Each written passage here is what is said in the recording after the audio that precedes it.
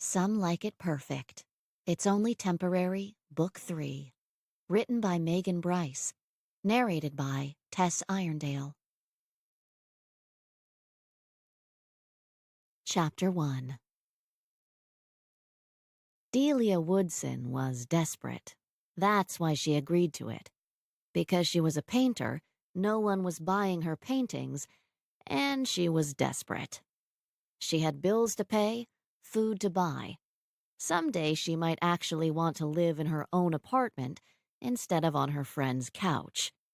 Crashing on a friend's couch when you were all young and stupid was one thing. Crashing on a couch when you were most definitely not young and the only one still stupid was something else entirely. Delia's friends had stayed in college, and she'd painted. Delia's friends had gotten jobs and moved away, and she'd painted. Delia's friends had bought houses, taken out mortgages, and Delia crashed on their couches. She'd followed Justine from San Francisco to Boston when Justine had gotten a great new job with a great new paycheck. Delia had followed because a free spirit who painted was a dime a dozen in San Francisco, and maybe a free spirit who painted in Boston was just different enough to be successful. Right now, she was just hungry. Justine propped her hip against the kitchen counter and said, "Are you going?" "I'm going." "Painting a ceiling is not beneath you." Delia had heard this before. Michelangelo, yada yada yada. Sistine Chapel, blah blah blah. Delia said, "I'm painting clouds and baby-faced angels on an executive ceiling. I'm happy for the work. I'll be happy for the money. It is beneath me." "You could go get a real job." "I said I'm going. You don't need to be mean." Delia stared at the ceiling. If she was going, and despite what she'd just said, she hadn't quite talked herself into it yet, she probably needed to get up. Get dressed. Delia said, "How do you get up and put on a suit and go to the office every morning? I don't know how to make myself do it. I get roaring drunk every evening. That's how I do it." Delia looked over at her. "Tonight?" "Of course. We'll have to celebrate your first paying job in Boston." "I guess drinks are on me then." "Which means you'd better get up so you can pay for it." Delia stared at the ceiling some more. A ceiling she wasn't going to paint. Rip-roaring drunk? The rip-roaringest drunk two 36-year-olds can get without feeling like losers. Delia slid one leg off the couch and let her whole body follow bonelessly to the floor. Too late. I feel like a loser and I'm not drunk at all. She crawled into the bathroom, her head hanging, every movement slow and tortured. Her friend said, "You're 36, not 16. Go put on your big girl panties and pretend you're an adult." Delia stood. She straightened her shoulders. She didn't sigh again. She didn't slam the bathroom door. She would be an adult. Because doing crap you didn't want to do was what being an adult was all about. Delia would go paint an indecently rich corporate shill's ceiling because he couldn't think of any other way to spend his money, and she couldn't think of any other way to make it. And hey, maybe she'd get hit by a bus on the way. She could always hope. By the time Delia made it downtown, her mood had improved. She loved this city, loved the accent, loved the history, loved the cobbled streets. She'd even enjoyed the commute, enjoyed getting pulled along with busy people late for work. Granted, it was fall. The gorgeous yellow and red leaves crunched satisfyingly under her boots, and the air was chilly but not miserable. She'd yet to experience a New England winter, and maybe she'd change her mind about this whole Boston thing come the middle of February, but for now, it was fun. It was different. She got pulled up the subway stairs, and she went with the flow until fresh air hit her face again.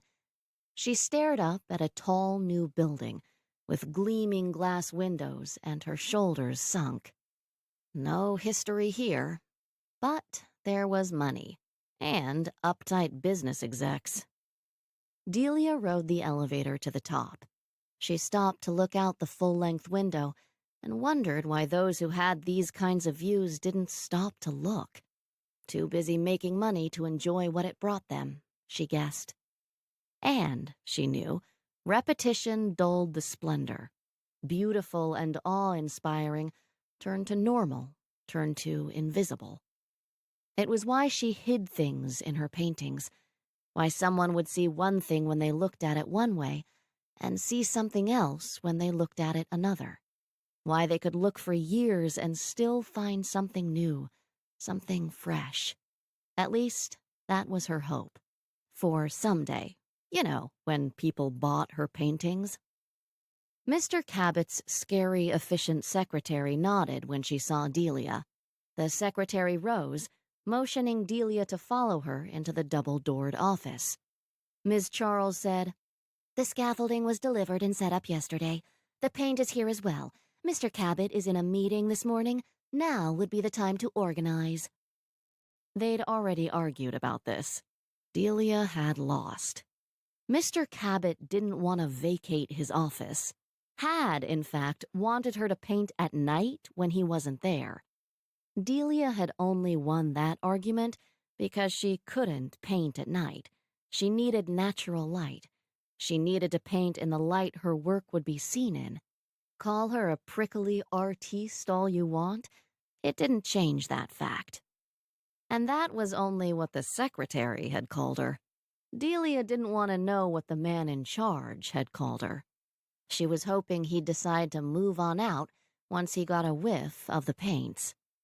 Delia surveyed the office. It was as big as Justine's one-bedroom apartment, half of it cleared of furniture and covered in painter's cloth. The large desk was still sitting in front of a floor-to-ceiling bookcase on the other side. The secretary handed her a check and said, "Please don't bother, Mr. Cabot. If you need anything, come to me." Oh, Delia was going to bother Mr. Cabot. She wouldn't be able to help it. She'd never met the man, and he already bothered her. You didn't get to sit in this office unless you worshipped at the altar of efficiency and liked squeezing blood out of stone.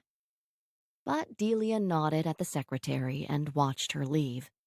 She looked down at the check and decided she wasn't selling her soul. She was doing what had to be done. There could be pride in that. Then she took off her coat, rolled up her sleeves, pulled booties on over her boots, and started opening paint cans. Delia organized, tested colors on the ceiling, and finally began to see in her mind what the ceiling would look like. By the time she had started rolling out the base coat, she thought she could make the ceiling something decent, instead of a cliched nod to the master. The door opened behind her, and a deep, annoyed voice said, "What are you doing?"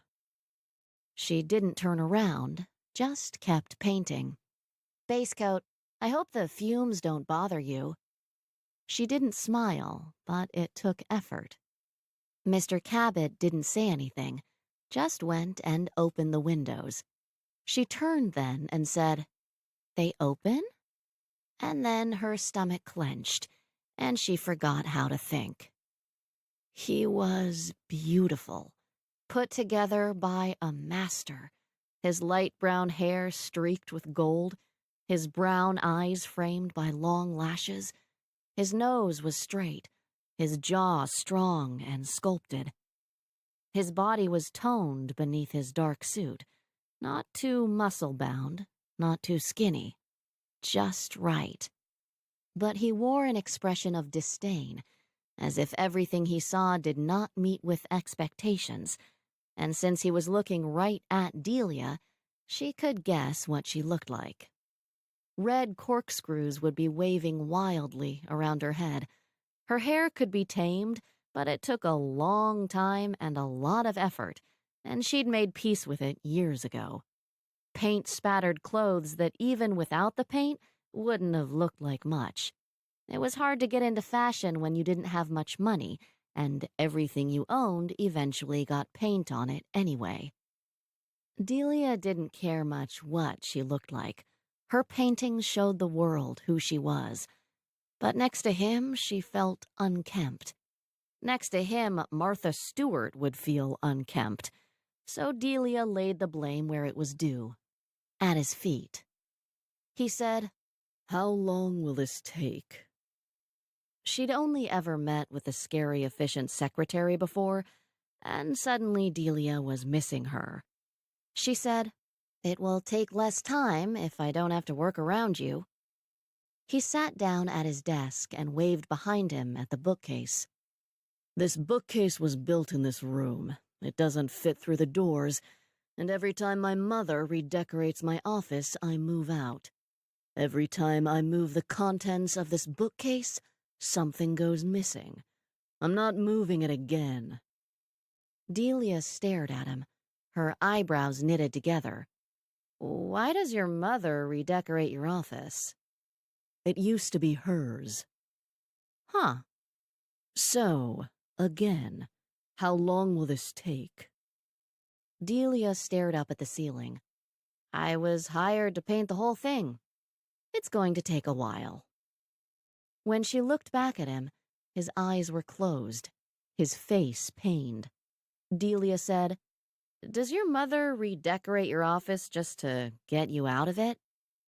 He opened his eyes and said, "The ceiling will take less time if you actually start." She turned back to the roller, filling it with a light ochre, and muttered, "Gee, why didn't I think of that?" "The ceiling will take less time if you don't speak," she said over her shoulder. "D'you think so? I'll have to try that." Delia rolled the base coat across the ceiling, finishing half of her half before she couldn't stand it anymore, and turned back to him. "You don't care at all what I paint on your ceiling, do you?" He didn't look up from his work. "No." "So I could paint Lucifer's brothel up here and you wouldn't say a peep?" "Don't paint Lucifer's brothel on my ceiling." "You just said—" She trailed off when he raised his head to look at her. It wasn't a mean look, a mad look. It was just his attention was focused on her. He stared at her, and she stared back, not thinking, until he finally said, "Just what exactly does Lucifer's brothel look like?" Delia shook her head and turned back to her roller. "Now you'll never know." "And that truly is a shame." She finished the half of his ceiling she had access to without talking to him again and started cleaning up for the day. When her paints were stored, when she'd cleaned her roller in the bathroom down the hall because she wasn't allowed to use his, she turned to find him watching her. He said, "Done already?" "It needs to dry. I'll be back tomorrow afternoon." He nodded. "You've signed the confidentiality agreement? You know anything you see or hear doesn't leave this room." She'd signed the confidentiality agreement. She wasn't a lawyer, hadn't even had it checked by one, but she was pretty sure it had said that if she blabbed about anything regarding Mr. Cabot or his company, that he would own her. Her children, her children's children. She said, "Would I be here if I hadn't?" His eyes sharpened as he looked at her, and she said, "Believe me, I don't care what it is you do here." His eyes ran up to her hair, then down to her booty-covered boots. "I believe you. Do you even know what we make?" Her face blanked as she thought about it. She said slowly, "You make something? Here?" His lips twitched. "We don't make it here. We just run the business from here." "What is it you make?" "Paper." She turned away. Yeah, I don't care. She took her booties off, checked the boots for paint carefully. When she turned back around, his lips were still twitching. She shoved her arms through her coat and waved at him like a demented cheerleader. "See you tomorrow," he said. "I can't wait." Delia went straight to the bank, opened a new bank account, and deposited her check. 3 months' salary that needed to last 6. Not the worst place she'd ever been, actually. And, okay, she was going to have to work adjacent to Mr. Chipper there, but the money was going to come in handy when Justine finally kicked her out. And, okay, he was at least a little bit funny, if you thought perfect assholes were funny. And, okay, she'd never seen a man as beautiful as him in real life. She might have to do a few sketches of him. She actually was feeling better and better about painting this ceiling. Or, at least, she didn't want to jump in front of a bus anymore. Progress. She met Justine at the bar after work. They sat on bar stools and drank light beer and ate peanuts. Justine raised her glass. "To a paying job." Delia clinked her glass. "To money in the bank." "To clients with money." Delia took a drink, holding it in her mouth and tasting it, then saying, "You have gone too far, sir, too far. You are going to have to get over this aversion you have to money. Money pays for beer." I could live without light beer." Justine said, "Money pays for paint." "I know I have a thing about money, but isn't there a point where more money is just pointless?" "I don't think you've reached that point yet." Delia laughed and took another slow taste of beer. "I know, and I know that most people don't start buying paintings or want to paint their ceilings in bad taste until money is pointless. I should get over it." "A painted ceiling is not necessarily in bad taste." "I think I can do something with it. I've decided I've been given carte blanche since Mr. Chipper doesn't care. I'll just paint whatever I want." Justine said, "You would have done that anyway. You just would have hidden it.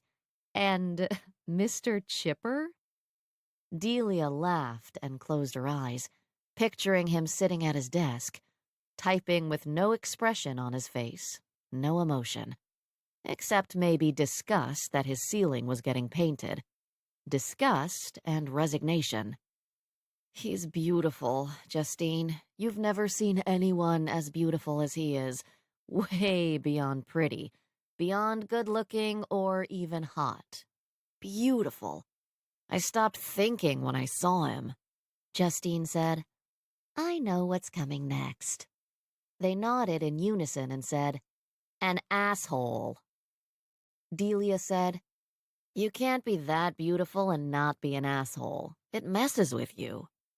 "And he has money." "I know. If you're rich, you should be butt ugly, even things out." "Just don't get fired, okay? Ignore his beauty, get over the money, don't taunt him.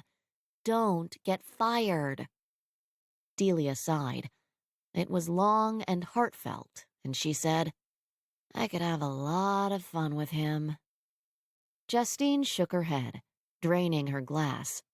Delia said, "He wants his ceiling painted as much as I want to do it. I don't think he could fire me."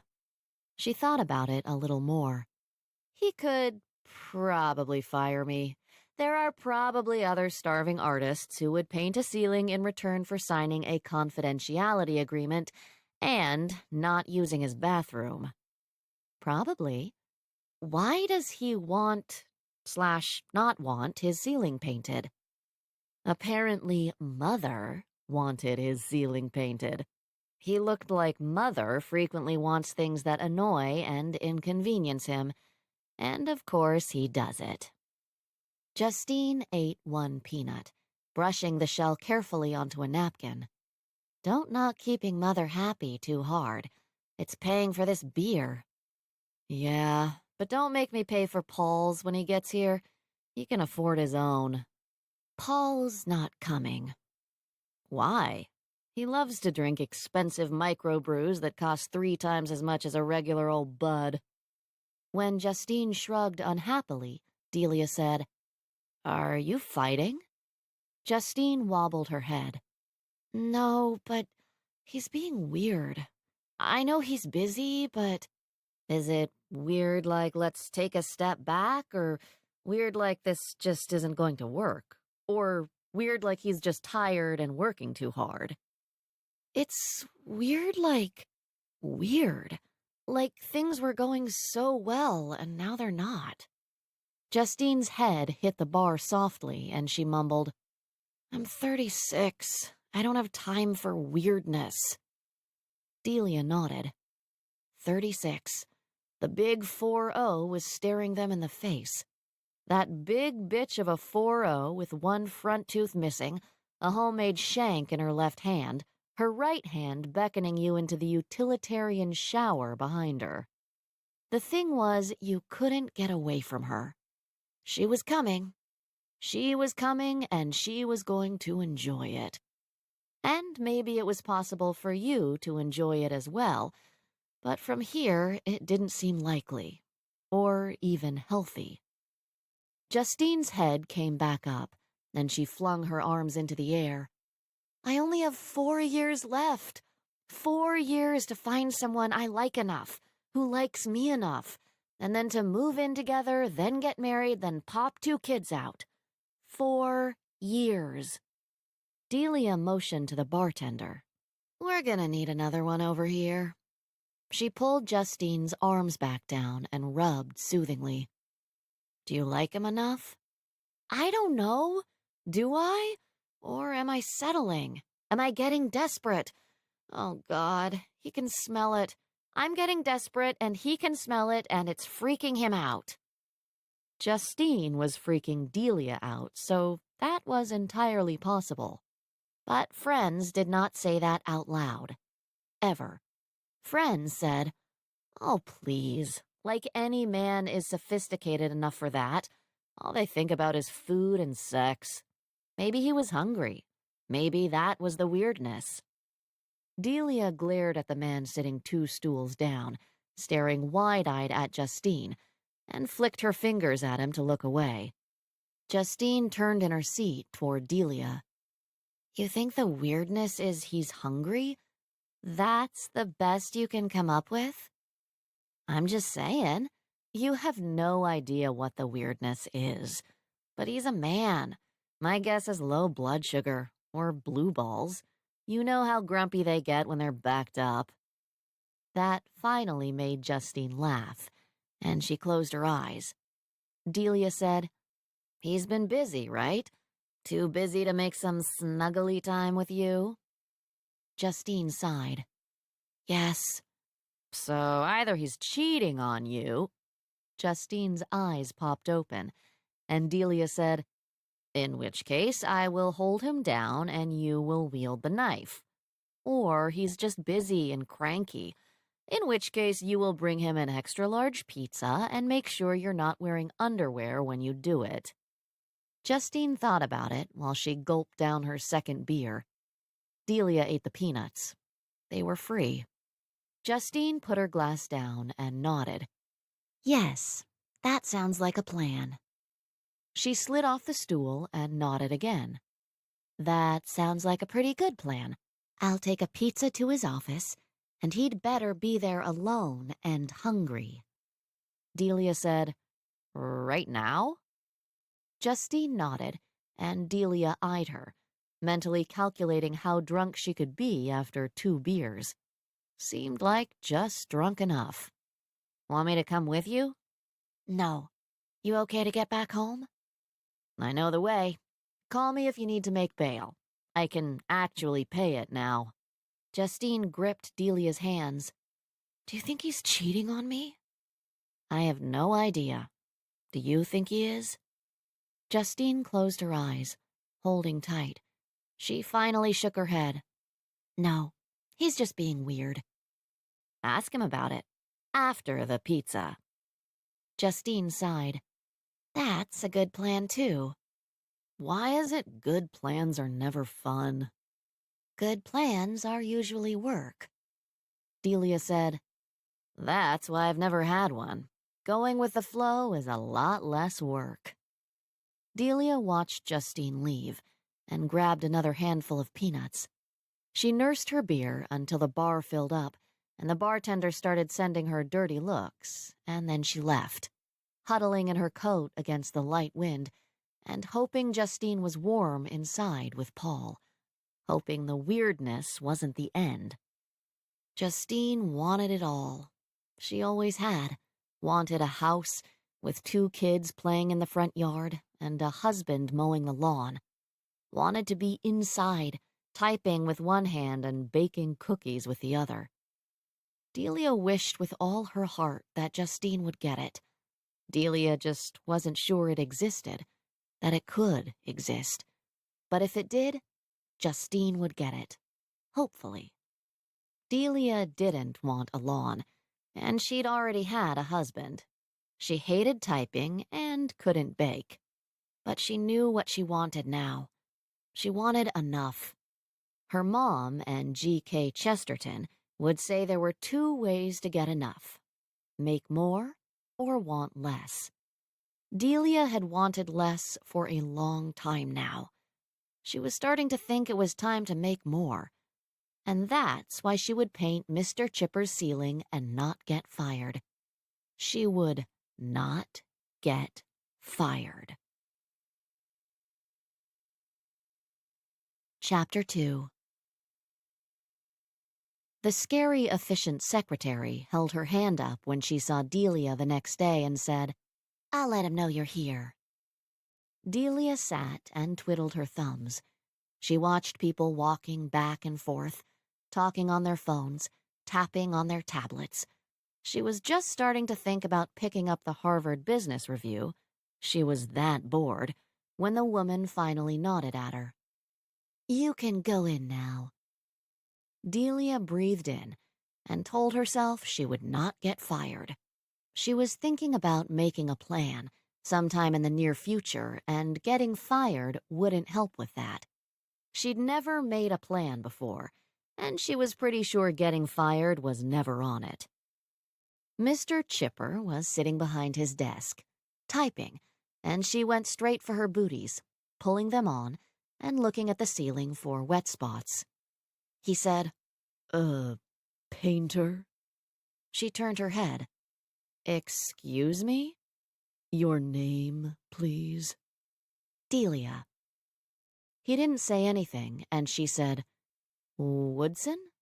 Ms. Woodson, these are for you. He held out a small plastic box to her, and she looked at it. He'd gotten her something? She started smiling a little stupidly, and she walked over, reaching for them. What is this? Earplugs, for when I need to make a call I don't want you to hear. The warm feeling that had begun to spread through her body turned to ice. You have got to be kidding me. I think these will make both of us more comfortable. She stared at him, dead-eyed. Yes, I feel much more comfortable now. Thank you ever so much. He raised one perfectly curved eyebrow. Sarcasm? She raised one bright red eyebrow in reply and turned away. She shoved the little box into her pocket. She would use the earplugs. Because his voice made her think of crackling fires, hot cocoa and snuggling under the blankets, everything warm and good when the world was cold and harsh. And his words made her want to stab him with a dull knife. She pushed him out of her mind, trying to pretend he didn't exist, wasn't sitting over there typing and being beautiful. She dragged one end of the scaffolding a foot towards the eastern window, then grabbed the other end and dragged it a foot, back and forth, back and forth. It would take a few minutes until it was positioned where she wanted it. Mr. Chipper watched her with wide eyes, and she said, "I'm stronger than I look." Should I call someone to help you? That made her laugh, and she shook her head. No, don't call someone. Oh, what it must be like to be rich, to have so much done for you that your first thought was to call someone. He sighed and pushed himself to his feet. She held up her hand to stop him. "I can do it." Obviously. Will it get done faster if I help? She didn't want to agree with him, so she didn't say anything. Just moved one end as far as she could. He grabbed the other side and moved it. Her side, his side. Her side, his side. They got it positioned just right, and Delia pushed out a thank you between tight lips. He nodded and walked back to his desk. She spread out another cloth to protect the carpet from paint, filled her palette, and climbed up the ladder to the top of the scaffolding. It was positioned as close to the ceiling as they could get it, and she crawled in, flipping to her back carefully. She lay there, pushing herself into the boards, waiting for her stomach to stop rolling. She wiggled a little bit, seeing how sturdy and balanced the scaffolding was. When it didn't budge, she let out a long breath. She would get used to being this high. She would. In a week, it wouldn't even faze her to be up here. But right now, her lizard brain was screaming at her that she did not belong up here. God, ceilings, stupid high ceilings. She loaded her brush, using her right hand. She was left-handed, and while she wasn't exactly ambidextrous, she could use both hands to paint. Broad strokes with her right hand, details with her left. It lengthened how long she could paint without cramping, although she still needed to take short breaks to rest and stretch. She turned on the hourly chime of her watch to remind her. When she painted, she lost track of time, even when she was painting stupid clouds on a stupid ceiling. Not even half an hour later, Mr. Chipper said, "Ms. Woodson, the earplugs, please." He couldn't see her, so she raised her lips in a sneer, growling silently at the cloud she'd just painted. She rolled the earplugs up, stuffing them into her ears, and when they were set, she waved her hand over the side of the scaffolding and yelled, "We're good to go, master." She smiled and gave the cloud some sharp white teeth. 10 minutes later, her stomach was roiling and her head was spinning. She yanked the earplugs out. "Oh, God, I don't think I can wear these." She grabbed the edges of the scaffolding, gripping tight, and swallowed hard. "Ms. Woodson?" "I can't hear with them in. I don't feel like I'm balanced. This room's not moving, is it?" "No." "Oh, good." She closed her eyes and breathed in through her nose and out through her mouth until the room stopped spinning.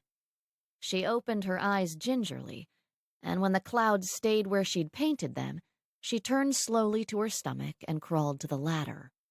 She resisted the urge to kiss the ground when she made it all the way down. Mr. Chipper said, "Are you acrophobic?" "No, just need to take a little break. Stretch." For some reason, he didn't believe her. "You're afraid of heights and you're painting a ceiling?" "No, I'm not afraid of heights. I'm just not used to being up there. I'll get used to it." He rubbed his forehead, and she two-timed it out of his office and down to the bathroom. She splashed cold water on her face and patted the back of her neck with a wet paper towel. What was her plan again? To paint a ceiling and not get fired? She was doing a great job so far. She did a few stretches, shook her hands out, and when she'd stopped fear-sweating, she slowly walked back down the hall. She walked right past his secretary without stopping and opened the door. He didn't look up, and she walked over to him, dropping the earplugs on his totally empty desk. No clutter, no pictures, nothing. She said, "I swear to God, I won't tell anyone whatever boring thing you talk about in here. If I do, I know you'll take everything I own, everything I have ever owned, everything I will ever own." He looked up. "I will, Ms. Woodson. I will take everything." She nodded, and this time she didn't think good luck when she agreed. She didn't think she had nothing for him to take in the first place. She would have enough, and it would start in this room, and not him or her mouth or a high ceiling would stop her. She looked up at the scaffolding. She looked up at the ceiling, and then she climbed back up. Delia picked dinner up, and even if it was frozen dinners and bagged salad, she was at least able to pay for it. Had been happy to pay for it. Justine looked in the grocery bag and said, "I'll have to teach you how to boil water." "Why? These noodles are already cooked. All I have to do is press start on the microwave." "How did you grow up in a commune and never learn to cook?" Delia pressed start on the microwave. "I was too busy painting. There were lots of people who could cook and did. I never had to learn." Just when I forget how strange you are, I'm reminded. I imagine you wandering between huts, every woman treating you like their own child. It wasn't too far off. She'd had a peaceful, zombie-like childhood, everyone blissed out, the children running around doing whatever they wanted, as far from Justine's structured piano lesson ballet class childhood as you could get. Delia said, "I don't know how we ever became friends." "You learned I could cook and latched on." Delia chuckled. That was probably it. Although it was more like Delia had seen someone with passion, with purpose, and had followed the fire. She was like a moth, attracted to the flicker of life. 18 years later, and she was still flapping around, following Justine's brightly lit path. They sat at the counter, Justine insisting they eat on plates instead of out of the plastic. Delia ate a mouthful of salad and said, "You came home late last night." Justine smiled. "He was hungry." "Good. Is the weirdness gone?" "For now." Justine sighed down at her plate. "But I'm getting desperate. It will come back. How do I stop it from coming back?" "Not want it." "But I do. I want a home, a family. I want to come home and not be lonely." "Then I can't help you." Justine narrowed her eyes. "You want it too. Why can't I smell your desperation?" Delia held out her hands, palm up. "The universe will provide." "Don't give me that crap. You don't even believe it." Delia half believed it. It was buried so deep that she knew she could never dig it all out. "Maybe I just don't want it as bad as you do. Maybe I just don't think I can do anything about getting it." "I know you're wrong. I can do something about it." Delia watched Justine attack her noodles, watched with wide eyes. Then she said, "No." Delia pointed her finger in Justine's face. "No. I know what you're thinking, and no. That's not a plan, that's a Hail Mary. That's a last-ditch effort. That's desperate." Justine angled her head away and said softly, "It would be easy. So easy." "Justine? Haven't you ever wanted something so bad that you would do anything to get it? Anything? Is he the one?" Justine closed her eyes, her voice laced with fear and sorrow. "I don't know." "If you do this, he won't be." "I can't start over, Delia. There's no time. I've been in Boston for nearly a year now, and have finally met someone who I might like enough, who might like me enough. Another year before we move in together, 2 years before we get married. If it's not him, then tack on another year before I find another someone I might like enough who might like me enough. God, Justine, you need to quit planning it out. This is something that you just can't control. You're not in charge of it. But it's my life. I can have anything I want if I can just figure out how to make it work. Delia shook her head. No, you can put yourself out there. You can work toward what you want, but you can't make it happen. Justine turned toward her. I can make it happen, if I'm willing to pay the price. And you're willing to give up letting it happen on its own? Willing to give up knowing that even if you hadn't trapped him, he would want everything with you? That would be hard to live with. And when do you think it's going to happen on its own? I lived in San Francisco for 17 years and never made it to the move-in stage. Yes, but this is Boston. Maybe the men are different here. Delia cocked her head and thought about it.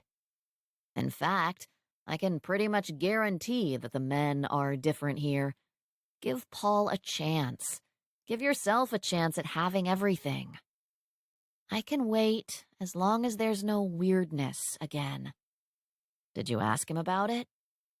When Justine shook her head, Delia said, I don't know what it is you want. What you think you're missing. Marriage is nothing. It means absolutely nothing when you are not with the right person.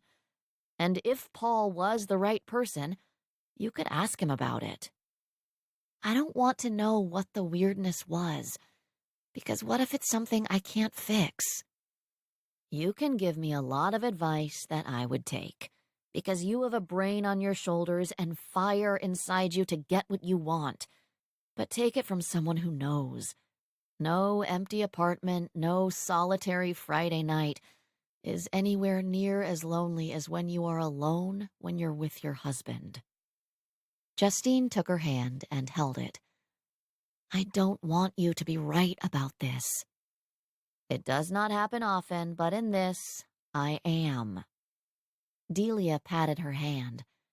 I think Paul could be the one, the right one, the one you'll fight to make it work with. Not because you're running out of time, but because you're better together. Justine took her hand back and picked up her fork. Maybe. Move toward your goal, Justine. Ask him to move in with you, or give him a key. I'll move on out and you two can nest together and find out if you're lovebirds. You can't move out. Where would you go? I'll rent a room. Know anybody with an empty bedroom?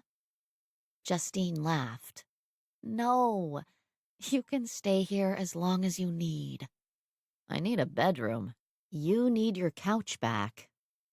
Justine shook her head, and Delia said, Yes, because you're going to go ask Paul to move in with you. How much do you think? Never mind. I remembered who I was talking about.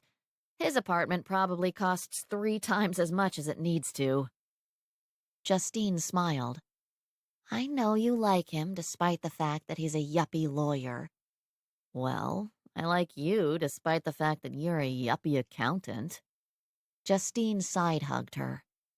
And we like you despite the fact that you're a hippie artist without a dollar to your name. You know what's really funny? I actually have a dollar to my name right now. It feels pretty good. Ms. Woodson had a drop of paint in her hair. It was distracting Jack. He could only see her hand stroking a small brush across the ceiling, a very small brush, and he knew it was going to take a very long time for her to finish the ceiling. The drop of paint in her hair was still distracting him, and Jack shook his head. She was a painter. Paint would get in her hair. She said, Can I turn on some music? No. It's so quiet. How can it be so quiet? Why aren't your minions running in and out, begging to do your bidding? He looked up at the scaffolding. All he could see was her hair, red corkscrews poking out over the sides, and her very small paintbrush. He said dryly, I don't like distractions. He bent to his computer again, then looked back up. You have paint in your hair. It's pink. Redheads can wear pink, and paint happens. How do you get it out? I shave my head when it gets too bad. It's why I hate painting ceilings. He fought a smile. He finally said, That would be a shame, if it were true. Everything I say is true. Nothing you say is true. You just like to shock and awe. She stuck her head over the side of the scaffolding. Do I shock and awe you? Every minute of every day, He said, and she laughed, a husky, low sound that made him think he'd surprised it out of her, like she thought she shouldn't think he was funny. He had to admit, not many people did. And he hadn't been trying to be funny. She did shock and awe him, with her wild hair, her sarcastic comments. He could close his eyes and see her dragging that scaffolding across the room without even thinking of asking for help. She'd hated him helping her, would have spent 10 minutes doing it herself to keep from thanking him. Every time she had to go clean paint off her brushes, she gave him a dirty look when she thought he wasn't looking. And every time she slammed the door behind her, he laughed. He would have told her she could use his bathroom after she'd trudged down the hall the 5th time in one afternoon. He hadn't realized how often she would need water, but he didn't want to. He couldn't think of the last time anyone had given him a dirty look. He didn't know why he thought it was entertaining that she so obviously didn't like him. He didn't know why he kept egging her on. She hummed a little tune, and though it was soft and pretty, he said, Please stop humming. It's Adele. You can't possibly object to Adele. I do. Stop humming. You have no soul. He bit his tongue to keep from smiling. Excuse me. She said louder, No soul. If you don't like Adele, you have no soul. I'm sorry to be the one to tell you. She wasn't sorry at all. He looked up Adele and said with disdain, She released her first album when she was 19. I have no soul if I don't want to hear a silly 19-year-old sing about the boy she lost. She peeked down at him. How do you know that? I just looked her up. And have you listened to her?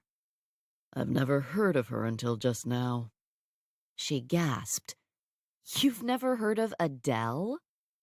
She scurried down the ladder to stand behind his chair. She leaned over him to read the screen, and she smelled like paint and lilacs. She said, Look up Rolling in the Deep. He brought it up, listening with his eyes closed. Ms. Woodson whispered into his ear, Why do you have speakers if you never listen to music? Conference calls, he said, and he didn't have to look at her to know she was grimacing. Jack said, She was 19 when she recorded this? 21. She has an old soul. He nodded, and Ms. Woodson said, Maybe you do have a soul, after all, corporate shill. He opened his eyes. No, I don't. She shook her hair and headed back to the ladder. I know. I was being polite. She was halfway up the ladder when he said, Miss Woodson? She froze, turning her head toward him and looking at him with her disgusted green eyes. Please stop calling me that. I feel like you're about to fire me every time you start with Ms. Woodson. It's just Delia. She stared at him, and he stared back. She said, Come on, you can do it. Fine. Delia, would you mind? He pointed to the door.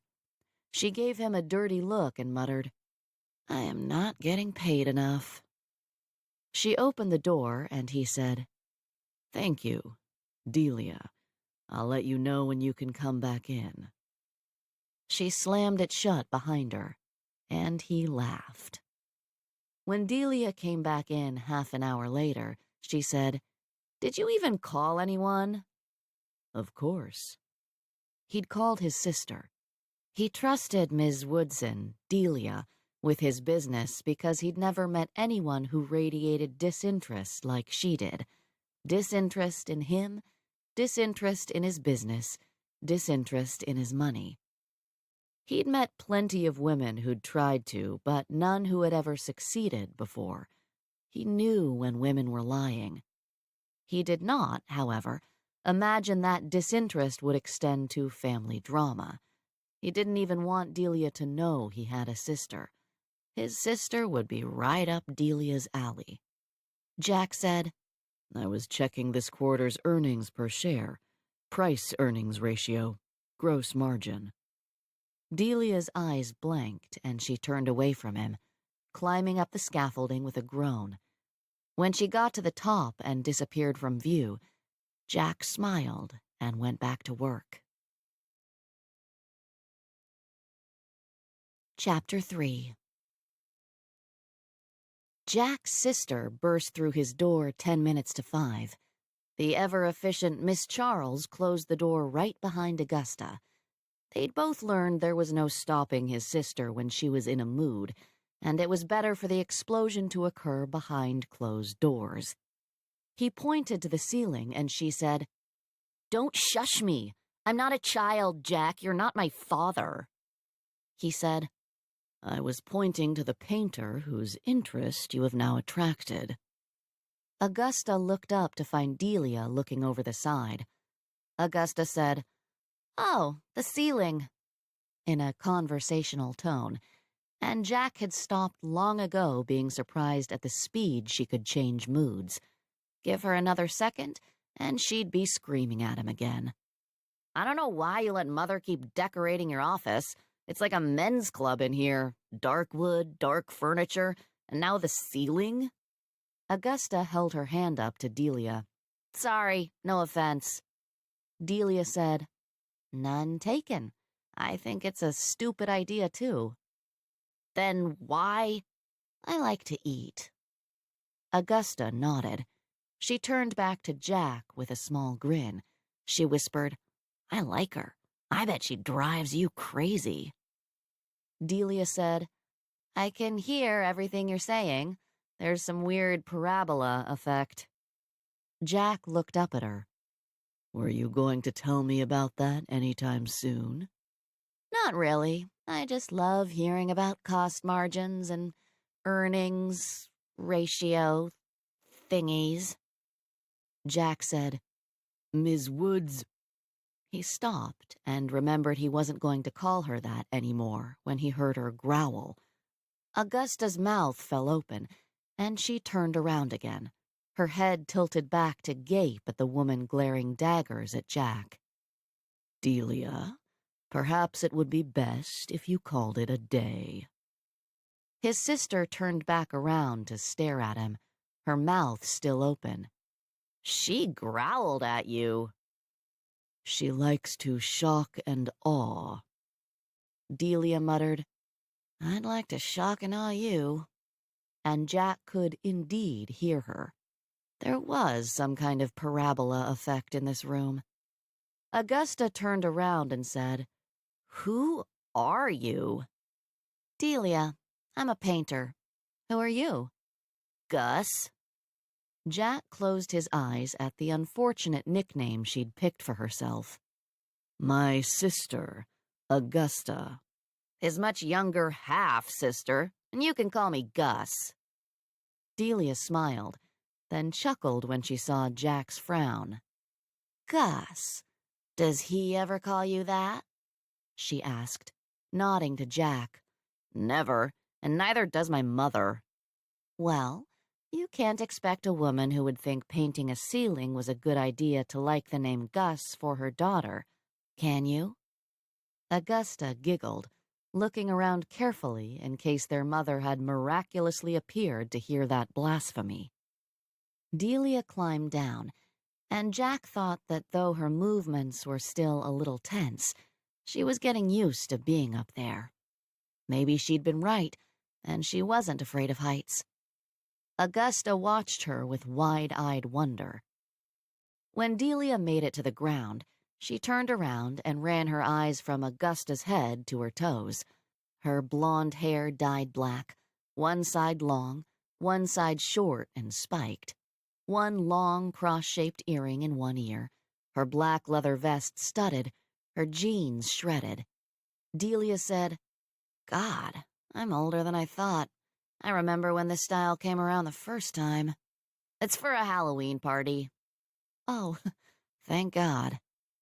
Jack said, "A Halloween party you're not going to. Not with him." "Not my father, Jack, remember? And last time I checked, I was an adult." Last time Jack had checked, she'd been 10 years old, shy and quiet, and she'd just lost her father. His mother had just lost her second husband. Both of them had been devastated, and Jack hadn't known what to do, had only known to move back home, to be there for them. He'd taken over the role of man of the house, had taken over this office because his mother couldn't anymore. The only person Augusta had wanted to see then, the only person she would speak to, was him. She'd loved him, needed him.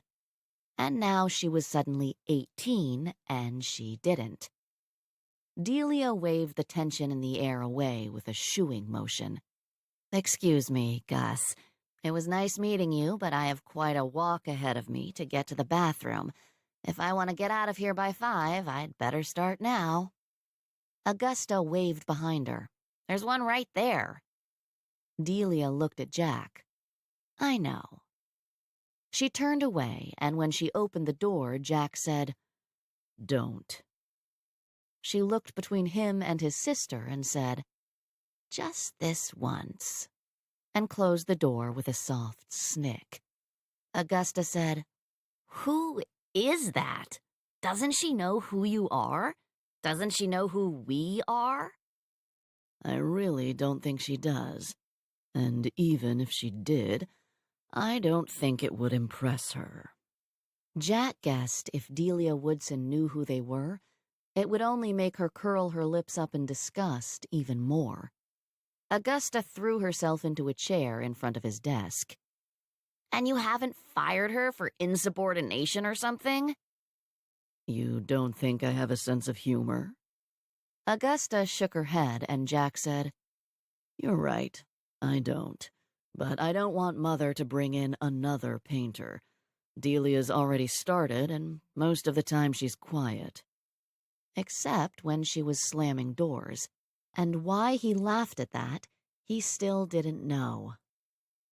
Jack turned off his computer, cleared the few things that had found their way onto his desk.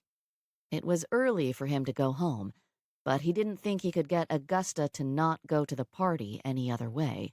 He said, "I'll give you a ride home." "I'm going to the party, Jack. You can't stop me." She shook her phone at him. "And stop calling. I'll block you. I will." "I pay for that phone.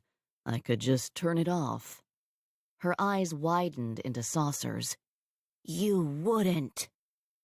Had he been 18 once? Had he ever thought the worst thing imaginable was losing his phone? No. The worst thing imaginable had already happened to him by the time he was 18. It had happened to Augusta as well, and if he was in a different mood, he would pat himself on the back for letting her be a normal teenage girl, for giving her the stability he'd never had, for giving her a soft place to land when her world had come crumbling down. She jumped out of the chair. "Turn it off? I don't care. The only person I want to talk to, I'll be with. Maybe I'll just move in with him. He wants me to." Jack knew he hadn't kept his face emotionless when she smiled in triumph. She said, "You don't want me to do that, do you?" It is one of my top 3 fears. Augusta slammed the phone onto his desk, leaving it there for him. "I'm going to the party, and just maybe when I'm done, I'll come back home." She flung the door open hard enough for it to bounce against the wall. That doorstop Ms. Charles had ordered installed had come in handy more than a few times. Jack watched her stomp out of his office and leaned his head back against his seat, closing his eyes. Moments later, Delia said, "I'm pretty impressed that you didn't go stomping after her." It doesn't work. Nothing works. He silently sighed. I know why teenage girls are always locked away in towers and fairy tales. "Don't do that." He opened his eyes to find her standing on the other side of his desk. Don't do what? "I'm starting to feel bad for you. And then, if you start having a sense of humor, well, God, I might just start liking you." The muscles around his mouth relaxed and his fists loosened. And that would be bad? "It would destroy everything I know to be true in this world." He nearly smiled. She stared at his mouth and said, "You want my advice?" No. "She's trying to figure out how to be an adult. Let her do it." She's trying to figure out the quickest way to give me a heart attack. She's found it with a motorcycle-riding kid who's going to hurt her and leave her pregnant. Jack didn't know why he was surprised that Delia laughed at that. She shrugged and said, "Some mistakes have to be made." No, they don't. Not that one. "I'm sure you've never made a mistake before, but for most of us, that's what we call life. Fixing our mistakes is what turns us from self-centered children into adults." Some mistakes destroy us before we have a chance to become adults. Delia shook her head with conviction and said with compassion, "No, they don't. We're just afraid they will." Do you have any other advice that is not horrible and could instead possibly help me? She laughed at him, her face bright and shiny, and he remembered that Delia didn't want him to have a sense of humor. Jack thought he might not want her to smile at him like that again. Delia said, "Does she live at home still?" Still? She graduated high school 5 months ago. "No college?" No. And that had been a never-ending fight. Augusta had not gotten into the school she'd wanted, expected to get into, and had decided she wasn't going at all. Jack had only given up when school had started in the fall. Delia said, "Well, personally, I don't know why you don't just kick her out. Make her worry about paying the rent and putting food in her belly. There's no time in the real world for going to parties and getting knocked up just to shave 10 years off your brother's life." He couldn't tell if Delia was trying to shock him, or if she really believed that. Is that what your parents did with you? Kick you out? "I left when I was 16. I couldn't wait to be on my own." And they let you go? She snorted and headed back to the paint cans. "Yeah." Delia cleaned up the detritus that somehow collected throughout her workday, taking off her booties and inspecting her boots carefully. It was a ritual for her, the last thing she did before she headed out the door. She stuffed her arms into her coat, and when she got to the door, she stopped. She said softly, "She's going to go, Jack. Either you can let her go gently so that maybe she'll want to come back one day, or you can hold on tighter and tighter until she has to rip herself away." He didn't know what shocked him more, Delia calling him Jack, or how much her words hurt. The little girl he'd loved, the little girl he'd protected and babied and sacrificed for, was gone. She hadn't left yet, but she would. Jack just wasn't ready for that.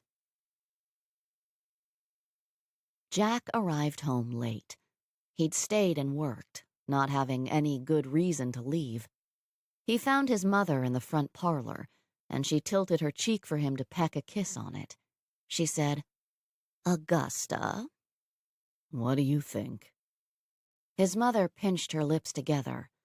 "That boy is a horrible influence. I can't believe you would let her go with him."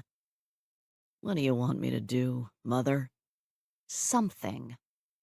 "As she has said, I am not her father. And even if I was, she's 18. "Take away her allowance. He won't be sniffing around her anymore if she doesn't have any money to throw around." Jack sighed, settling into a deep burgundy chair that had been his father's, and his father's before him. You're her mother. Why don't you do it? Why don't you take over the finances again? Not only would it strike terror into your daughter's heart, it would give me a break." She flapped her hand at him. "No, I don't want to." He closed his eyes so he wouldn't say what he wanted to. That mourning for a man for 10 years was too long. That she'd been in mourning for nearly 20 years of her life, and it had eaten away a third of it. Jack had been 11 when his father had died, and his mother had mourned for 10 years. 10 long years. And then she'd gone out and found a second husband in 1 month. 9 months later, they'd had Augusta. Jack had been 22, and he'd suddenly found himself a big brother. He'd had a mother again, suddenly a father again, though he hadn't wanted one. And a tiny, squalling sister he'd never thought he'd wanted. A squalling sister he'd come home to every break, every holiday. A squalling sister who would climb into his lap and wrap her chubby arms around his neck and smile at him, babbling nonstop. To him, she had seemed like everything good and wondrous about this world. He didn't know how anyone could look at her and not feel his heart puddling into his feet. He'd spoiled her, and now he was paying the price. He'd never wanted to take over the father figure role. He'd loved being the fun older brother, loved being the one she ran to when mother was too much. But the older Augusta got, the more fear Jack felt. She wasn't a beautiful child anymore. She was growing into a beautiful young woman, a woman that other men looked at and wanted. Just how in the hell was he supposed to handle that? He pushed himself to his feet. "I'm going to bed." He didn't know what to do about Augusta. He didn't know what to do about his mother. He was half afraid that in 2 years' time his mother would come out of mourning and find herself another husband that very month. He was half afraid and half hopeful. She said, "What about Augusta?" "She's at a party." On a Wednesday night, the night before Halloween. And Jack knew there would be another party tomorrow night, and Friday as well. Maybe Delia was right. Maybe Augusta was trying to figure out how to be an adult and didn't have any responsibilities to worry about, only parties to plan for. Jack said, "Are you serious about taking away her allowance?" "You're in charge, Jack, if you think that's what's best." His mother didn't have any responsibilities either.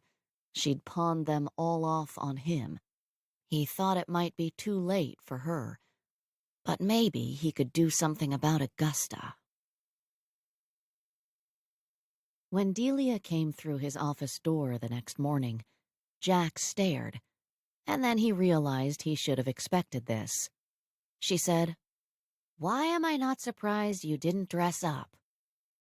"Why am I not surprised you did?"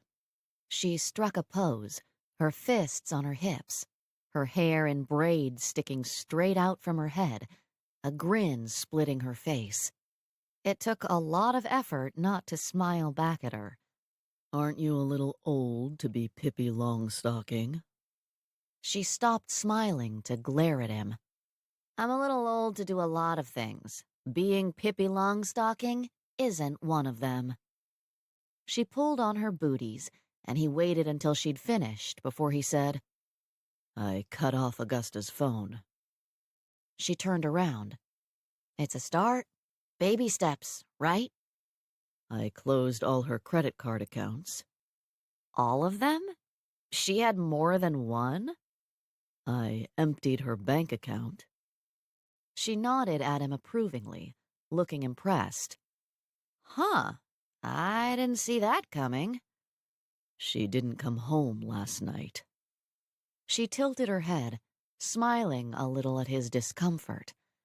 And you're afraid of what she might have been doing the whole night? I know what she was doing. I wish I didn't. She raised her eyebrows in disbelief. You can't tell me you've ever stayed the whole night out partying. I won't believe you. You think I've been working in this office my entire life? She chuckled, opening a paint can. Yes, I do. When she looked back at him, he smiled at her slightly, and her eyes widened. She sucked in a breath and looked back down at the paint can quickly. She muttered quietly, Put that thing away. And it made him want to smile at her again. Made him want to see her face flush and heat enter her eyes. It made a nice change from disgust. But it clashed with her Pippi Longstocking costume. There was something not quite right about Pippi looking lustful. He said, I expect Augusta to come crashing into the office sometime today to yell at me about the money. You might want to think about calling her Gus. Just a suggestion. Jack couldn't think of an uglier name for his beautiful sister. He said, You're full of them. Suggestions. Here's one for you. Make a hasty exit and take a break when you see her coming. Aw, can't I stay and watch? I signed the confidentiality agreement. Trust me, you don't want to see that. Trust me, I was a teenage girl once. Nothing she could do would faze me. He sighed. It fazed him, and he wished not for the first time that his mother would have handled Augusta, that there had been a woman to deal with this. He'd suspected, and now Delia had confirmed it. A woman would have handled Augusta better than he had. He waved his approval at her, and she grinned at him, looking forward to the show. And somehow, that look fit right in with her costume. Pippi was excited for the chaos and drama to come.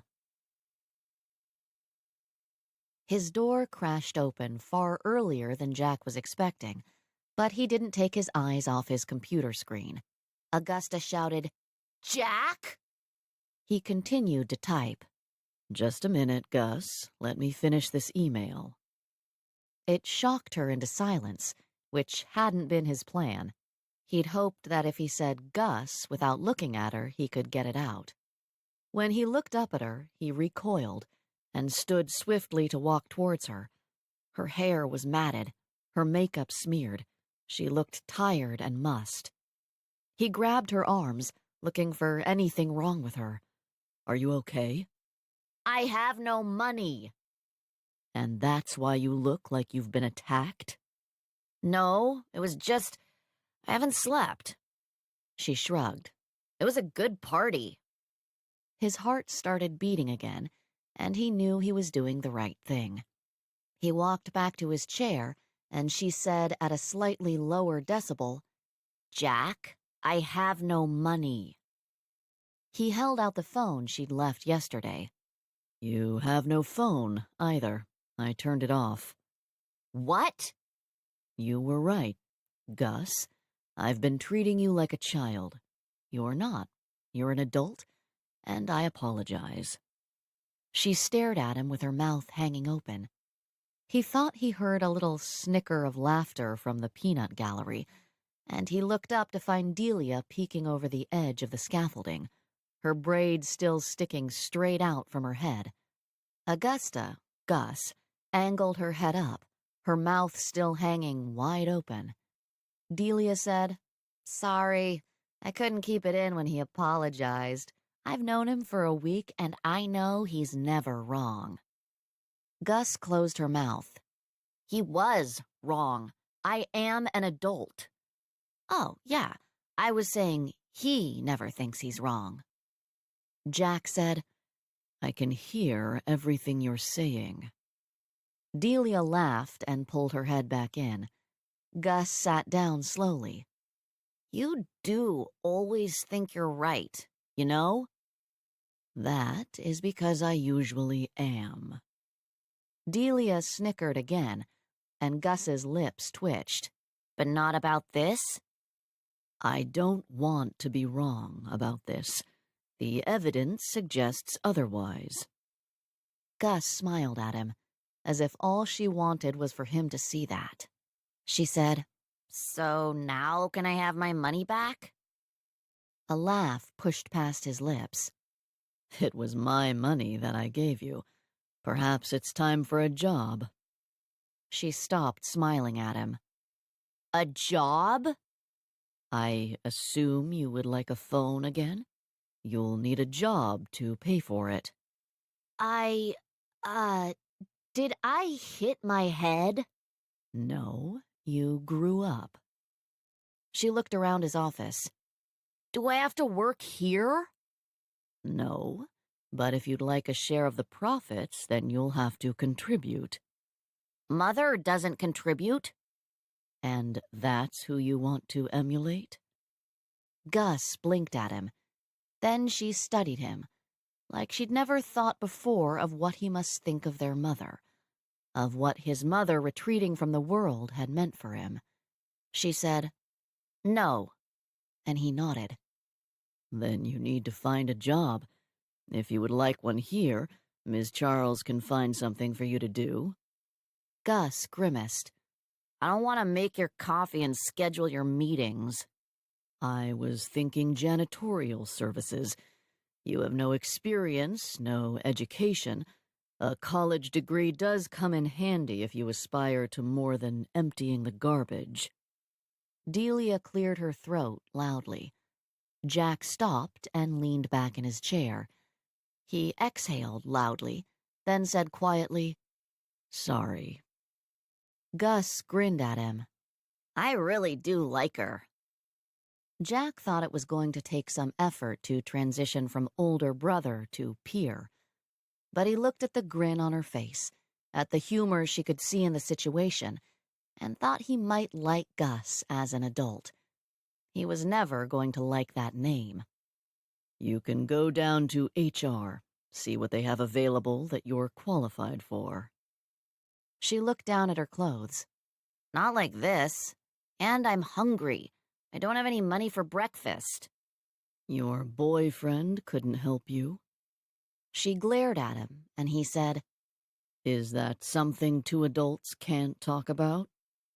She raised her eyebrows. He didn't have any money either. Of course he didn't. Jack might not agree with his mother that the only thing the boy wanted from Gus was her money, but her lack of it would certainly put a damper on things. Jack said, I'll take you to lunch. What about Delia? She likes to eat. They both looked up to find Delia looking down at them again, and she gave Gus a startled look. No, thanks. Jack said, Yes, she can come. If Delia was there, it would save him from being alone with his sister, when she looked like she'd spent the night doing things he didn't want to think about. With Delia there, he could pretend it was part of her Halloween costume. And Delia wouldn't hesitate to point it out to him when he was treating Gus like his little sister instead of an adult. Gus said, Let me go fix my makeup first. And Jack was glad he hadn't said anything about it. She grinned up at Delia. I'll use the bathroom down the hall like the rest of the workers. Delia watched Gus walk out the office door without slamming it. She murmured, You're good. She's in shock. It'll wear off. And how are you doing? He sat back, leaning in his chair so he could see her without putting a crick in his neck. I'm wondering when the other shoe will drop. It'll be when the newness wears off and she realizes the real world sucks. He chuckled, and she pulled away from the side until he couldn't see her anymore. She said, "I'm going to work through lunch, but thanks for the offer." It's not an offer. You're going. She laughed. He said, You wanted to stay and see the show. It's not over yet. when she still didn't say anything, he said, And you like to eat, remember? Don't you want to come and clear your throat at me a few more times? "Are you going to use your expense account?" No, I'm going to pay for it with my ill-gotten gains. She peeked over the side again. Her eyes narrowed, her lips pinched together. He looked at her, expressionless.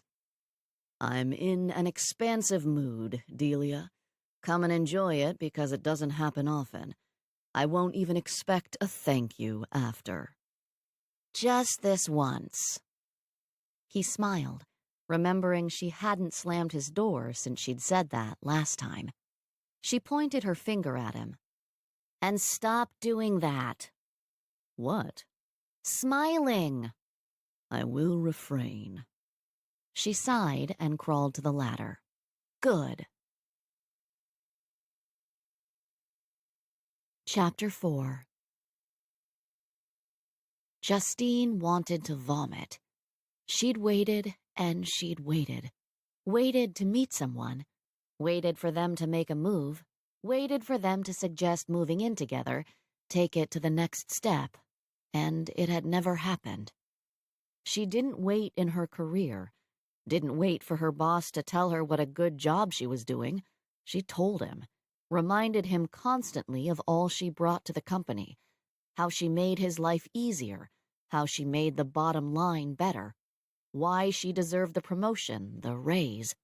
And reminded him that if he couldn't keep her happy, there were other places, other bosses that would.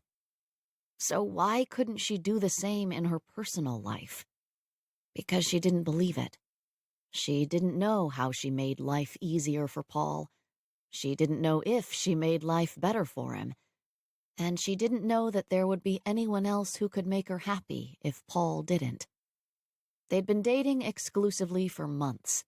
It was time to take it to the next step. She couldn't wait for him to decide they were ready. She was going to tell him. She pushed at her stomach, hoping she could do it without losing her lunch.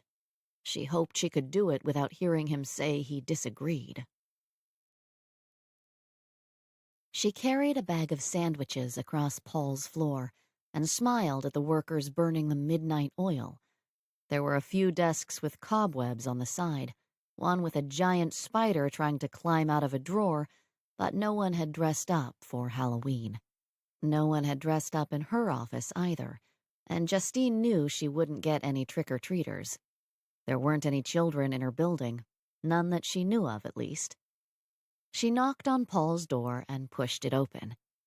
She smiled, and he smiled back, and she felt guilt that she'd thought about getting pregnant accidentally on purpose to keep him. She felt guilt that the idea was still swimming in the back of her mind, whispering to her how easy it would be. So easy. Just have a little accident. Just be a little forgetful. And she could have the family she'd been waiting for. She'd waited so long. Paul stood, walking around the desk to kiss her. He took the bag, peeking inside. Thanks, honey. You know you didn't have to do this. He put the bag down on his desk and pulled her against him.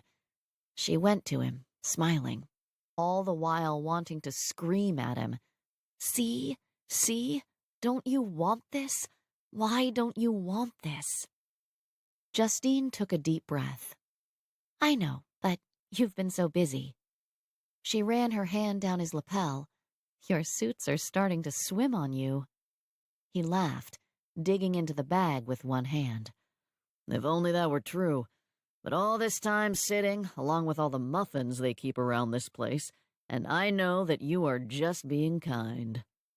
She took the bag from him, pulling out napkins and laying them out on the desk as plates. She'd wait until he was full and happy. She had learned a thing or two about men in the last 18 years, and then bring up moving in together. He took a big bite of sandwich and she blurted, "I think we should move in together." He froze, his cheeks full of meatballs, and she squeezed her eyes shut. "I mean, I like you. I think we should think about moving in together." She heard him chew slowly and gulp. She kept her eyes closed. Honey, I like you too. I don't know if now is the time to move in together, though. I'm so busy I can hardly think. She opened her eyes, and he wasn't looking at her as if he wanted to run screaming. She said, "I know you're busy. We hardly get to see each other, and I thought maybe this would help with that.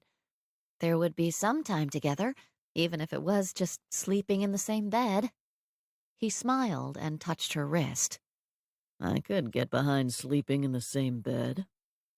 "What if we just moved in together on the weekends? We can alternate between your place and mine. We can trade keys." Is that okay with Delia? You do have a roommate to think about. "I already asked her." He nodded slowly, walking around the desk to sit in his chair, and her stomach nodded again. He said, Can we talk about this in a few weeks?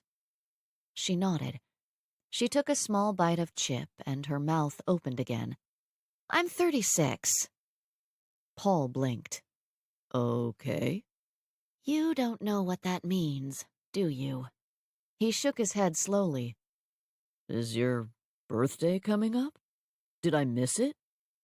She laughed a little and was horrified that it sounded wet and teary. "It means I'm high risk. If I got pregnant this second, I would be a high-risk pregnancy. And the older I get, the less chance I can get pregnant at all." She laughed again at the fear in his voice, and this time she had to wipe her nose. "I'm not saying I want to get pregnant right now, but I need to know that we could be heading in that direction, that we could have a future together, and it's not just for fun. I can't do just for fun anymore. I don't have time." She put her head in her hands and muttered, "And this is why men date younger women." Because younger women could have fun. Their ovaries didn't scream at them every month. "Last chance, final call, get a fucking move on." They could afford to wait, like she'd done, until they couldn't wait anymore. And then they were too desperate for any man to want them. She couldn't stop the tears from falling, and she said through a tight throat, "I don't know if I want kids with you. It sounds horrible and cold and calculated, and why you'd even think of sticking around after this, I have no idea. But if I have to scratch you off the list, I have to do it sooner rather than later." You have to know right this second? "Don't you know right this second? Don't you know if you want a wife and a family someday? It doesn't have to be with me, but do you want that at all?" He watched one tear slide down her cheek and said, Yes. "Yes?" I've always assumed that I would get married and have kids. That's what you do. She took a deep breath and swiped at the tear. He said, I don't know if I'm ready for that now. I don't have time for dinner. I don't have time for kids. "Do you think that ever changes? That we'll ever be less busy?" He looked at the stack of folders on his desk. I hope so. This isn't sustainable. And it would be a lot easier if kids just happened the old-fashioned way. Accidentally followed by a shotgun wedding, followed by a chiseling out of time for them. Justine blinked wildly and her mouth fell open. She stopped herself at the last minute from telling him she'd been thinking about doing just that. She'd scared him enough for today. Paul said, I don't know if I'm ready for kids. You don't know if you want them with me. But it's not no, Justine. Her eyes widened. "Yes, exactly. It's not a yes yet, but it's not a no." But if it's going to be no, you want to get there as quickly as possible. Everything inside her settled. Her stomach calmed down. Her shoulders relaxed. He understood. She smiled at him. Yes. You do know that was extremely romantic. The most romantic relationship talk I've ever had. She laughed at his sarcasm. I've told you before that I'm not romantic. That's all right. I've never thought romantic was what I wanted. What do you want? He shrugged. I don't know. I've only seen what I didn't want. She didn't ask because she didn't want to know, but he said, I haven't seen what I didn't want in you. Now that is the most romantic relationship talk I've ever had. We're a pair. She took a deep, deep breath and kept on smiling. They just might be a pair. He took another bite of his sandwich and said, My place this weekend? Warmth bloomed in her stomach, and it seemed like cotton balls were suddenly stuffed into her ears. She couldn't hear anything but her blood pumping through her veins. She nodded quickly before he could take it back. He said, We'll chisel out some time to make keys for each other this weekend. But right now, I've got to get back to work if I want to go home tonight. She stood, gripping her purse. I'll see you tomorrow, then. I'll bring dinner over to your place tomorrow night? When he nodded, she grimaced. I will have work to do this weekend. He laughed. Good, because that's exactly what I'll be doing. Justine was still smiling when she got home. I haven't seen what I didn't want in you. As far as declarations of love went, that was pretty pathetic. But she knew exactly what he meant, because she hadn't seen what she didn't want in him either. Sometimes she thought love was like a flowchart. Does this man attract you physically? Yes. Continue to the next step. No. Return to the beginning. Keep moving and see if you could make it to the end of the maze, or if it was back to the beginning with someone else. And she knew that her 16-year-old self would be looking on with horror, would see that as a business transaction. She'd wanted that knight on his white horse. She'd wanted a man to swoop in and sweep her off her feet, to make her forget everything and everyone, to have the fairy tale. But that wasn't what real life was like. Only 16-year-olds could get swept off their feet. The older a woman got, the less likely it became, because the older you got, the more you realized that getting swept off your feet was a little dangerous. Getting swept off your feet meant you weren't expecting him to do whatever it was that bowled you over, which meant you didn't really know him. Romantic love, fairy tale love, was ignorant. It was hopeful, and maybe hopeful was romantic, but Justine thought that really it was just stupid. She went straight to her closet, pulling down her overnight bag and digging through her closet. When Delia came home, Justine's entire wardrobe was piled on her bed. Delia stopped in the doorway and raised her eyebrows. Justine held a sheer robe up, clasping it to her chest and twirling. His place this weekend. She stopped twirling. I was a complete wreck in his office. I cried. I told him I was 36. She closed her eyes at the memory, and Delia said, And now his place this weekend, so it must not have been too weird for him. Justine chuckled weakly and opened her eyes. Do you think he's telling his friend right now that it got weird? Don't answer that. Delia just smiled at her. Justine said, We're going to alternate weekends. He'll be here next Saturday. Delia groaned. I guess I'll be finding a new apartment this week. I can't unsee Paul wearing his Ralph Lauren boxers. Boxer briefs, Justine said, and Delia held up a hand, shaking her head. Please stop. Then Delia sighed. Boxer briefs. I should have guessed that.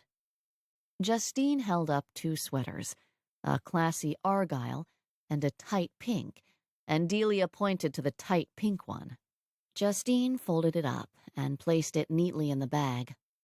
Delia came all the way into the bedroom, digging through the clothes and taking all the classy wool slacks and button-up shirts out. She said, "Jeans and sweaters, and no lingerie." Delia took the sheer robe, hanging it back up in the closet. "This weekend will be comfortable and cozy. Don't cook for him the whole time, don't clean up after him. Start as you mean to go on." Justine sat on the bed and put her head between her knees. She breathed in and out and mumbled, "I thought moving forward would feel good, but now I'm thinking if it ends after this, I'll have to go through this again. If it ends after this, it will be worse." Delia sat next to her, rubbing her back. "Repeat after me. I have been given this life." Justine groaned. Not Delia's, "The universe will provide, if it happens, it happens, isn't this life just wonderful as it is" shtick. Delia said, "I have been given this life." Justine sighed and repeated, "I have been given this life. Whether it is for 1 year or 100 years is not for me to say." "Whether it is for 1 year or 100 years is not for me to say. All I can do is take what is given me and make it my own." Justine sat up. "Your mother made you say this?" Delia said, "Yes. All I can do is take what is given me and make it my own. All I can do is take what is given me and make it my own." Justine had never met Delia's parents. They never left the commune, and Delia never went back. Delia talked to them once a year, the same time, the same day, every year. And that was it. Delia didn't even talk about them a lot. She took what she wanted from them and left the rest behind. Whereas Justine talked to her mother all the time. Whereas Justine's mother asked her every time they talked how it was going with Paul. Delia said it was sort of her own personal serenity prayer. She said it a lot to herself, and when I was in the throes of a teenage temper tantrum, she'd make me say it. And I'll give this to Mom. It is just the right amount of acceptance for the things I can't control, along with the knowledge that there are still things I can. Justine blew out her breath. "Your mother is nothing like mine. My mother knows I'd be married if I wanted to be, so therefore, I must be doing this to torture her." Delia chuckled. "Marriage is not all it's cracked up to be. I don't know why she's in such a rush to get you there." Justine didn't know either. In rare, clear moments, she wondered what the rush was. And then she remembered children. She was on a deadline. "Every parent I know wants their children to hurry up and get married. Yours are the anomaly." Delia smiled at her. "Yes, my parents are an anomaly. They're also not married, so maybe that's why they don't care if I am. I expect they'd be happy for me if I found someone to share my life with, like they have." "Don't they want grandchildren?" "Last time I talked to them, they had 5 babies in the commune. They have grandbabies." Justine thought one day she'd like to go visit this commune. It didn't sound like a cult. It sounded weird and alien, but like a group of people who wanted something different and had made it. Northern California was just like that. Justine didn't miss it very much. She liked being able to guess what people were going to do. Justine went and got the sheer robe back out of the closet. "I've been given a chance with Paul, and I'll do whatever it takes to make it work." "Just be yourself. That's who you want him to fall for, isn't it?" "Maybe, but can't I ease him in gently?" Delia laughed at her friend. "Yes, ease him in gently, but don't be something you're not." She grabbed one end of the robe and pulled. "This isn't you."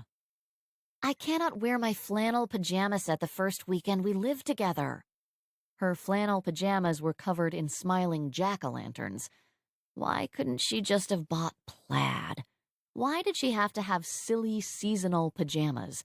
She was a serious professional woman with jack-o'-lantern pajamas. What is Paul going to be wearing? Delia closed her eyes and held up one hand. Don't tell me. Just think about it. What would Paul be wearing? Justine couldn't imagine him running out and buying something to impress her for their first weekend living together.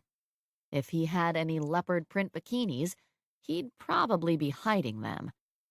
Delia said softly, You think if you were just better and prettier and could bake better cookies and wear sexier clothes, you would have what you want. Justine, you can do everything right and not get what you want. That's just how life is. Delia waved her hand at the overnight bag. If this is all you will ever be given, enjoy it, live it, as yourself. Like you're enjoying painting your corporate shill's ceiling? Yes. We went out to lunch. Justine dropped her end of the robe and put her hands on her hips. You went out to lunch with the CEO? Delia nodded. She balled up the robe and stuffed it down her pants. Justine made a face. Ew, but that will not distract me. The CEO is rich, he's handsome, and you went out to lunch with him? He's disgustingly rich. He's beautiful, not handsome, and yes, I went out to lunch with him and his sister. Justine shook her head. What is going on in that office all day long? Teenage drama, mostly. And when that's taking a break, I paint and he types. She smiled. I did get him to admit Adele has an old soul. Justine's eyes widened in horror. What are you doing? Delia sighed. I know, I need to leave him alone, but he's so uptight and perfect. I don't think the man even knows how to be unkempt. There is nothing on his desk. He sits there and works and never has any fun. Doesn't listen to music. I bet he doesn't even pull up any porn, even when I'm not there. Justine said, You're sketching him. He's beautiful. When am I going to have another model that beautiful to work with from again? Does he know you're sketching him? Of course not. It's probably in the confidentiality agreement somewhere. Thou shalt not sketch the master. No matter how much he makes my fingers tingle, no matter that he was made to be immortalized. Justine closed her eyes. Oh, God, please let Paul look over that agreement you signed. Why? I already signed it. I prefer not to know what's in it. You prefer to be surprised when they come for everything you own? Delia nodded, then her head wobbled. He'd wait until I had something, and then he would pounce, wouldn't he? Justine nodded. I can't not paint him. I can't. Even if it is in there, I can't not paint him. Then don't sleep with him. Just choose one. Delia muttered. I told him he had to stop smiling at me. Then, you think he wants that from me? Justine dug through the clothes again. She could wear jeans and sweaters this weekend. She could wear yoga pants to bed. She could, but she didn't have to wear pajamas. Justine folded the yoga pants and put them in the bag. She said, Why wouldn't he? Oh, Miss Woodson, you dropped a little paint right here. Would you come clean it up? With your mouth? Delia sat down on the bed, laughing, and pulled the yoga pants back out, waving them in the air. You're not doing yoga this weekend. Bring the pajamas. And how many bosses have tried to get you to clean off their paintbrush? None, because I am a professional who would shove their paintbrush down their throat. What would you do? Stand there and say, You want that from me? Well, Even if I would sleep with him, and honestly, what woman wouldn't? He doesn't want that from me. Delia, he's rich and beautiful. Men like that take what they want. I get that, but he doesn't want me, I guarantee it. Justine picked up her jack-o'-lantern pajamas and stared at them unhappily. Stop talking to him. Don't go to lunch with him. You were telling me not to get fired just a few days ago. Don't get fired. Don't take your pants off. Those two pieces of advice are not mutually exclusive. Delia grabbed the pajama bottoms, leaving Justine with the top. There. Those tops with some orange panties, and it'll say you're seasonally sexy. And lunch was a one-time thing. I'm not going to take my pants off even if I sometimes think I'd like to. I won't ask him to take his pants off so I can sketch all of him, even though I'm certain I'd like that. Delia, I'll take your advice if you take mine. Justine rummaged through her underwear drawer until she found her orange underwear, because yes, she did dress seasonally. She'd never tried seasonally sexy, though. Don't go with the flow on this one. The flow is leading you underneath a perfect asshole, and I can't think of anyone worse for you than that. Delia fanned herself, then shook her head, clearing it. I've got a plan, and I promise you it does not involve Jack Cabot. Justine took a long, deep breath. Well, then, you'll be fine. She would be. Delia was always fine, no matter what happened. Justine was the one sitting here wondering if she could wear pajama tops without the bottoms, wondering if she left the top unbuttoned, if Paul would be distracted enough not to notice the maniacally smiling pumpkins. Delia walked out, the robe still stuffed in her pants, and Justine decided that this was the best she could do. Chapter 5. Paul stared at the office lights in the next building over. Stared, wide-eyed. He liked Justine, and seeing her more, living with her on the weekends did feel good. Scary, especially if she was going to keep crying. But Justine was always intense.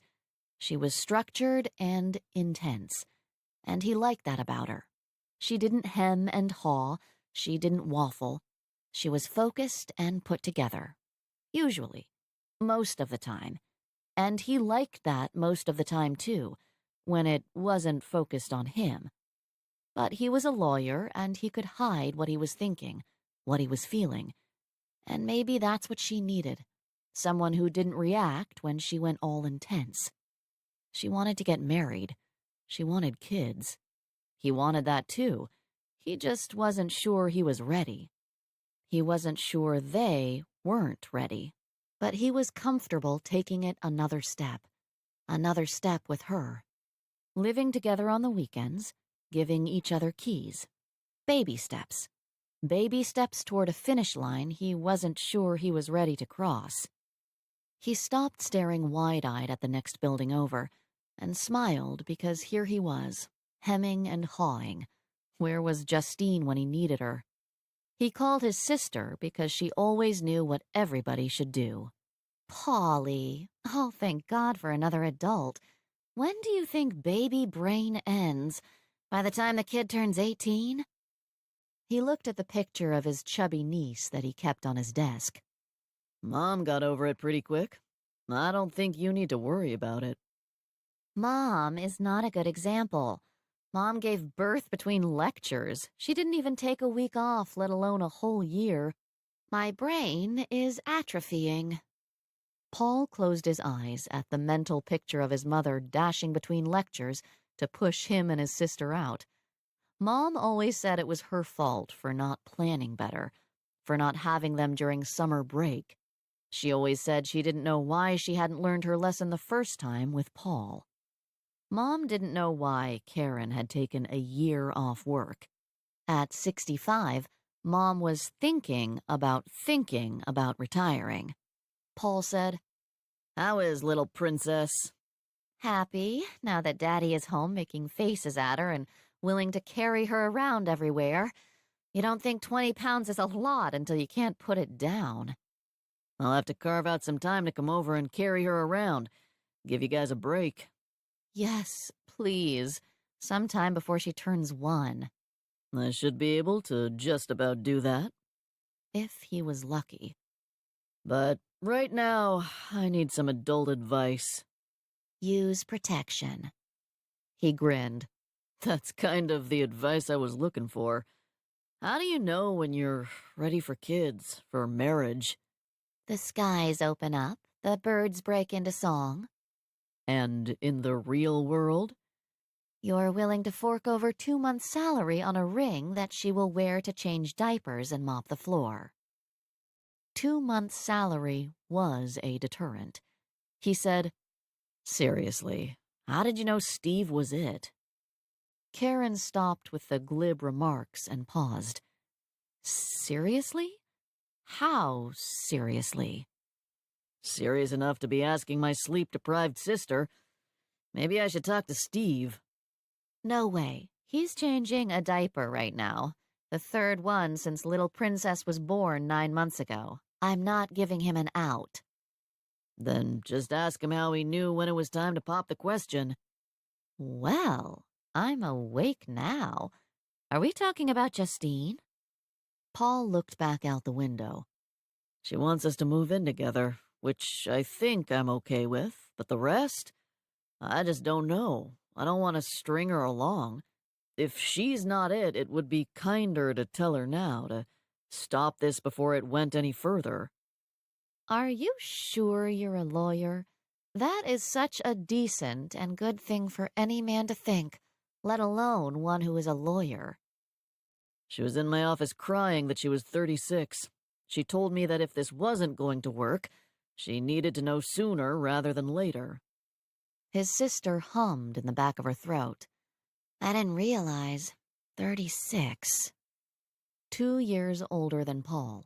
7 years older than Karen. She said, All right, I'll go ask Steve, but I'm not changing this diaper no matter how much he gags. She muttered to herself, I will not change this diaper. Be strong, Karen. Be strong. She covered the phone, and after a minute, Paul heard a muffled, Oh, come on. You're gagging over this? Steve whined at Karen, and Paul listened to them. Listened to what a family was. It didn't always smell like a bed of roses, but he knew they were both happy with what they had. Or maybe it was one day they'd be happy that they'd done it. His sister came back on the line and said dryly, He says he thought I was the best he could get. She held the phone away from her mouth and said, You weren't wrong. Steve said faintly, I know it, babe. I still know it. Paul knew why Karen had married Steve. Probably even knew why the guy had only changed 3 diapers. He made Karen feel like he'd lucked out by getting her. They had their moments. Moments where Karen would call asking Paulie what the statute of limitations on murder was. But they were a team. They were part of a whole. Steve came on the line, and Paul smiled. Got out of another diaper, huh? You're welcome. You're asking when it's time to pop the question, man. That's not something you ask a woman. They'll always say it was yesterday. Paul grinned. And you'll say it's always someday. Put it off as long as they'll let you. Paul imagined Steve's shaggy blonde hair, his plaid flannel shirt, the big hulking bear of a man, his sister's dark hair, glasses permanently perched on her nose, her face in a book. She was on parental leave from Harvard, assistant professor of ancient history, until the end of December. Steve worked for the Forest Service. They didn't look like they went together, but somehow they did. Paul said, You didn't. I know, but I'm married up. I had to nail that down before everyone talked her out of it. And how did you know you were sure? That this was it, that she was it? I just knew. I knew that I'd never be happy without her. I knew the first time I saw her that she was mine. And you're not just saying that because Karen's standing right there, threatening you with a gag-worthy diaper? Steve made a noise in the back of his throat. I know Mother Nature can be nasty. I see plenty in my line of work. But the things that come out of my sweet little princess, it is just not right, man. Just not right. Paul closed his eyes, trying not to imagine what could be so horrible that it would make a man who'd sucked an eyeball out of a fish, a man who hunted and field-dressed his own game every year, sound so horrified. Steve said, I love Karen more every time she lets me pass that cup. I would lay down my life for that woman. You feel that way about your woman? Would you give her your life? That expectation was a lot to live up to love someone more than yourself. He didn't feel that way about Justine. Paul said, Did you feel like that before, little princess? Maybe not. There's something that happens to a man when he becomes a father. Something magical when you hold your baby in your arms that first time, when you realize you're what's standing between her and the world. Paul was a lawyer. He'd seen the dregs of society, and he knew nothing magical happened when someone became a father. But he knew Steve. He'd been there when little Princess had been placed in his arms. He'd seen the tears streaming from the giant man's eyes. Paul had always assumed he would get married, have a family. He'd also assumed that he would put it off as long as he could. He was just wondering if maybe he'd passed that point. It was time. Was it time? Paul heard Karen say, "Take her, you big baby." And he chuckled. The longer they stayed married, the more Karen became like Steve, gruff and expressive. There was a loud smacking sound as Steve kissed his wife. He said into the phone, If you get the chance to have this, Polly, you should take it. And Steve became more like Karen. And maybe that was the trick with picking someone to marry. When there were no birds, no halo of light telling you this was the one, no moment where you just knew, you had to pick someone you wouldn't mind becoming more like. Karen said, "Bring Justine to dinner one night. It'll give me an excuse to get out of these stained sweats. Give me an excuse to get a sitter. Oh, please, say yes." I'll think about it in my spare moments. He looked at the stack of folders on his desk, behind his desk. It won't be anytime soon. Before little Princess turns 1. Before she turns 1, I will. He hung up, thinking. He knew his marriage wouldn't be like his sister's. She hadn't married down, but she'd certainly married different. There was no one like Steve in their family. They were studious and bookish, while he was rugged, almost wild. Justine was driven, smart. She was an accountant. She'd fit in their family. But he wondered, did he want to become more like her? And he wondered, was Justine the best he could get? Paul picked up a spare key during lunch the next day and surprised Justine at work. He knew she'd be there. She always worked through lunch. Her eyes widened when she saw him, and he smiled, holding out the key to her. In case you're done before me. She blinked when she saw it, her face flushing, and she slowly reached out to take it. She smiled down at it, then up at him. "I haven't got you one yet." That's fine. I just didn't want you to have to wait for me in case I got stuck tonight. He nodded at the suitcase sitting behind her desk. Packed already? "I thought I could just go straight to your place after work." I'm glad I brought you the key then. Call me when you leave and I'll see if I can't make my escape. "I'll be a little late. I need to do some shopping. I thought I could wear my normal pajamas. I can't." He tried to remember if he'd ever seen her pajamas. I can't imagine what you wear to bed that could be so bad. that you would be embarrassed to show me. She looked down the aisle to the next desk, then unzipped the suitcase and pulled out a long flannel sleeve covered in jack-o'-lanterns. She stuffed it back in the bag. I have fall leaves that are bright red and yellow and orange, neon red, yellow and orange, and scary green witches. The jack-o'-lanterns are the least embarrassing. This was something new, that this intense woman wore theme pajamas. He said, I love it. How come I've never seen them before? She muttered, We've never slept together before. They'd never slept the whole night together before.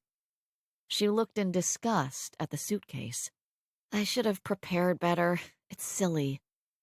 Justine, are you ever silly? She waved her hand toward her suitcase. Unfortunately, he said. Do you have Santa pajamas? She nodded slowly, closing her eyes. And snowmen. And Christmas trees. He laughed, perching on the edge of her desk. I can't wait to see them. You only wear them after Thanksgiving, right? Her eyes popped open. He grinned, tapping her temple lightly. Everything in its place. And don't worry, it's nowhere near as embarrassing as what I wear. Leopard print bikinis? He laughed and leaned down to whisper in her ear. I don't wear anything. When he pulled back, she said, Maybe I don't have to worry about pajamas. Maybe not. They smiled at each other until one of her coworkers passed her desk. He pulled back. Should we go somewhere for dinner to celebrate our first night of sleeping together? I thought dinner at home might be nice. That does sound nice. And then we can model our pajamas for each other afterward. He stroked her hand, then stood up. I'd better get back to work so I can actually make it home for dinner and the show. He didn't kiss her. Too many people walking around her communal desk. He stopped before he got too far away and turned around. How come you can wear Halloween pajamas still? It's November. Oh, he knew Justine. He knew she was the kind of person who took her Halloween decorations down the day after Halloween, put her Christmas decorations up the day after Thanksgiving. She said, I can't. But it's better than the neon leaves, so I was making an exception. They're pumpkins. I thought it would be okay. What about Thanksgiving pajamas? She ducked her head. They're turkeys, carrying axes. He laughed until she looked up at him. Now those I'd like to see. Next weekend. I'm going to have to see the whole collection. She nodded, trying not to smile, trying not to be embarrassed. He left, still smiling, still thinking that he knew Justine, and he didn't. She could surprise him with her silliness, but it was ordered silliness. He liked it. He liked her. Maybe this was really it. He thought, 2 months' salary? Who came up with that rule? Friday morning, Delia entered Jack's office. Late, of course, but not later than her normal, and she pulled on her booties carefully. She studied the ceiling, making sure she wasn't getting lost. The blue sky was tinted, pink, yellow, orange, red, east to west, the breaking dawn, the setting sun. It needed more detail, clouds and angels, and shadows. And then they'd have to move his desk, and she'd have to do the other side of the room. She grabbed one end of the scaffolding, and Jack said, Are you going to ask me to help? She shook her head, and he pushed his chair back. He walked slowly towards her, and her stomach flipped and flopped. She watched him and mentally sketched his nose, wondering why some people were considered beautiful. There were all sorts of theories, usually relying on proportions, but she didn't believe any of them. Songs weren't favorites until you heard them a few times, and if you liked it the very first time, It was because you heard something in it that you liked already. Love was based on familiarity. Beauty was based on familiarity. Delia knew why his eyes were beautiful.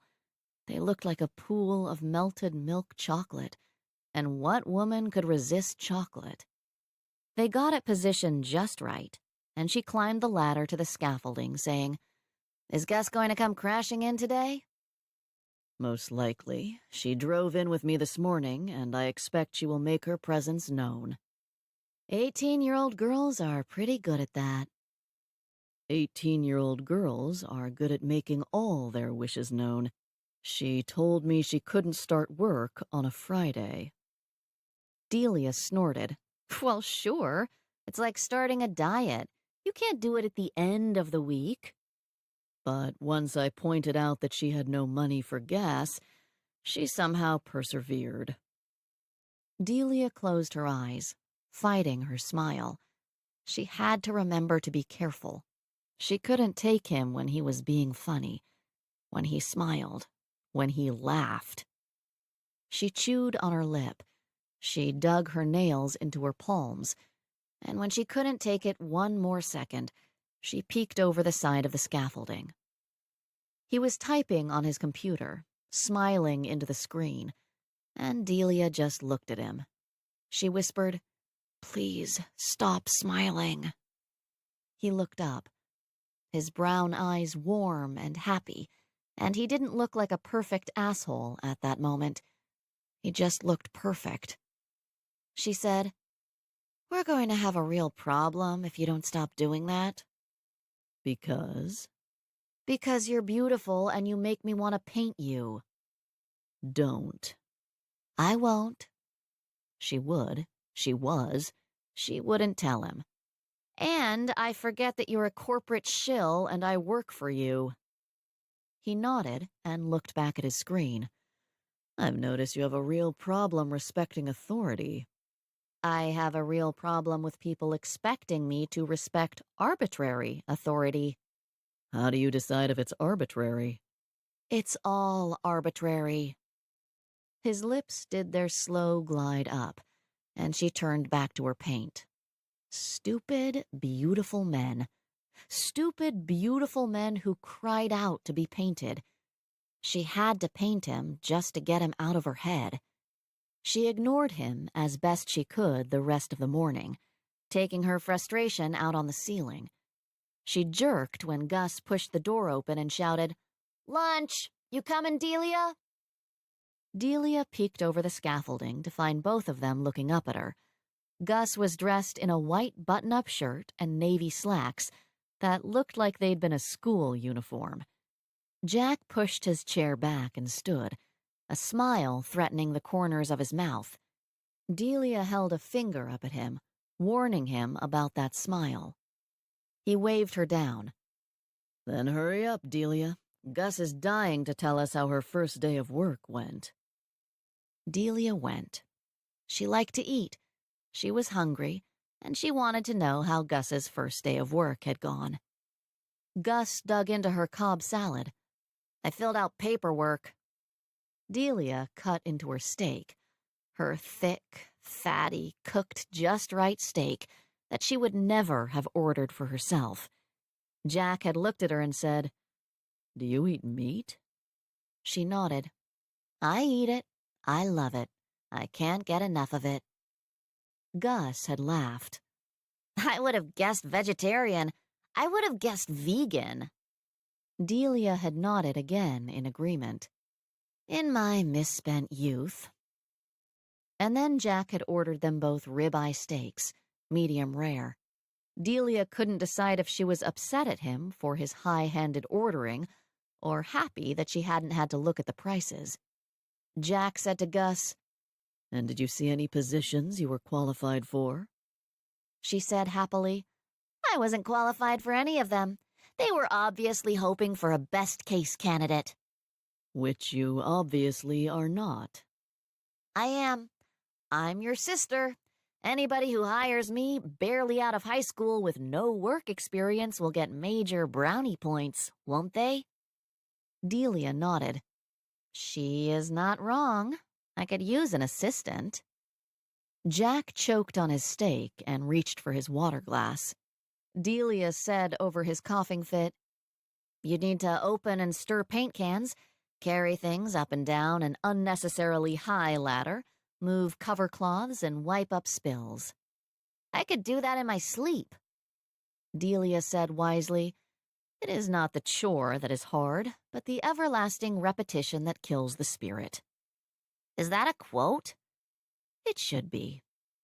Jack cleared his throat loudly, and Delia looked at him. "You going to make it?" I appreciate the thought, Delia, but working with you would not teach her the lessons I was hoping for. She raised an eyebrow at him, but he merely said, She's already learned how to disrespect the CEO and how to be late. "But has she learned to do those things with flair?" I don't want her to learn how to do those things with flair. I want her to learn how to show up and get the job done. Gus looked between them. "I'm sitting right here." Delia said to Jack, "Is your ceiling getting painted? The job's getting done. I don't know why getting there at the gong of a clock matters." It shows respect. "It shows that you're anal. And I respect my work. I may not respect you. I might not respect that pile of glass your money bought you, but every brushstroke on your ceiling is a part of my soul. You can see how I think, what I believe, who I am, who I wish I was in everything I paint. You could see that if you looked at it." Jack and Gus stared at her. "Every bit of it has to come from within me. Every bit of it open to 5-second critiques, careless dismissals, and just flat-out dislike." She tried to hide it. She tried to hide what she really painted, but it was still there to be seen by any passing Joe if he cared to look hard enough. She didn't particularly want anyone to look hard enough. She especially didn't want anyone looking too hard at the ceiling she was currently painting her soul into. It wasn't a particularly flattering view of herself. Jack said softly, Why do you do it? "I can't not do it. I've known what I wanted to do and what I had to do forever." He nodded. I've known what I was going to do, what I had to do, forever. Her gaze sharpened. "But it's not what you want." Want was never part of the equation. Gus ate her salad and flicked her eyes between them. Delia said, "Want is always part of the equation." Money is part of the equation. Responsibility is part of the equation. Duty is part of the equation. Delia looked down at the steak that money, responsibility, and duty had paid for. She knew a lot of people would disagree with her, probably most people, but she thought too much money might be just as bad as not enough. She'd had plenty of experience with not enough. It was bad. She wouldn't deny it. But there was a certain freedom in having nothing to lose. She asked, "Do you think want is less important than money, responsibility, and duty?" Yes, perhaps. I've always assumed so. Do you think it's more important? "Yes, maybe. I always have in the past." Delia glanced at Gus. "But I live on my friend's couch, so I might have been wrong. It might be just as important, not more than." Jack looked at Gus in her grown-up school uniform. It might be just as important, not less than. Gus took a long drink, looking between the two of them with her eyebrows raised, then said, Are we going to order dessert?" Jack looked at her half-eaten salad and Delia's half-eaten steak. I don't think so. Delia and Gus made faces at each other as their plates were cleared. Jack handed over his card to the waiter, and Delia perked up. "Expense account?" He huffed a laugh. No. They walked the short distance back to the offices, and Delia breathed in the chill air.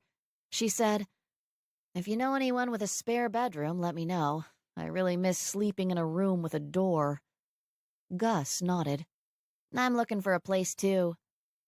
Jack stared at her. You are? "I can't live with you and Mother forever."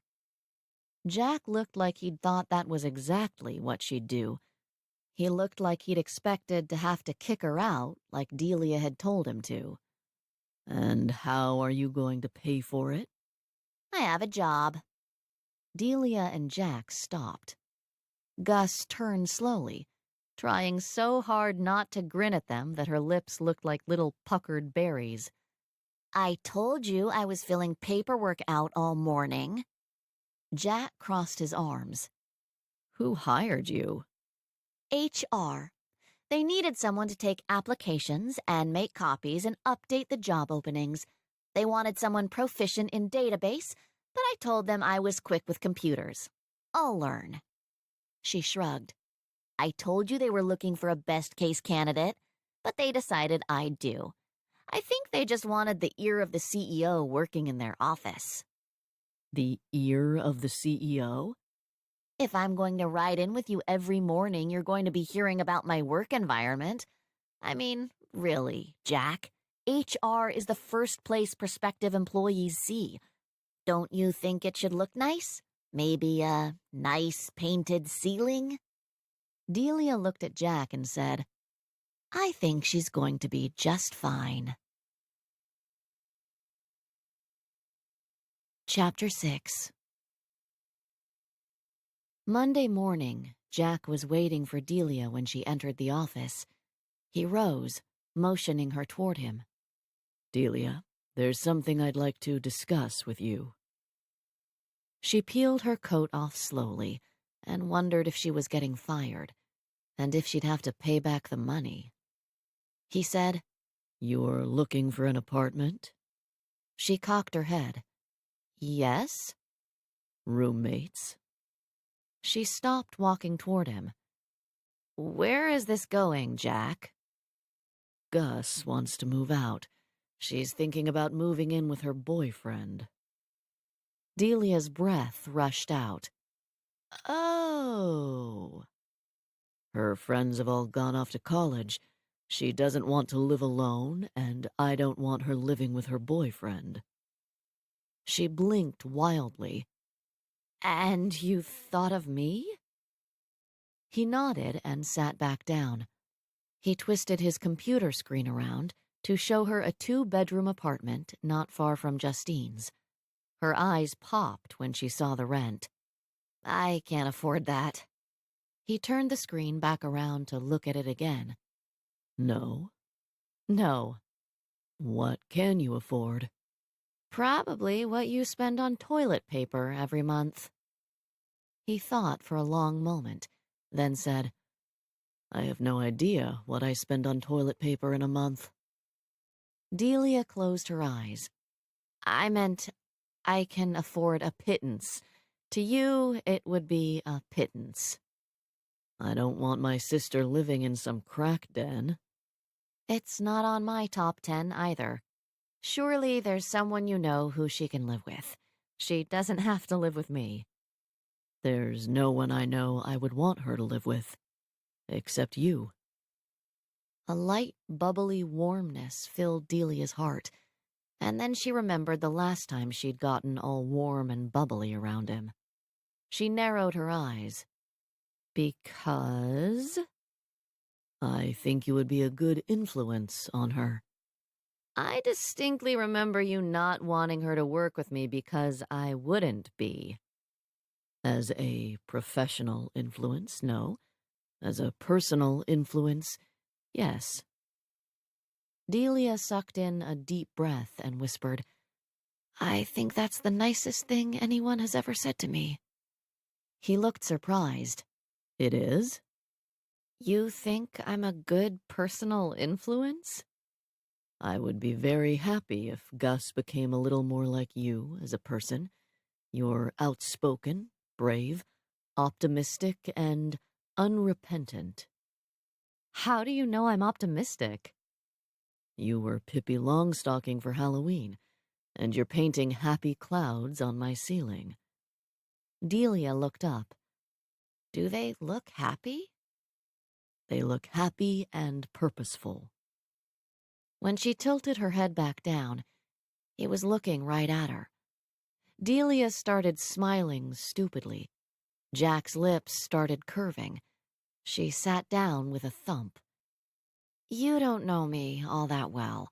What if I'm just waiting for some young, impressionable teenager to lure in? Are you? Not really. Living with a teenager doesn't sound all that fun to me. It's not, which is why I will help with your share of the rent. Wait. Delia held her hand up. You want to pay me to live with your sister? I want to pay you to live in a neighborhood I won't worry about my sister living in. I can't decide which one of us should be more insulted. Jack said, I don't know why either one of you should be insulted. I would like my sister to live in a safe neighborhood, and I'd like to pay you to make it happen. And what are you really paying me for? I'm not going to be spying on her and reporting to you. Thank you. I'd prefer not to know what she was getting up to. I assume if her boyfriend is as bad as I fear, you'll make your opinion known. Probably to both of us. Well, he might know her a little better than she'd expected. She said, You think I'm going to be her babysitter?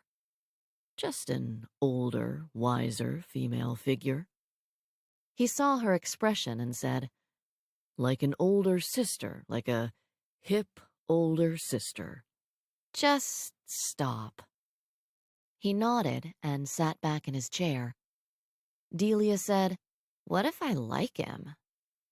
If you meet him, I would like a report. You haven't met him? He shook his head and she said, Then how do you know he's a bad influence? Because she comes home drunk and high and... He waved his hand around his face. Must. She's 18. I think that's the uniform. And he rides a motorcycle. The siren song of a hog, luring innocent young women to their pleasurable destruction. Jack closed his eyes in pain, and Delia took the opportunity to just look her fill. Maybe if she could freeze him for 10 minutes a day, it would be enough. She could get over it and stop being blindsided every time she looked at him. He opened his eyes. Googly time was over. She said, Reporting on him instead of her feels like it's splitting hairs, but I can see the distinction. I can tattle on him. He took a deep breath and the pinched look disappeared. She hadn't realized it was there until it was gone. Thank you, Delia. I just couldn't stand it if she moved in with him. You've got a real prejudice against motorcyclists. And I didn't say I'd live with her, just if I'd be willing to narc on him. I've got a real prejudice about wild boys dating my younger sister. Delia crossed her arms and looked out the window behind him, trying to decide if this violated any of her principles. She thought of Justine and what she'd say when she heard about this development, and flicked her eyes back to Jack. This isn't some weird scheme to get in my pants, is it? You're not going to be popping in unannounced to get your money's worth, right? He blinked, then laughed. No, there will be no dubious strings attached. He laughed again, closing his eyes and shaking his head. I'm not expecting anything from you except to live with my sister and help her become an adult. She needs a woman she can emulate. You're really making it hard to say no. And you're really making it sound like work. Gus needs to be around someone who treats her like an adult. Someone who doesn't want anything from her. You don't think paying me to live with her counts? No, Because I don't think paying you will affect how you act toward her. When she's ready to move on, you'll tell her without a thought for the money. Oh, God. Sometimes he could say beautiful things to her. She wasn't sure he knew they were beautiful. Maybe she just hadn't looked at him enough yet today and it was coloring his words. Maybe he was doing it on purpose. I'll think about it. When she wasn't looking at him. Jack nodded. I haven't said anything to her about it yet. I thought you could bring it up at lunch. She stood, heading to her paints and saying over her shoulder, I'll think about it. But all she thought about was Jack, telling her she would be a good influence on his sister. When the three of them sat down to lunch, Delia said to Jack, Before you order for me, I'd like chicken today. Gus said, The chicken club is good. That's what I want. Jack lifted an eyebrow at Delia, and she nodded. He ordered 3 chicken clubs, and Delia didn't even have to glance at the menu. Jack stared at her without blinking. Delia took a sip of water. She wasn't going to bring it up. Jack tapped her with his shoe under the table. Delia shook her head, and he said, Delia is looking for an apartment. What if you roomed with her instead of with Nate? Delia was impressed he was able to say the boy's name without sounding like he wanted to vomit. She was not real impressed with his subtlety. Gus looked at Delia. Would you want to? She shrugged. I don't know. You're looking for somewhere to live. I'm looking for somewhere to live. Gus sat up. The 2 of us? In a real apartment? She sounded excited about it. Maybe Nate didn't live in a real apartment? Delia narrowed her eyes. I wouldn't mind sharing an apartment with you. I don't want to share an apartment with you and your boyfriend. I don't mind him staying overnight once in a while, maybe just on the weekends. But if I ever see him in his underwear or less than his underwear, he's gone. Jack cleared his throat, and Delia ignored him. And no parties. I need my beauty sleep. Gus thought about it. She said, You can't say when I come home. I don't care when you come home. You're an adult. Just don't wake me up at 3 a.m. I can do that, or not do that. Delia leaned forward. Now, this is important. Have you ever cleaned your own bathroom? Gus wrinkled her nose. No. You will have to learn. Can't we get a maid? Can you afford a maid? Because I can't. I don't think peons who work in human resources can usually afford a maid. Jack said, She's not a peon. She owns part of the company. Gus said, Only 10%. Mother gifted me some of her shares when I turned 18, and I don't even get the income. It goes into a trust. Only 10%? Delia glanced up, shaking her head at the woman upstairs. Why didn't I get born into a family company? I, at least, would be grateful. Jack said to Gus, I can release some of the funds for you. The restrictions are you must be in college or be gainfully employed. Partying every night isn't gainful. Delia kicked Jack's leg under the table and said, Why aren't you off at college? Even I went for a year. It was fun. It was a place to go to learn how not to be a kid, how to clean your own bathroom. Jack took a bite of chicken club, using his fork and knife. That's what you learned in college? I said I only went for a year. I also learned how to pour beer without too much foam. Delia, she's only 18. Don't put ideas in her head. Gus said with a smirk, I learned that in high school. And Delia chuckled. Kids these days, they grow up so fast. Jack closed his eyes. I paid way too much for that high school. And you wonder why she isn't off at college? Yep, still wondering. I just doubt that all colleges would reject her because she already knows how to pour a beer. Gus said softly, I didn't get into Harvard. She hung her head and whispered, not even waitlisted. Delia laughed at her obvious pain. Don't most people not get into Harvard? Gus looked up. Do you know how embarrassing it is not to get accepted to a school that has your mother's name and your brother's name on buildings? Do you know how much money Jack gives them every year? I couldn't even buy my way into a school. Jack said before Delia could even ask, I'm an alumni. Of course you are. Delia crunched into a perfectly crisp, light and fluffy golden French fry and said to Gus, So you're not going to go anywhere? That'll show 'em. I'm just reevaluating my options. It's not a bad idea. See how the regular people live. Maybe you should try to live on a regular people's salary instead of being subsidized by your piddly 10%.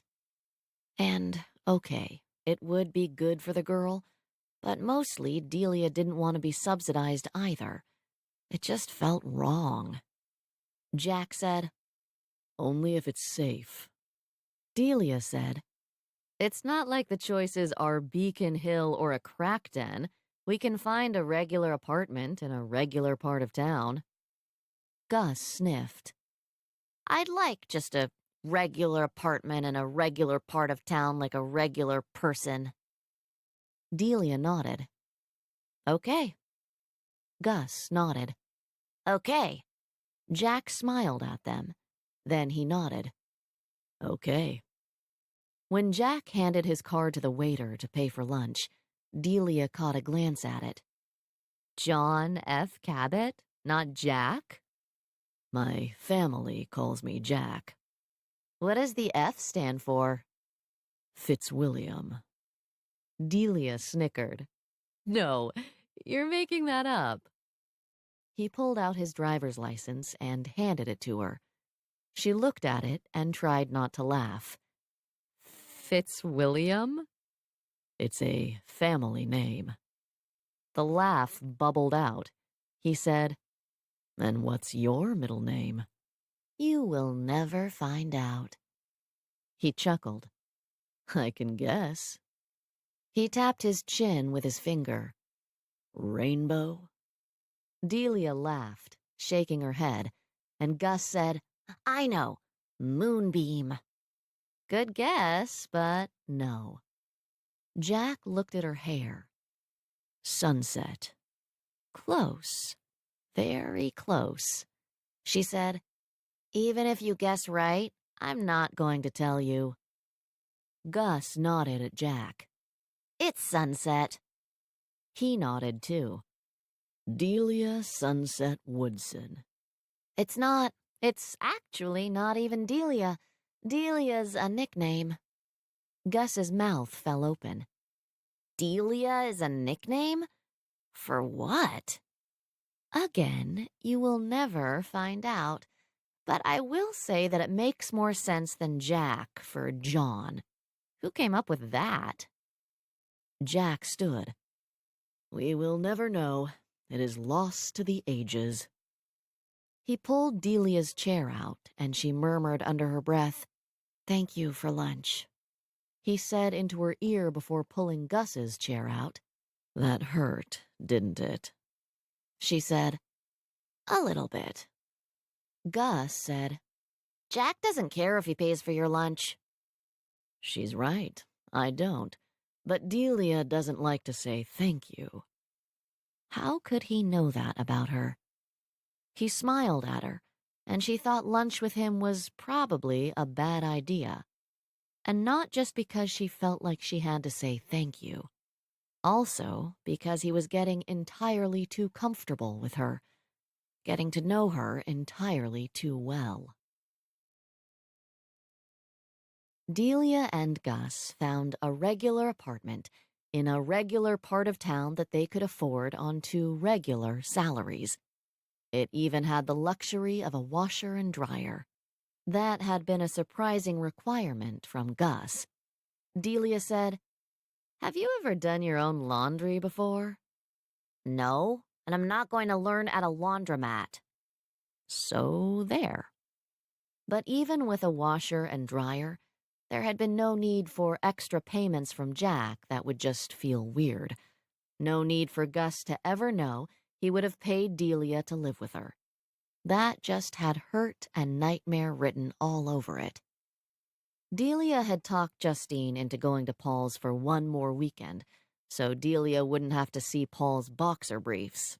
Everyone was happy. Delia even plopped down the cash for a brand new bed. True, it was a twin. True, it would have been softer to lay a blanket down on the carpet and sleep there.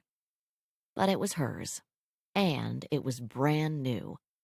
She put brand new sheets on her brand new bed, hung up her clothes in the closet, and sighed. She had a bedroom with a door. Pretty good. And then she went back out into the living room and watched a troop of movers carry in Gus's furniture. Bed, dresser, desk, entertainment center, TV. Gus carried in a box labeled towels, and Delia said, "Never heard of less is more?" "Never heard of more is more?" Delia didn't know how everything was going to fit. She sat on the couch, Gus's, of course, and watched the boxes pile up around her. Jack carried up a box labeled kitchen. When he saw her sandwiched between two boxes, he said, Doing okay? "How can one person have so much stuff?" This is half of what she wanted to bring. Delia whimpered, and he chuckled sadistically before heading back down for another box. Finally, the furniture was in. The boxes were stacked, and Gus happily unpacked. "This goes here, and this goes here. Delia, where should we put this and this and this and this?" Delia's eyes glazed over, and she said woodenly to Jack, "I changed my mind. Can I change my mind?" 3 hours later, they'd put a dent in half of it. Gus lay on the floor, limp. "I'm tired, and I think we need a bigger apartment."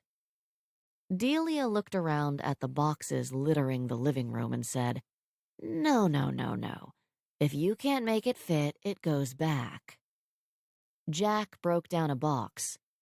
Let's have dinner, take a break, and then come back and finish. Gus jumped up, her energy renewed. "I'll make spaghetti in my first kitchen with my very own pot." She crawled through the remaining boxes, finally finding the one labeled pantry. Delia flopped back with a groan. The level of preparedness is just really scary.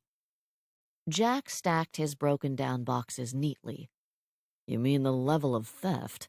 The cook is going to have an interesting time tomorrow when she finds half her supplies gone. Gus said, "She helped me pack." Delia watched her grab a pot and fill it with water. "You can cook spaghetti?"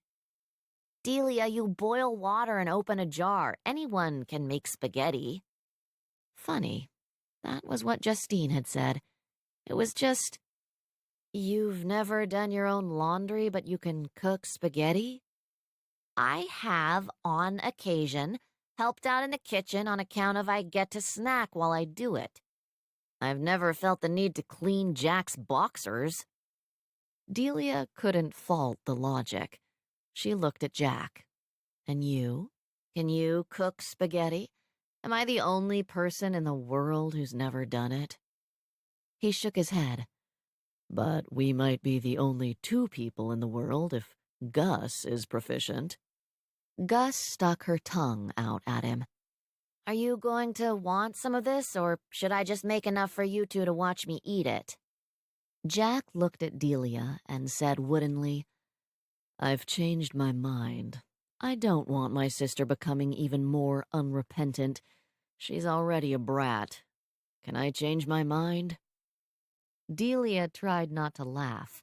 He was calling both of them brats, but she couldn't stop. She covered her eyes with her arm and laughed and laughed. Jack grabbed her ankle, squeezing and saying to Gus, "We've lost Delia. Get a move on with that spaghetti." They ate off Gus's plates at Gus's dining room table, and Delia sat across from Jack so that he wouldn't accidentally touch her again. She could still feel his handprint on her ankle, burned into her skin. Delia watched him twirl spaghetti on a spoon, making a nice, neat ball, and said, "You have to do everything just so. I bet you even call your mother every week." "I live with my mother. There's no reason to call her." Gus said, "Dinner, every Sunday. He's never missed one, not since he went to college." Wait. You live with your mother? Jack? Delia had been about to tell him he wasn't perfect after all, but then had realized, damn it, he lived at home with his mother to help with Gus. "Yes?" Jack raised his eyebrows at her. "Nothing." Gus slurped a forkful of spaghetti into her mouth. "Mother's trained him well." Jack said, "And you not at all." He nodded at Delia. "And you? How often do you call your parents? When the mood strikes you?" "We have a schedule, too. I call them once a year." Jack and Gus froze, the same shocked look on their faces. Gus said softly, "Once a year? Do you hate them?" "No, we get along fine." Now that she didn't live with them, they just don't have a phone. Gus's expression turned from shock to horror. "They don't have a phone?" Delia laughed. "They catch a ride to the nearest payphone about 10 miles away on the same day every year, and we write letters in between." A letter? It was more like a book. Her dad wrote a little snippet every day, and her mom would write pages and pages of who was doing what with whom. Gus said, "They don't have a car either?" "No car, no phone, no electricity. Think Amish, just with more pot and a whole lot of sleeping around." "No wonder you're so warped." "No wonder." Jack said reproachfully, "Gus?" and she muttered, "Sorry." Delia smiled at Gus and slurped up a long strand of spaghetti. "I am warped. I'm proud of it." She put her nose in the air. "It's better than pretending to be perfect. Those people are boring." She looked sideways at Jack, and he twirled another ball of spaghetti onto his fork and smiled at her. They finished, quickly cleared their plates, and headed back to the boxes. Gus found her bathroom box, exclaiming, "Oh, good! I can dye my hair this weekend. The black was starting to fade." Jack said, "And that would truly be a shame." Gus carried the box into the bathroom and shouted, "I couldn't pull off this cut with blonde hair. I'd look like a mental patient." At his pained look, Delia said, "Hair grows back.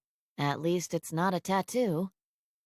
Gus poked her head out of the bathroom. "You have a tattoo?" My ex-husband's name." Delia laughed, pointing her finger at Jack. "Now that's a mistake that's hard to live with." He said, "Let me guess. His name was Butch and he rode a hog." "His name was Pierre, and he sold flowers." "And that didn't last?" She shook her head. They'd loved. The fire had burned itself out, and then there had been no reason to stay together. There had been nothing once the fire was gone. They broke down the last empty box, and Delia sighed with relief. She was exhausted. She couldn't wait to try out her new bed. Jack pulled on his jacket, taking out a thin white box and handing it to Gus. A housewarming gift for my favorite sister. She opened it carefully and pulled out a thin and most likely obscenely expensive keychain. Gus looked at it and whispered, "Thanks, Jack." He hugged her tight and looked at Delia. Take care of her, "She can take care of herself." like you did with Pierre. Delia smiled. Yes, he wasn't fatal, not even close. Jack pushed Gus away, holding her at arm's length and saying, Do not marry Nate and tattoo his name somewhere inappropriate on your body. Delia laughed before Gus could get mad. "How do you know the tattoo is somewhere inappropriate?" It's not even a guess, Delia. Gus looked at her. "Can I see it?" "Maybe after your brother leaves." Jack groaned, and Delia said, "Don't worry. It's embarrassing enough to stop her from ever wanting to get one." And unfortunately, that was true. Jack left, pulling the door shut behind him and saying, Good night. Lock the door. Gus quickly went to the door, turning the deadbolt loudly. She turned around, looking like a young girl, looking like she knew everything had just changed. She said, "He would have waited, to make sure." Delia nodded, knowing he would have too. Then she clapped her hands loudly. "I called dibs on first shower." Chapter 7. Jack sat in his office, looking out at the cityscape and breathing, shallowly, his chest hurting, gripping him. It wasn't a heart attack. The doctors could find nothing wrong with him. But a weight pressed on him, suffocating him. It was a panic attack. It was Gus leaving. It was turning 40. He hadn't thought turning 40 had fazed him. What difference does 1 year make? Not much that he could see. But then he thought of his father, dead at 41, from a car accident, leaving him and his mother alone. Who would Jack leave alone? If he died this year, who would even miss him? If he lived another 40 years, what difference would it make? He sat in the wood-paneled office his mother had decorated. She'd told him of her plans on the anniversary of her first husband's birthday, and what could he have said? It had made her happy, and he didn't care what his office looked like. He sat under a cherubic sky his mother had commissioned on the anniversary of her second husband's death. She was manipulating him, of course, but that didn't stop it from making her happy. Didn't stop her from finally taking an interest in the outside world. Jack looked up, studying the ceiling. He was not entirely certain she was getting what she'd asked for. It was hard to tell from down here, but the shadows didn't look right. He'd raised his mother's daughter. How could he have done anything else? How could he have left Gus to his mother and her grief? But now his mother had found the perfect bride for him. It would never happen. Not with that woman. But he hesitated in coming right out and saying it. Hesitated in giving his mother a reason to go out and find him a bride that he couldn't object to. A man had to draw the line somewhere.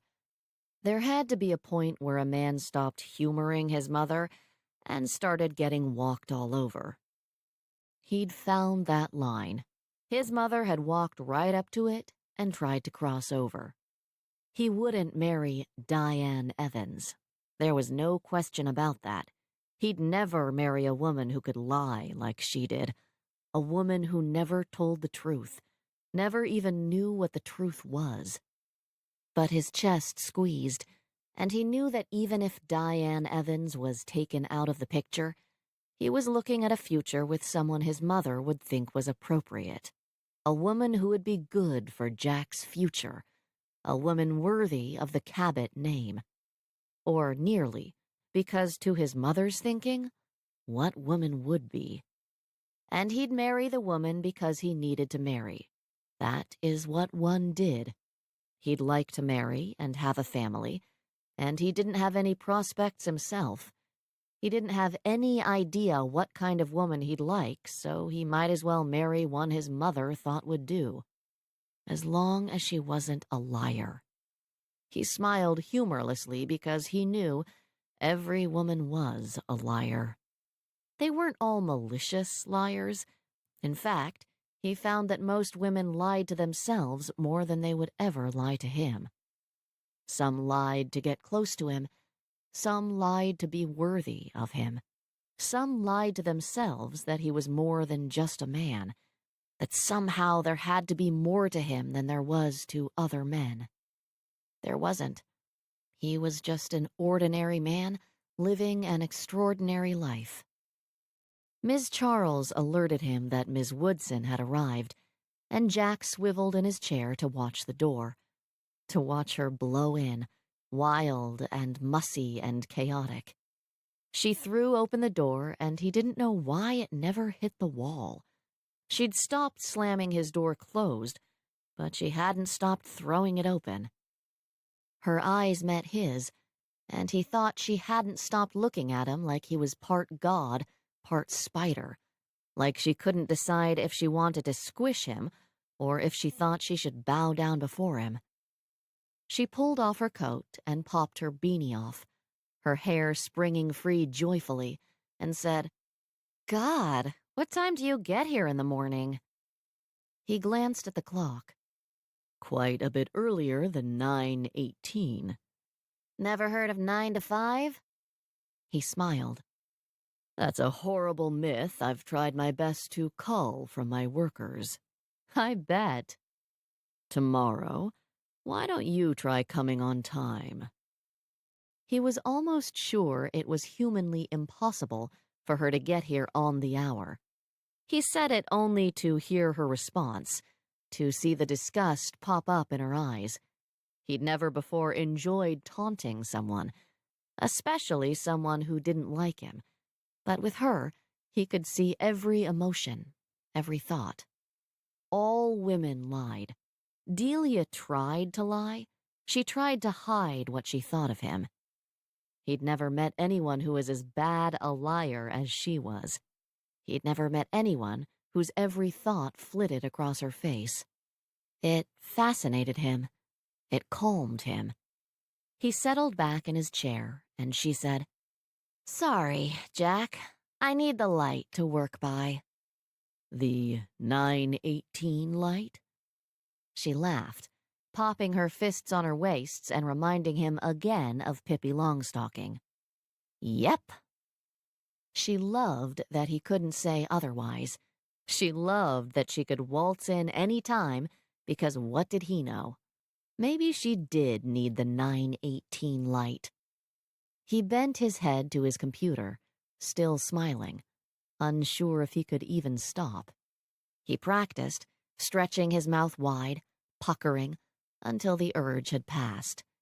And then he looked at her pulling on her booties and smiled again.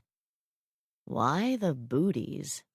"So I don't get paint on my shoes?" You get paint in your hair, on your shirt, on the seat of your pants. She wiggled her foot at him. "I know, but look at these boots. They're gorgeous. I found them at a thrift store, and they're Italian, real leather. There wasn't a mark on them. They hadn't ever been worn, and they were sitting there waiting for me." She looked down at them and whispered, "I love these boots." He looked at her guilty expression and said, That doesn't make you a bad person. She looked up at him, and he saw lust and guilt and pleasure on her face. "You don't understand. I love these boots. If I had money, I would have a closet full of boots just like these because I love them. I might do horribly wrong things for boots like these." All women love shoes. "Not all women. Maybe most women."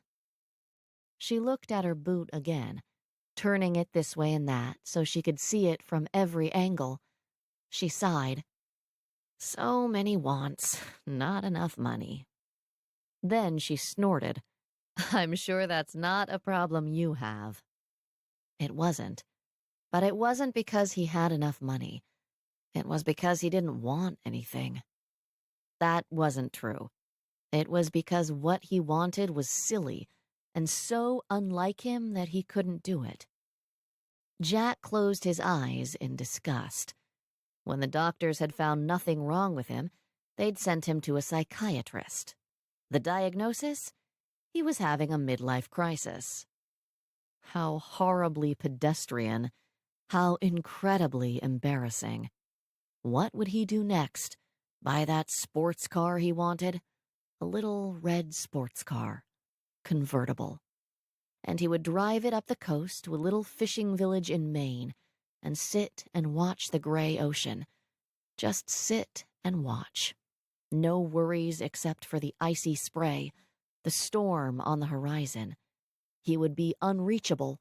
Let everyone take care of their own problems. He bet Delia would go with him to Maine. No thinking, no hesitation, just, Maine? I've never been to Maine before. And then, just this once.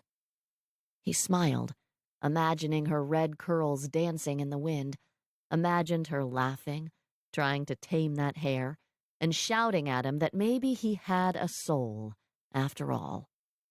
And just maybe he did. When he was around her, he wondered. He could breathe around her. His chest stopped trying to strangle him. The gray got pushed to the edges. He was gray. He had no soul. And yet, around her, he forgot. Around her, it didn't matter, because she had plenty to spare. Plenty of color, plenty of soul, plenty of life. Plenty of want. He opened his eyes, bending to his computer and answering another email. How's Gus? Alive. He waited for more, and when nothing was forthcoming, he said, Alive and well? Delia turned to face him, putting a hand on her hip. I told you I wasn't going to report to you about every little thing she does. I'm not asking for every little thing. I'm asking if she's okay. She's okay. He blew out a breath. Delia said, She's a few floors down. Go see for yourself. I don't want her to think I'm checking on her. I'll see her at lunch. Good. Because I told her I wouldn't tell you what she was doing. I told you I wouldn't keep track of her for you. And if you keep asking me about her, I'm going to make up something to tell you, and it will be graphic and horrifying, and you will want to rinse your ears out with soap after I'm done with you. Jack stared at her with his eyebrows raised.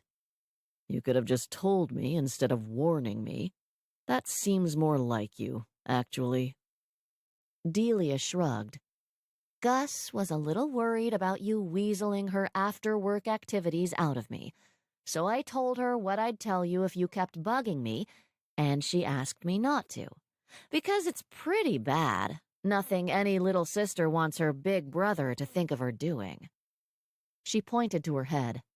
I have a pretty active imagination. Jack looked up at the ceiling. He'd have to take a close look at what she was doing up there one of these days. He didn't doubt for a minute that she had an overactive imagination. Jack sighed, and Delia said with a little less hostility, She's an adult, and I will give her privacy. She needs to figure out what she wants all by herself. She needs to figure out who she wants to be without interference from us. He liked the idea of it. He was scared of the execution. But if his sister could figure out what she wanted from life, she'd be ahead of him. He had no idea what he wanted. He had no idea who he wanted to be. He knew who he already was, but he wasn't sure he'd ever had a choice. He'd always done what he should. He'd always done what was expected. Right now, he could only think of one thing he wanted, and it wasn't what he should. It wasn't what was expected. But he would do that one thing and see where it led. And maybe tomorrow, he would find something else to want, something else that would make life worth living, something to make him think life wasn't slipping away unlived, something that gave him purpose. Today, Jack would do what he wanted. He met Gus and Delia at lunch, slightly late. He sat down and Delia said, "I ordered for you." He chuckled. Of course. He looked at Gus, expecting her to look different, older, something. But she looked the same, except her hair had obviously been re-dyed. Jack said, "How are you doing?" "Delia didn't tell you?" He cleared his throat. "No, she was pretty persuasive." Gus turned beet red and ducked her head. Jack shook his head. "She didn't tell me anything, just said I'd prefer not to know what she can come up with." "Believe her. You do not want to know what she can come up with." Delia smiled and ate the smoked salmon pâté the waiter put in front of her. Jack looked down at his spicy mussels fra diavolo. He smiled at Delia. "My favorite." Delia said, "I wanted to see you eat something with your fingers. You ate a chicken club sandwich with a fork." Jack said again, "How are you doing, Gus?" She rolled her eyes. "I'm fine. Why were you late?" And that was it. That would be all he would be getting from the child he'd raised. Jack shook it off and grabbed a mussel, holding it up for Delia to see him using his fingers. "I'll show you after lunch." They ate, and before Gus could talk him into dessert, the maitre d' handed him a set of keys, saying, "Your car is ready, sir. It's waiting for you downstairs." Jack nodded, rising. He jingled the keys at Gus and Delia. "This is what I was doing. I bought a car." They trooped down to the curb where his little red sports car waited. Gus stared at it with her mouth open. "You bought a sports car?" Delia walked around it, tracing its curves with her hand and grinning. Jack said, "You want to take it for a spin, don't you?" "I do, I so do. But I can't drive. I don't have a license." "I meant as a passenger." "In that case, of course you did. And yes, I do." Gus pointed to the non-existent back seat. "We can't all fit." Jack nodded. "That's the real drawback of a two-seater." "Take Delia. Her boss is a real stick in the mud, and he gets cranky when she's late." "And your boss doesn't?" "She expects it of me. I mean, I'm related to the CEO. That's the only reason I got the job in the first place. I wouldn't want to actually be dependable and confuse her." He opened the door for Delia, and when she bounced into the seat, Jack murmured before she could, "Just this once." He put the top down, waving at Gus and blasting the heater, and drove right out of the city. Delia laughed, her hair whipping around her head. He drove and drove, flying around corners, going faster than he should. She sat, her eyes closed, her lips smiling. When the city had dropped away, when the suburbs had thinned to small villages surrounded by forest, he pulled to the side of the road and turned the car off. The leaves had almost all fallen off the trees, and he could see into them just far enough to make him want to get out and walk just a little bit farther. Just keep on walking. He looked down at his wingtips. Not great walking attire. He looked at Delia's real Italian leather boots and thought she'd say no to the muddy forest as well. Unless she'd brought her booties. Jack said, "Cold?" She shook her head and opened her eyes. "Feeling better?" He nodded, breathing in the crisp air. She said, "Midlife crisis?" Apparently. I like it. I don't. I bought a convertible. What am I going to do next? Let's pull out the midlife crisis list. Convertible? Check.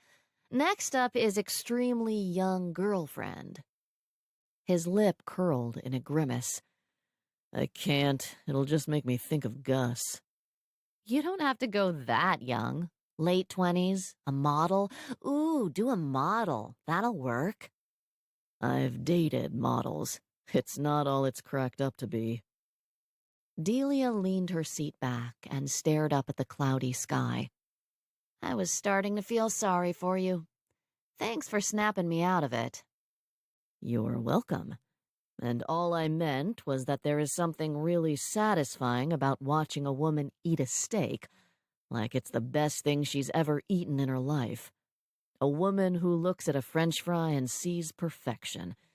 You don't get that eating with models. That was the best steak I've ever eaten. Have you had better? It was delicious. I'd say top 10. Delia groaned and whispered, Top 10? There are 9 steaks out there better than that one? There are 2 steaks in this city better than that one. You'd have to go a little farther out to get to the very top. I do not often think that having lots of money is worth it, but I'm reconsidering that right now. Jack leaned his seat back as well and watched a cloud sprint across the sky. Delia said, That one looks like an alligator. He looked where she was pointing. I don't see it. She traced the air with her finger. Teeth, long body, tail. It looks like a piglet. Fat body, skinny tail. What about the teeth? I don't see any teeth. Huh. He turned his head and stared at the gold leaf that was stuck in her hair. Thanks for taking care of Gus, even if you or she won't tell me about it. I'm not, really. She's taking care of herself and teaching me how to make spaghetti. You should come learn. I can't think of any reason to. I honestly can't either. You can buy spaghetti in cans, but Gus likes knowing something I don't, likes teaching me. She folded her arms. And that's the last you're getting out of me about Gus. Jack breathed in deep, the air chilly and moist. His sister would be okay, and Delia was probably right that she would be okay even if she was out there alone. But he felt better knowing there was someone there for her, just in case she wasn't. Delia said, Can I drive back? You don't have a license. I'm thinking about getting one. I'll need to practice. You are not practicing in my car. A puff of cold wind blew across the car, and Delia pulled her coat tighter. Now I'm getting cold. Should we put the top up? She shook her head no, and he turned the car back on, making sure the heater was blasting at her. He put the car in drive and just sat there. Delia watched him. What are you thinking? I'm thinking Maine. I'm thinking lobster pulled fresh from the ocean. I'm thinking about not answering any more emails. Here's to no more emails. She lifted an imaginary bottle in his direction. And I've never been to Maine. He smiled at her, then sighed. I'm not ready for Maine. Thanks for coming out here with me, though. I don't remember you giving me much of a choice. I thought we were going around the block. He laughed, and the sound surprised him. He should be getting used to it around her, but he wasn't. He was surprised his laugh didn't sound like a rusty motor starting up after collecting the dust of a decade. She said, But you're welcome, anyway. And next time, I want to drive. He shook his head, grinning. He stroked the dashboard and whispered loudly, Don't worry, baby. I won't let her anywhere near you. He turned his head, and there was that look on her face. That look that said he'd better knock that off. That there would be trouble between them if he didn't stop making her like him. He wondered briefly what trouble with Delia would be like. He thought it would be the kind of trouble that put a smile on your face and a spring in your step. The kind of trouble a man going through a midlife crisis craved. He looked at her, and she looked back. He lifted his hand, slowly moving it toward her, and she watched it, unmoving. He picked the leaf from her hair and held it out to her. She took it, carefully not touching him, and stared at it. She cleared her throat. "I'm too old for your midlife crisis." He nodded and looked away, stopped thinking about her flaming hair spread out on his beige pillowcase. She said, "And, more importantly, I'm not a model." In certain circles, artists are more exotic than models. There's a great Chinese place I'd like to take you for dinner. "No thanks, Jack." She knew what he was offering. She wanted him. He could see it on her face. She wasn't being coy with her rejection, wasn't playing hard to get. She simply didn't want him. He said, It might be awkward if Gus saw my boxers coming out of your bedroom. "Not boxer briefs?" She bit her lip and said quickly, "Completely awkward. Not to mention we'd have to keep working together in your office." He blanked his mind before he could picture her hair spread out on the scaffolding and him painting gold paint down her limbs, slowly and carefully, and then smearing that gold paint with his own body. Yes, he stopped what he was thinking before any of those images could sear themselves into his brain. He said, Completely awkward. And then he gunned the engine, the wheels spinning on wet leaves, and Delia whooping beside him as she grabbed for purchase. He drove like the wild man he wasn't, in his red car with a red-headed woman beside him, still thinking of Maine, wondering what kind of man could escape his responsibilities, what kind of man could talk the woman beside him into being completely awkward with him. Chapter 8. Jack had dropped Delia off at the office and left again. He'd played hooky for most of the day, deciding to just take the whole day to himself. He finally made it back home after 8 and went to greet his mother. She was sitting, like always, in the parlor, and she held her cheek up for his kiss. She said, "Diane came by tonight. She said she couldn't reach you at the office." Jack sat with a silent sigh.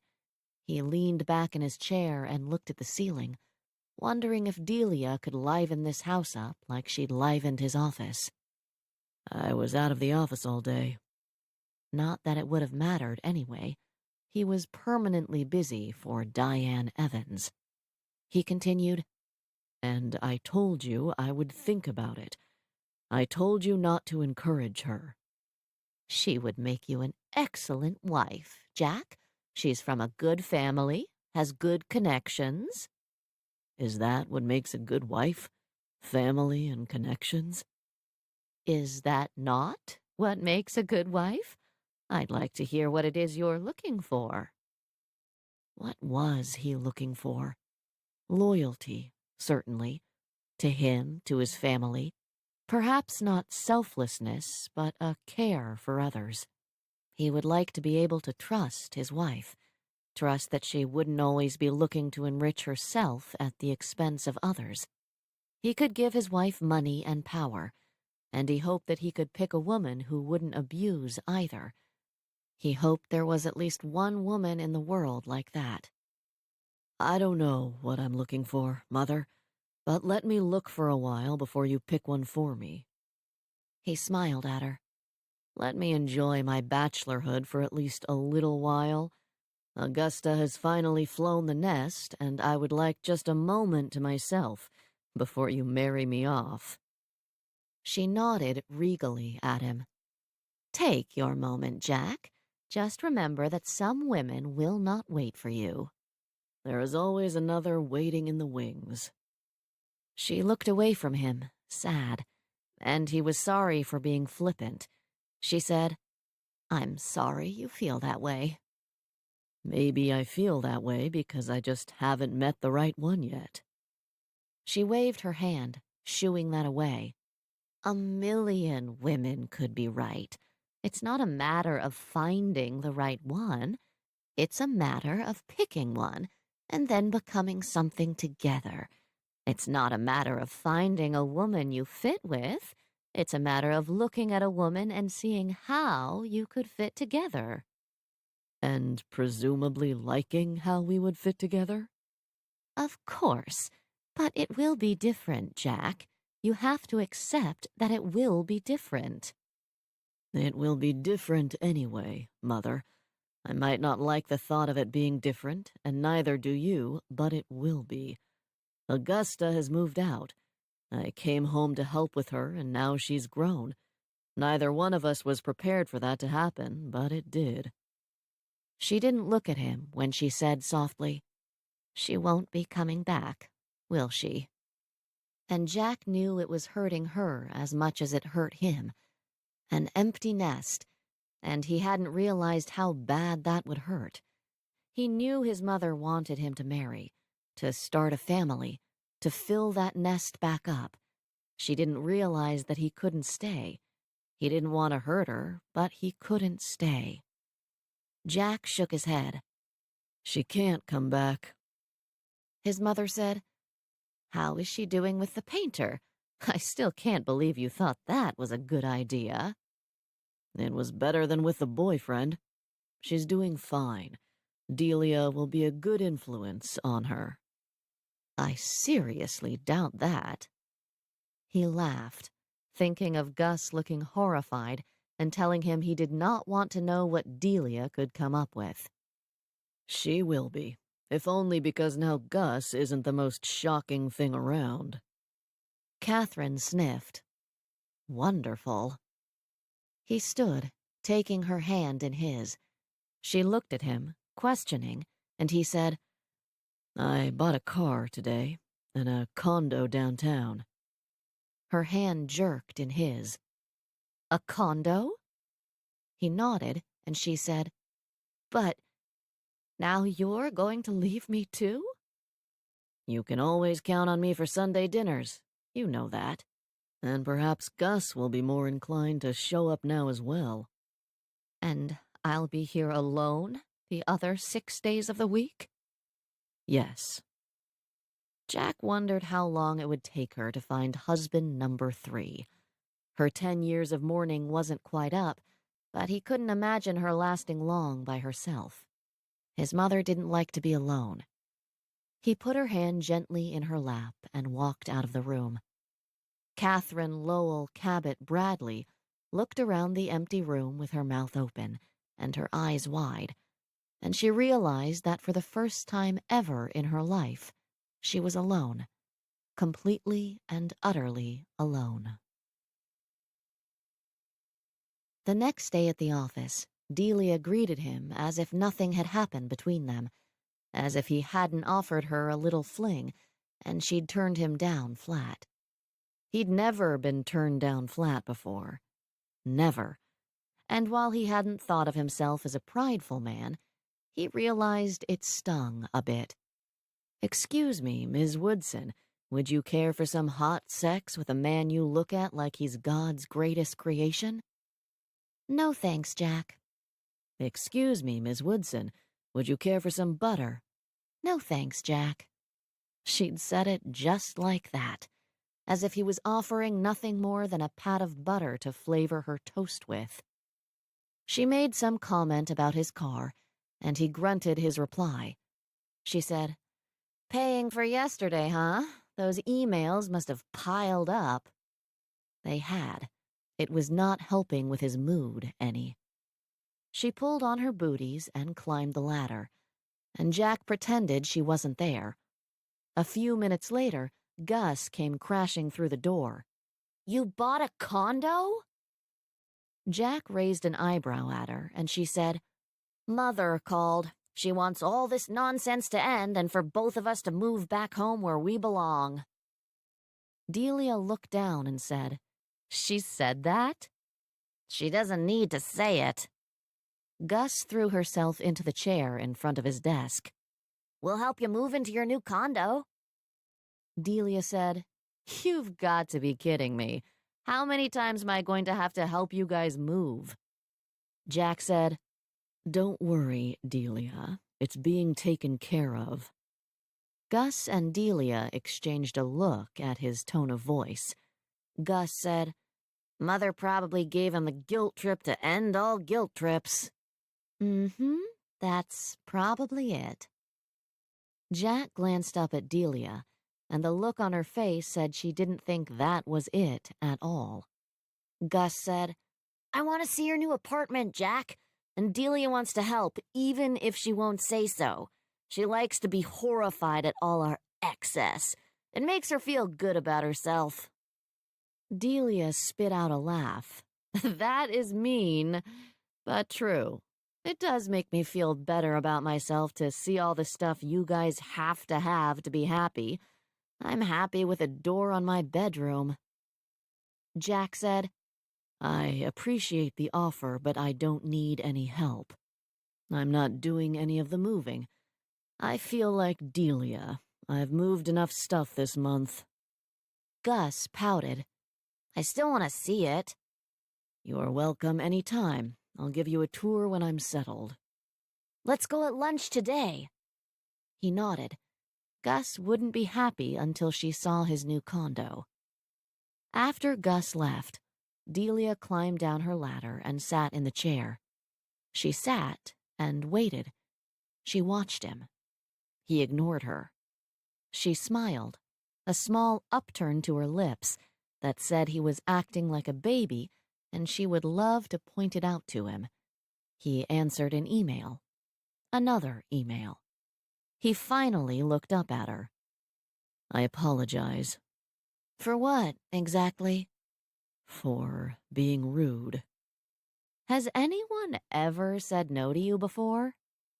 When he didn't answer, she said, "It's gotta happen at least once in your life, Jack, so you can know how mortal men fare. Try not to take it personally." Jack said, "It's not me, it's you." She smiled, laughing at him. "It may be a cliché, but it's still true. I'm an adult now, Jack. I've learned to walk around mistakes instead of going straight through them." He whispered, "Would I be a mistake, Delia?" She nodded, sadly, as if she wished with everything she had that he wouldn't be, but that she knew differently. "Why would I be a mistake? I don't make mistakes." "I'm sure it wouldn't be a mistake for you. It's not the gods who suffer when they play with mortal men, or women." "I'm not a god, Delia. Just a man." Just a man, learning to listen to what he wanted. He'd bought his car, had seen Delia sitting in it, and he'd wanted her. He'd bought a condo with large open windows, and he'd wanted Delia to see it, had wanted Delia to poke at how much he'd paid for it, to complain that it had no history. Because he'd paid too much, and he hadn't cared. Because he didn't want history. He was steeped in history, and he wanted someone to remind him that what he had too much of was wonderful, that it wasn't slowly choking the life out of him. She leaned forward. "If I tell you the horrible truth, will you drop this?" "It's possible." She studied him a long minute before saying, "You're fire, Jack." He looked at her hair. "I'm fire." She nodded. "You're fire. I've played with fire before, and I know it when I see it. It's fun while it lasts. It's everything while it lasts. And when it dies down, you poke your head up and realize there is nothing left, because it's burned everything up. He tried to imagine passion like that. He said, Was that supposed to have dissuaded me? "It didn't?" I've never had fire before, Delia, and I'm finding it difficult to believe that you wouldn't just do what the moment brought you. She tilted her head in agreement. "Normally, I would. I'm turning over a new leaf." With me? How am I not supposed to take that personally? "You caught me at a bad time, Jack. I have a plan now. You're not part of it. And if I let you be part of it, you'll take over the whole thing. I know it." Jack leaned back, looking at her. So, what's your plan? Delia pursed her lips, and he said, Maybe I can help with your plan. Maybe I won't ruin it, but instead can make it happen. "In exchange for—" He smiled, his mood lightening unexpectedly. Not in exchange for anything. As a thank you for helping with my sister. As a way to possibly get your plan out of my way. She sighed, looking behind him and out the window. He said, No strings attached, Delia. Ever. "Step 1 was to not get fired. So don't fire me for not sleeping with you." He kept smiling. I wouldn't. Step 2 was to make more money, to finally have enough. Enough to live on. Maybe have a retirement account. Maybe a mortgage. I don't know if I really want a mortgage. She pointed a finger at him. "And don't tell me that having a little thing with you wouldn't distract me from figuring out how to earn more, wouldn't take up time I should be spending on doing something more productive." He didn't disagree with her. If they were going to have a little thing, if they were to be burned up by the fire, he'd expect it to take up all their time, all their energy. He waited for the rest of her plan, and she said, "That's it. That's your plan? It's my first one. You can't expect me to be great at it right out of the gate." Okay, well, to make more money, you could charge more. She gave him a look. "Could I? For painting a ceiling?" Second, you could believe that you are doing a real service that is worth a lot of money. Something that people cannot do for themselves. "Like make paper?" He laughed. No, exactly the opposite of paper. Paper is abundant and needed in great quantities, so I can make a tiny bit on every piece I sell and still come out ahead. What you do is rare and needed one-off, and you need to make a hefty profit on each one to come out ahead. Delia said, "If what I do is rare and has a hefty price tag, I either have to be a master, which unfortunately I am not, or I need to be able to butt kiss, which unfortunately I cannot." Or you need to be at the right place at the right time and take advantage of it. And all you have to be is an artiste. They are notoriously hard to work with, which unfortunately you already are. How much did you charge to paint this ceiling? She told him, and he shook his head. It's worth 5 times that. "I don't know anyone who would pay that much to have their ceiling painted." You know one. My mother. He looked up at the ceiling. I'd like to see it up close.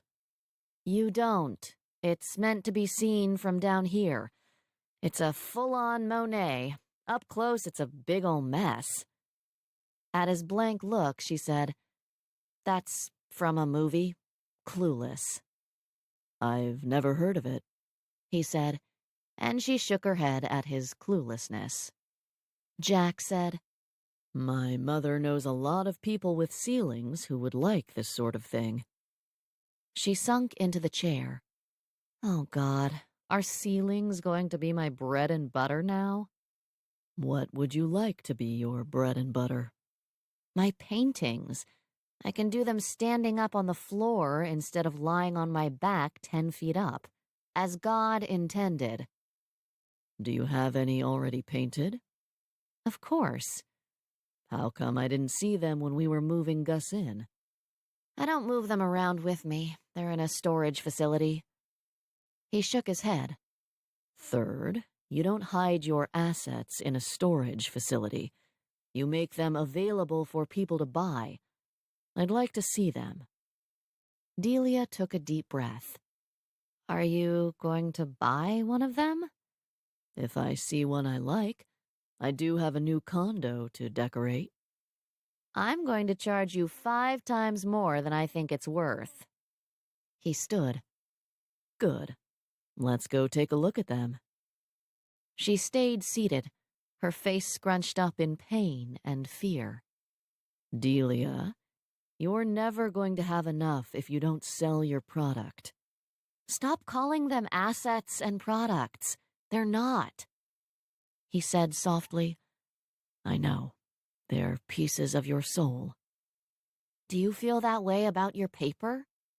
No, but I'm not an artiste. But you are, unfortunately, hard to work for. Jack lifted her by the elbow. That's because I like to get my way. That's because no one ever says no to you. He'd get his way in this as well. He just hoped her paintings weren't chicken scratch. He glanced back at the ceiling as he escorted her out of the office and thought he probably didn't need to worry about the quality of her paintings. And he was looking forward to getting an up-close look at something she'd painted, getting a look at those shadows. Justine was thinking about heading home when night security called her, letting her know Delia was downstairs waiting for her. Justine threw the rest of her work in her bag and went downstairs. Delia was chatting to the security guard, on first-name basis already, and Justine waited until there was a pause in the conversation before she pulled Delia away. Delia waved goodbye to the guard and shoved her hands into her pockets. Justine sighed. Oh, God, did you get fired? No. That's your I got fired face. It might be. It's also my I got propositioned by my boss face. Justine shook her head. Why does this happen to you? I don't know anyone who's been propositioned by their boss. I don't know anyone who would want to be propositioned by their boss. I didn't want to be propositioned by him. I just meant that he's gorgeous instead of being fat and bald like most of us are stuck with. Jack and Gus had helped Delia move her pitiful amount of possessions, and all Justine could think was Delia had been right. He was beautiful. There was no other word for it. She sighed, remembering, and said, His eyes. Delia nodded. I know, melted chocolate. Though how chocolate can be cold, I don't know. He's not cold. He's uptight and he tries to do everything right. It comes out as cold. Delia snapped her mouth shut, and Justine flicked her eyes at her. Delia shrugged. He warms up. Justine narrowed her eyes and tapped her chin.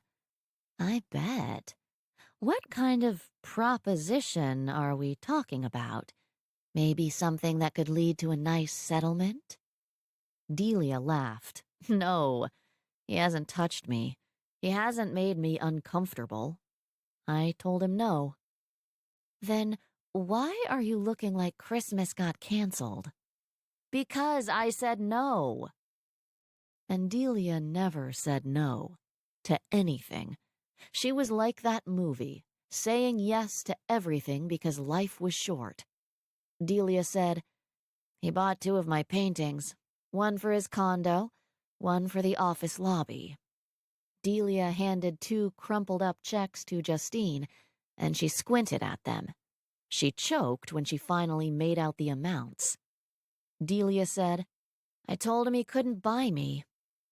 Justine laughed, picturing her friend waving her finger in his beautiful cold face, her other hand clenched around the checks. "What did he say to that?" Delia took the checks back, stuffing them into her pocket. She walked down the subway stairs and finally said so softly that Justine had to lean in to hear.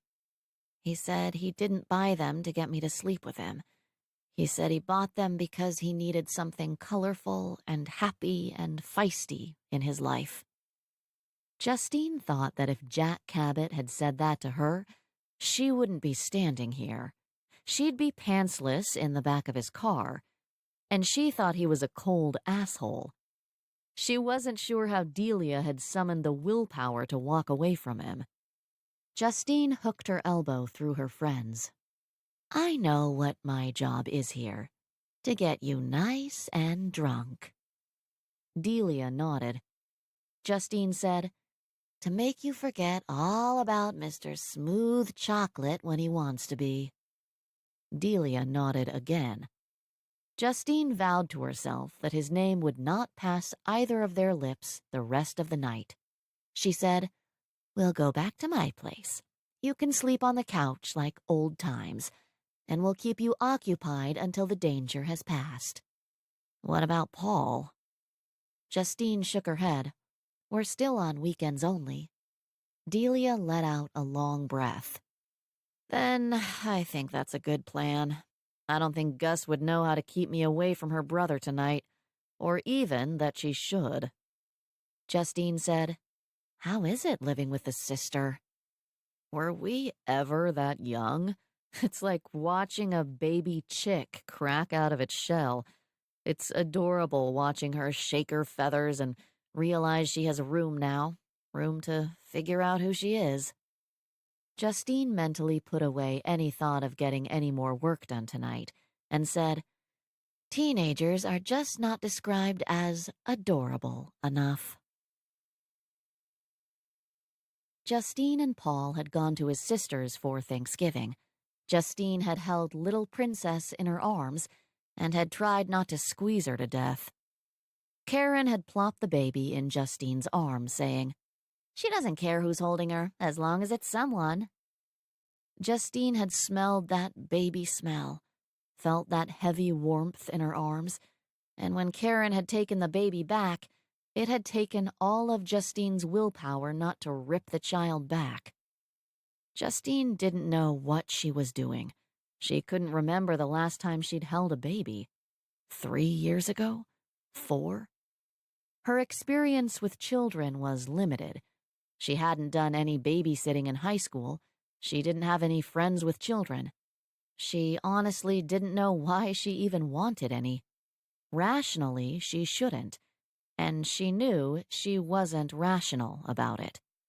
She saw a baby in a stroller, and she smiled like she'd never seen anything so wonderful, as if having a baby was really the point of life, as if not having a baby made everything else in her life worthless. Justine knew Mother Nature was merciless. Mother Nature wanted one thing: to survive. Justine stared at her reflection in the bathroom mirror, pulling down her little round container of pills, and thinking that even if you could outsmart Mother Nature, she had other tricks up her sleeve.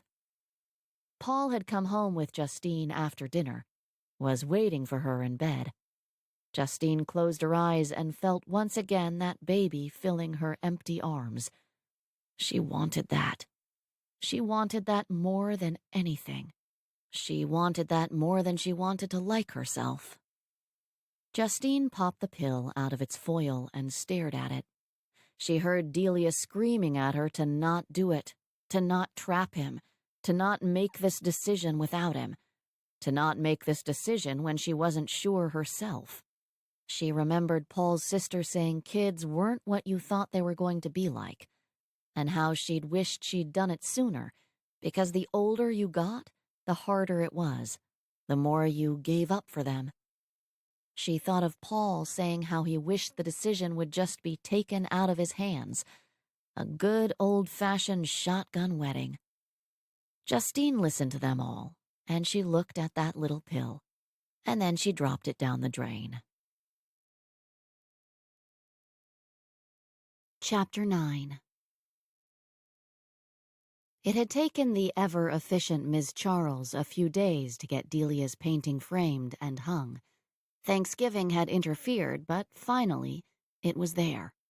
Front and center in Jack's lobby, and Delia stood in front of it, grinning. If you were thinking paper, like most people who came through the door would be, that's what it looked like. Brightly colored specks of paper, flying, like a brisk wind had just flown in through an open window and flung the papers in the air. And they did look colorful and happy and feisty. They looked joyful in their one moment of freedom. Jack had asked what she called this painting, and when she'd said, "Supernova," because she'd thought she'd been painting an exploding star, he'd said, "Now it's called paper." She hadn't even argued with him. He was right. It was paper. She thought she'd been painting the stars, and it had turned out to be paper. And that seemed just about right. Delia floated to Jack's office. She couldn't decide what she was happier about, having her painting there or having the check deposited in her bank account. They were all really, really great feelings. And this week, Jack's desk and bookcase would be moved to the other side of the office, and Delia would start painting the other half of the ceiling. Halfway done. Delia smiled at Ms. Charles and breezed into Jack's office. When she found it empty, she deflated a bit, but realized this was probably for the best. She was just entirely too happy to trust herself around him. Delia pulled off her coat, pulled on her booties, and realized something was wrong. It was 9:23, and there was no Jack. He could have been in a meeting, but his computer was on. His desk chair was out from behind his desk instead of pushed in neatly. Delia said into the empty office, "Jack?" "Up here." She climbed the scaffolding to find him lying on his back studying the ceiling. "What are you doing?" He tipped his head to look at her and said, "Looking at Lucifer's brothel." She sucked in a breath. "I think you're imagining it." "I assure you I couldn't imagine the things I'm seeing up here. You're the one with the overactive imagination." He pointed to a spot that from far away would look like a cloud, and her face turned red. He said, "Is that me?" "No, that's Lucifer." "Lucifer looks like me." "Oh? Do you have a tail?" "No, I especially don't have a tail that is shaped like a phallus at the end." Delia looked away from the ceiling. "Okay, let's go down. The scaffolding really can't hold two people." Jack pointed to what would look like, from down on the ground where he should have been, two clouds stuck together, and said, "And look, here I am again, but this time my tail is in use." She started making her way down, and he said loudly, "And just what is it that I'm pleasuring? A donkey?" She muttered, "It's Lucifer's brothel. It's not really about pleasure." Delia jumped down the last step and looked up to find him leaning over the side. He said, "I'm really getting the impression you don't like me." "It's not you." "So you've said. Are you up here?" "No." His lips tipped up. I don't think I believe you. That donkey is slightly red." "That cloud is just close to the setting sun. It's a red sky. Things are red." He smiled, a smile that made her stomach twist, that made the fire flicker in her belly. Delia turned away. "I've got to go. Don't kill yourself climbing down the scaffolding." When she got to the door, she turned to find him still watching her, still smiling. And she ran. She ran to the stairs, flying past the elevators and down 3 flights before she slowed. Another 3 flights of stairs before she stopped to sit wide-eyed and unseeing on the slate-gray step. She sat, and she told herself what she'd been telling herself since she painted him up on that ceiling doing indecent things to a 4-legged animal. Don't be an ass, Delia. The ass is not enjoying it. Oh, sure, it looked like it was having a good time. It looked like it had forgotten its name and never needed to remember it again. But it was just fire. He was just fire. It would burn out. She would just wait here until it had burned itself out.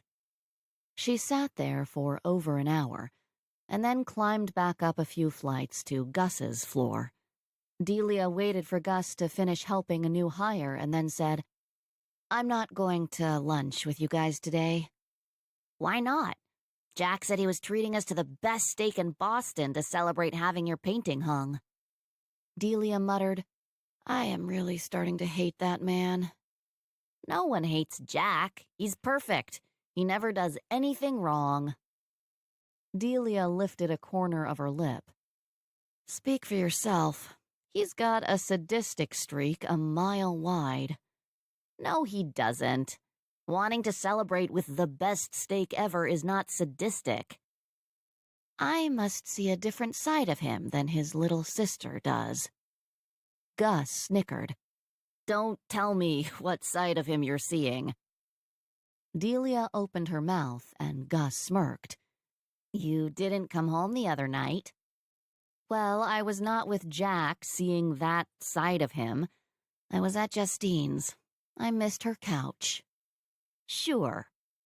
It's sad but true that her couch is softer than my new bed."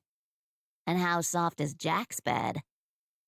Delia flopped her head onto the counter, her arms falling heavily. Gus pushed at Delia's arms. Hey, hey, hey, this scanner is brand new, don't break it. And I don't care what you're doing with my brother, as long as I don't have to think about it too hard." Delia pushed herself back up, and Gus checked the scanner intimately, making sure it was okay. She said, "I requisitioned it." And there was pride on her face. This was Gus getting stuff done, and Gus liked it. Gus leaned in close, jerking her head at the office behind her and whispering, "She makes me sign all the requisition slips now." She grinned. "We're getting a Keurig." Delia looked at her happy face and said, "I wish I was 18 again."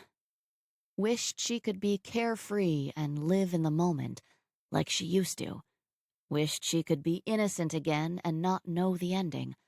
Not know that in 6 months Gus would hate this job that she loved so much. Not know that after the excitement and pride came the boredom. Not know that after the fire came the emptiness. She wished that she could just go upstairs and close Jack's door behind her and put out the flame, because it wasn't going away on its own. She wished that she could be happy just having that one moment. But she wasn't 18, and she did know, and she couldn't unknow it. Gus said, "No, you don't. You just can't remember what it's really like. Everyone tells you what to do." "That doesn't change, Gus. You just learn not to listen because everyone always has an idea of what your life should be like. It is too easy to advise and criticize. It's living that is hard. It's taking your own advice that's hard." "Is that why you're not sleeping with him?" Gus pointed to the ceiling a few times. "Because you think you shouldn't? Or because someone else thinks you shouldn't?"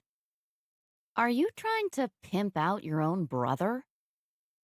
Gus folded her hands and said seriously, You're good for him. You make him smile. I'm not good for him. I'm not anything for him. And anyway, I don't think he'd be good for me. He reminds me of when I was married. He reminds me of how I was with my ex-husband. Delia folded her arms and looked up at the ceiling. She didn't think about how she'd paint a reverse pyramid, a reverse stairway to heaven on it. Gus said, "Do you hate him?" My ex-husband? I know it's hard to imagine, but I don't think anything of him. Delia shook her head. I wanted him so bad. I thought I would die without him. And now, he's nothing to me. It happened, it's over. I have the tattoo. Can I see it? Delia sighed. Don't tell Jack I showed it to you. It's embarrassing. She looked down the hallway, making sure it was clear, then pushed her jeans down just enough to show Gus the Pierre that was scrawled across her butt cheek. Gus studied it silently, then said, You know what it kind of looks like? Delia closed her eyes and nodded. She knew. She'd designed the stupid thing, made everything just right, but somehow, with the placement, with the cursive, it didn't look like Pierre, it looked like P.U. She must have been trying to tell herself something. Gus screeched, Oh, God! That is embarrassing! Delia pulled her pants back up. It does make me think twice before I hop into bed with someone, and I make sure the lights are out. Gus shrieked with laughter, and Delia couldn't help but laugh with her. Delia had only been 18 when she'd gotten the tattoo, when she'd gotten married. So young, so stupid. Gus finally choked out, Now if you'd told me you didn't want to sleep with Jack because you didn't want him to see that, I'd believe you. Delia didn't want to sleep with Jack because she didn't want a tattoo on the other cheek that said, Jackass. Delia watched Gus laugh for a little while longer, then said, I guess I've got to go back upstairs. I can't stay down here listening to you squeal about my tattoo. Gus wheezed out, I'll be sure and knock before entering, just in case you're getting Jack's opinion on it. Don't make me come over there and break your scanner. Gus wrapped her arms around the scanner protectively, and Delia waved as she walked out the door. She trudged back to Jack's office, ducking her head as she pushed his door open. She pointed a finger in the direction of his desk and said, Don't. When he didn't say anything, she snuck a glance at him. He was smiling. Not a sexy smile, not a melt-in-your-mouth smile.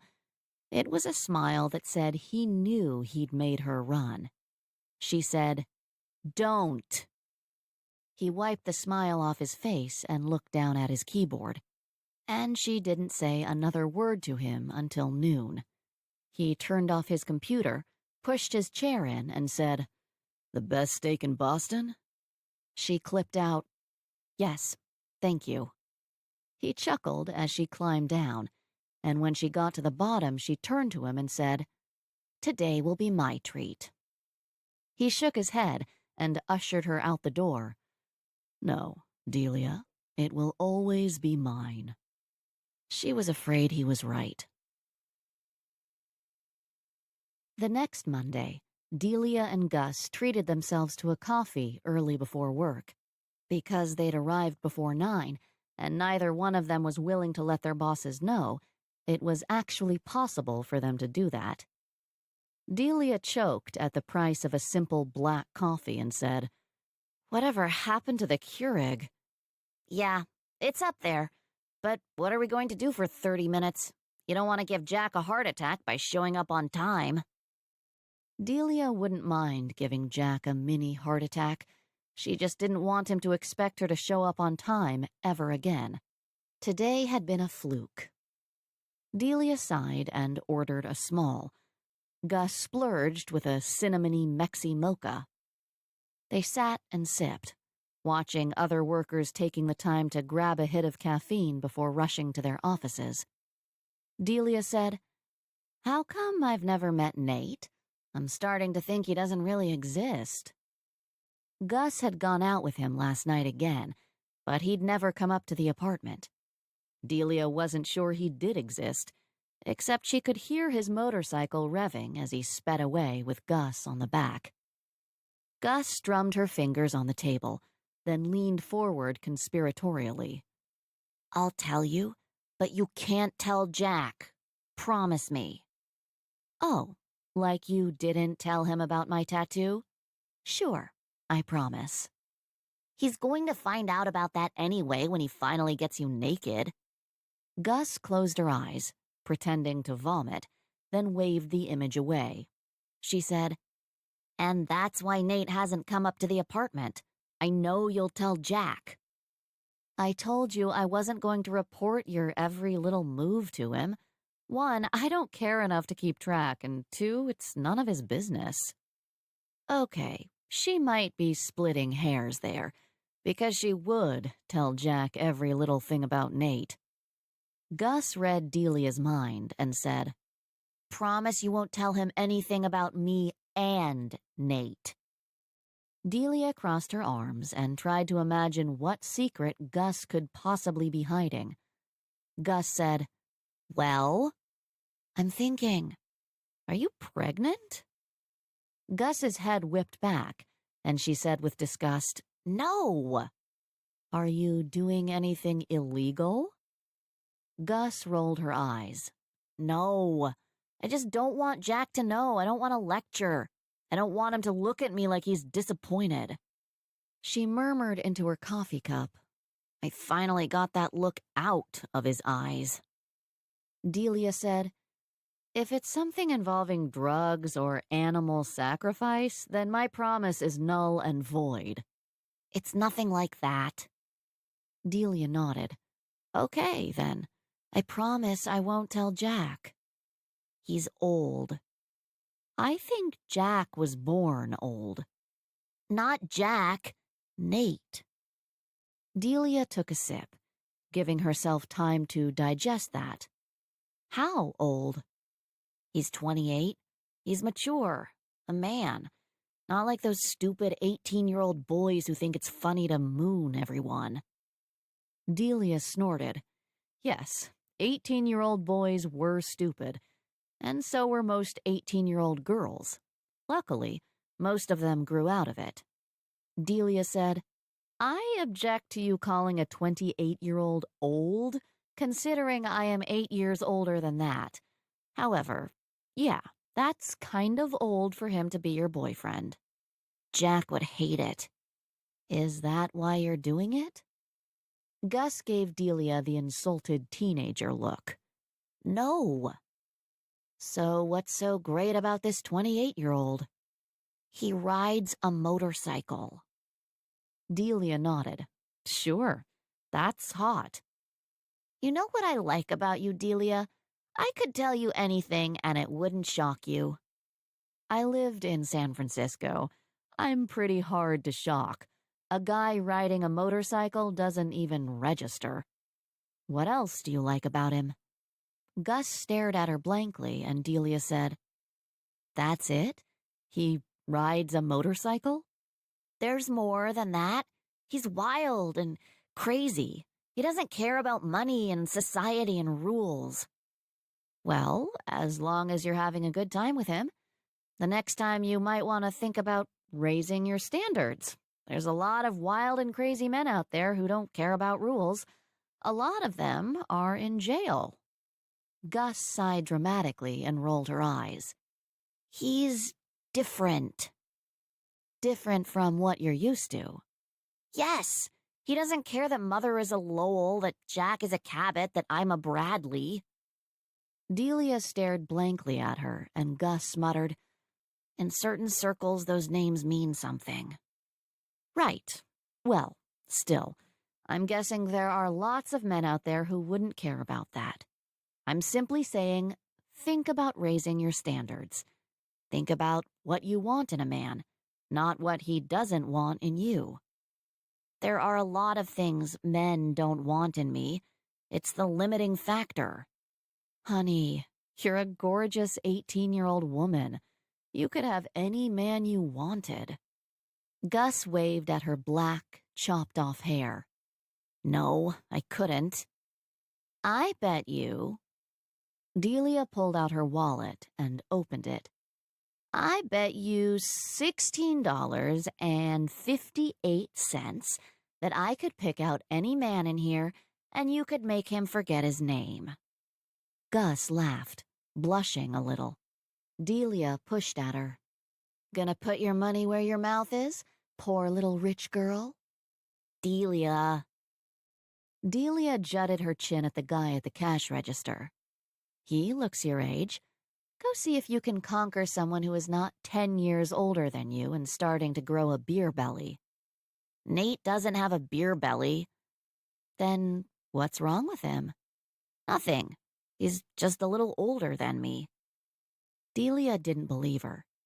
There was something wrong with a 28-year-old wanting an 18-year-old girlfriend. Gus was just too inexperienced to realize that. Delia said, 10 years older than you, and he doesn't have the balls to meet your roommate? Doesn't have the money to buy you breakfast? You're 18 years older than me and don't have money for breakfast. Touché. Is he a starving artist? Please drop this. I will when you go make that kid over there forget his name. Gus sighed, closing her eyes. Do you make fun of Justine's boyfriend like this? Oh, yeah. You should ask her about it. Paul's easy to make fun of, just like Beer Belly. I knew I shouldn't have told you about him. You promised you wouldn't say anything about him. Delia shook her head, sipping her rapidly cooling coffee. No, I promised I wouldn't tell Jack about him. I didn't say I wouldn't make fun of him incessantly for dating a girl 10 years too young. Gus glanced at the kid behind the register. If I do this, you'll shut up? About Beer Belly, I will. I'm never telling you anything ever again. That's fair, but I'm pretty sure you've already told me all your juicy secrets. Gus glanced again behind her at the register, sizing the boy up. Delia said, How are you going to do it? Well, Gus looked at him. Hard to see what he likes wearing that uniform. I guess I'll stick with music. Ask him what he likes. Why were young women so clueless? Although, maybe it wasn't an entirely bad thing they didn't know they could have anything they wanted for a smile and a wiggle. Delia said, Boy, are you overthinking this. Go over there, stare into his eyes, do a slow blink, and then give him a slow smile. Delia leaned forward. Let's practice. Do it to me. When I am 36, I will not be this embarrassing. Yes, you will. By the time you're 36, you will have stopped caring so much about what other people think. Now give me a slow smile. Gus gave her a sultry look, pouting her lips and taking 10 long seconds to blink at Delia. Okay, less Jessica Rabbit. Stop thinking how stupid you must look doing this, and instead think you've never met anyone more interesting than me. Gus blinked and smiled at Delia, looking at her like her head had just turned into a giant cheesecake. Delia said, Good. Now say, Hi, I'm Gus. Gus said, Hi, I'm Gus. And Delia shook her head. Slowly, all the blood will have left his head at your smile. Gus said, Hi, I'm Gus. Delia chuckled. Okay, go get him, Tiger. Tell me what color his eyes are, and remember, I'm a painter. I need something more than blue or brown. Gus looked at the register, and Delia said, Or we can talk more about Beer Belly. I'd love to know if he lives at home still. In the basement? On a pull-out? Gus muttered, "You were sleeping on your friend's couch a month ago." But she stood up. She shoved her hands into her pockets and went to stare at the muffin case. Delia sipped her $3 coffee. Next time, they were going to McDonald's. Making something cost 3 times as much did not make it taste 3 times better. The kid came over, asking Gus what she wanted, and Gus looked up, blinking at him and slowly smiling. The kid blinked in return. He stopped being bored and his interest zeroed in on her. He stood up straighter, and then he smiled back at her. Gus's back straightened, and the interest on her face turned real. Gus leaned forward. Delia could only assume she was trying to see what color his eyes were, and the kid's face heated. They exchanged a few words, oblivious to everything around them. The kid leaned against the counter, pulled into Gus's orbit. Gus turned back to Delia and started walking back to the table, smiling wildly. Delia mouthed, "Name." Gus stopped and turned back to the boy and said into a sudden lull, "Oh, I'm Gus. What's your name?" Delia held her breath. Come on, come on. Show her what kind of power she has." The kid went, He laughed and shoved his hand through his hair. "Rick. My name's Rick." Delia's breath rushed out, and she hid her relief behind her coffee cup. Gus said, "Maybe I'll see you tomorrow, Rick." Oh, great. And there went $1 coffees. Gus floated back to the table, and Rick said loudly, Gus, did you want a muffin?" She stopped, her face flaming, and she turned back around, trudging back to the case one more time. Rick was standing taller, his shoulders wide, his chest puffed with pride. Delia could practically hear him thinking, wondering if Gus had come over there just to talk to him. To him? Gus bought a muffin, the transaction taking 3 times as long as it needed to, and involving a lot more giggles than the customers waiting in line thought necessary, if their sighs and shuffles were anything to go by. Gus finally made her way back to the table, and Delia said, "I told you." He remembered it. He had to think about it. "You owe me $16.58. Gus couldn't get the grin off her face, and she nodded in defeat. "He's actually pretty cute up close. He goes to UMass Boston. English major." Delia bit her tongue before she could warn Gus off an English major. An English major had to be a step up from beer belly. "You should ask him out." Gus shook her head. "I told him I'd see him tomorrow." Delia nodded. "Good. Be sure to feed and water your new pet." Gus's grin turned into a full-blown smile, and it said she'd just had a glimpse of what she was. A woman. An 18-year-old woman with the power that had launched 1,000 ships, started 1,000 wars, sitting inside her. She said to Delia, "Now you do it." Delia laughed, shaking her head. "I don't think so." "Delia, you are a beautiful, mature woman. You could have any man in this room." "Mature?" "With so much experience, you could run rings around any man here." "I'm going to slap you in a minute." Gus took a bite of her $3 muffin. "You've got to give me a chance to earn my $16 back. Or you can just admit defeat because you know you can't do it." Delia wasn't a fresh-faced teenage girl, newly blossoming, but she knew she still had that power inside her. Along with the knowledge that came from her decades of experience, she knew she could still make a man forget his name.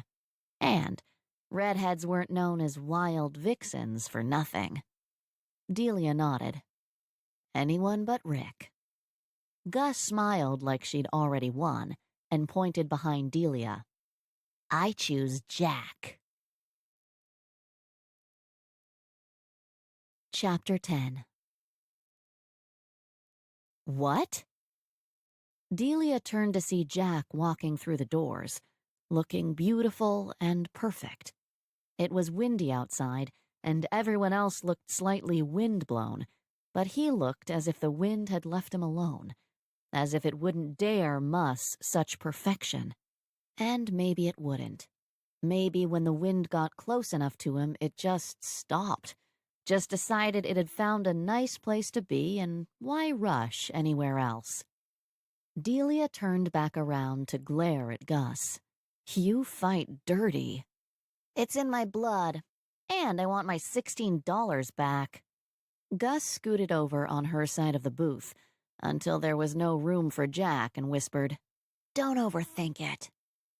It's going to hurt when you have to give me $33 instead of just $16. Gus looked skeptical. I'm not even betting. Jack's not going to forget his name. Jack ordered his own coffee and muffin and came over to them. Is this where you come every morning instead of going to work? Delia looked up at him. Is this where you come when you say you're going to a meeting? Delia slid over in her seat, and Jack sat down next to her, and Gus put her face in her cup, trying to hide her grin. Jack took a sip of his coffee. Miss Charles said she saw you two down here, and I thought I would like to know how my employees spend their time.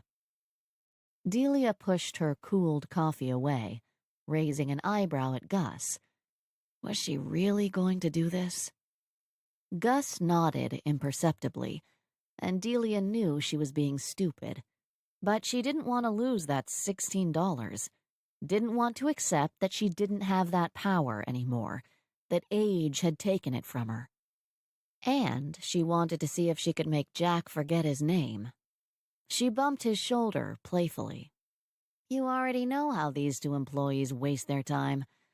What did you order? Pumpkin spice. That sounds disgusting. Why do people do that to coffee? He took another long sip. I like it. Sweet and spicy. Just right. Delia looked at his profile. Can I try it? There was a long pause, and then he turned his head slowly in her direction. Their eyes met, and he pushed his cup over without a word.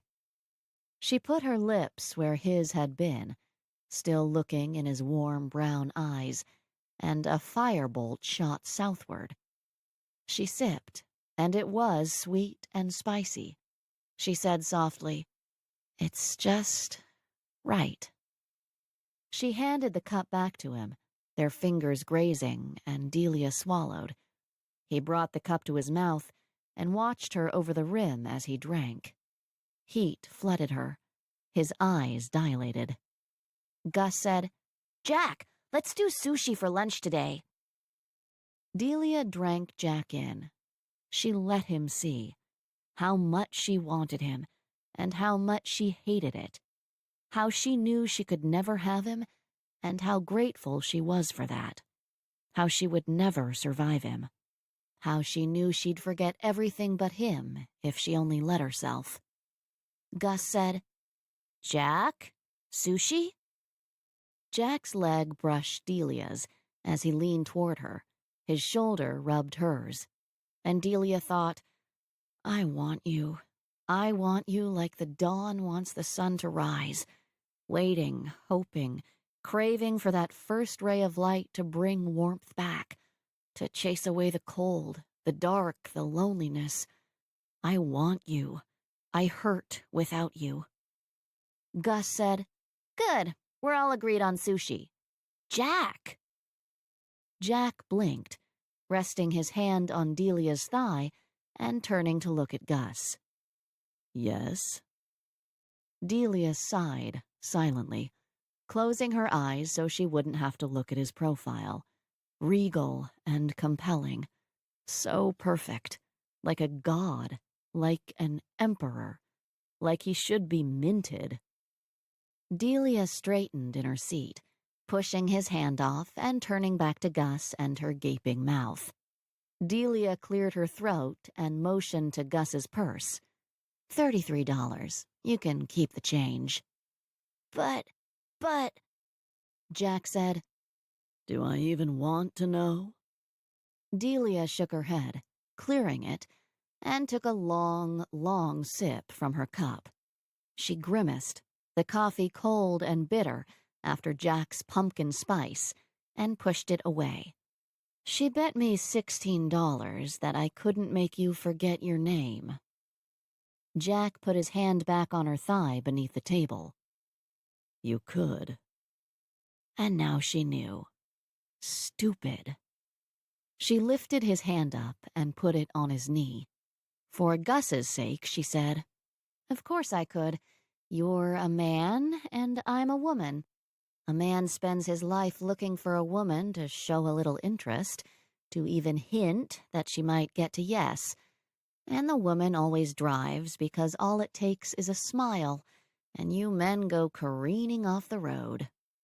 She said to Gus, All men, even Jack. Jack snorted, then looked at the shock on Gus's face. Delia said, I told Gus the secret, that she could have any man she wanted, she could make any man forget his name, that any woman can make any man forget his name, even a mature, experienced woman, and it doesn't even have to be a real yes. Jack looked back at Delia and murmured, You are a very bad liar. Everything you think floats right across your face. Gus said, But... Jack held his muffin up to Delia. Chocolate? Oh, dear God, yes. In the name of all that is holy, please, yes. She said, No thanks. Jack smiled and brought the muffin to her lips.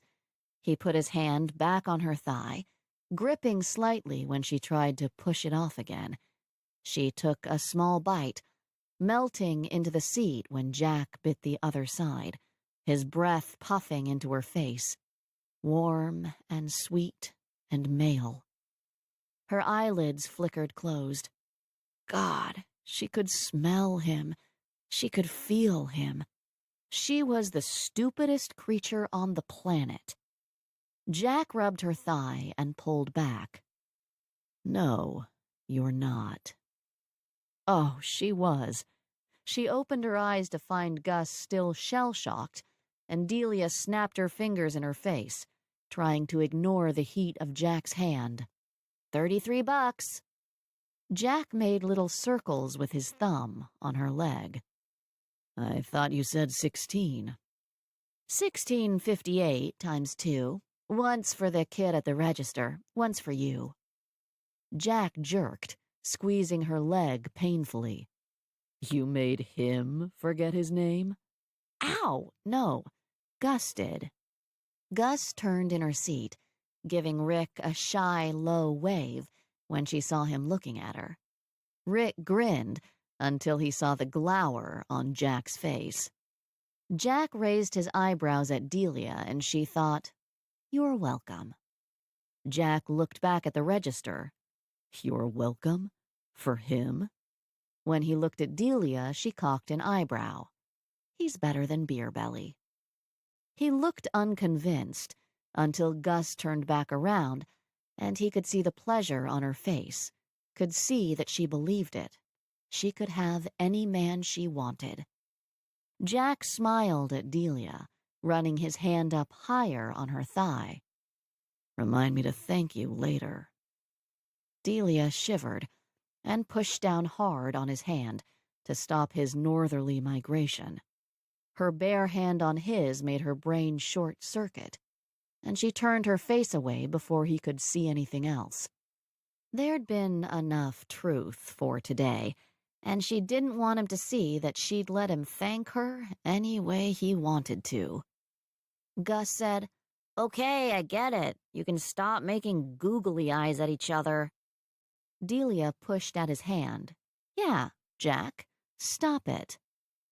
"You're doing it too," Gus said, and then her face blanked. She looked down at the table, expressionless, and Delia stopped worrying about Jack and his wandering hand. "Gus, what in the—" A woman's musical voice cried, "Jack, I'm so glad I ran into you. I cannot get past that secretary of yours. Has she even told you I tried to see you?" Delia looked up as a beautiful woman descended on them.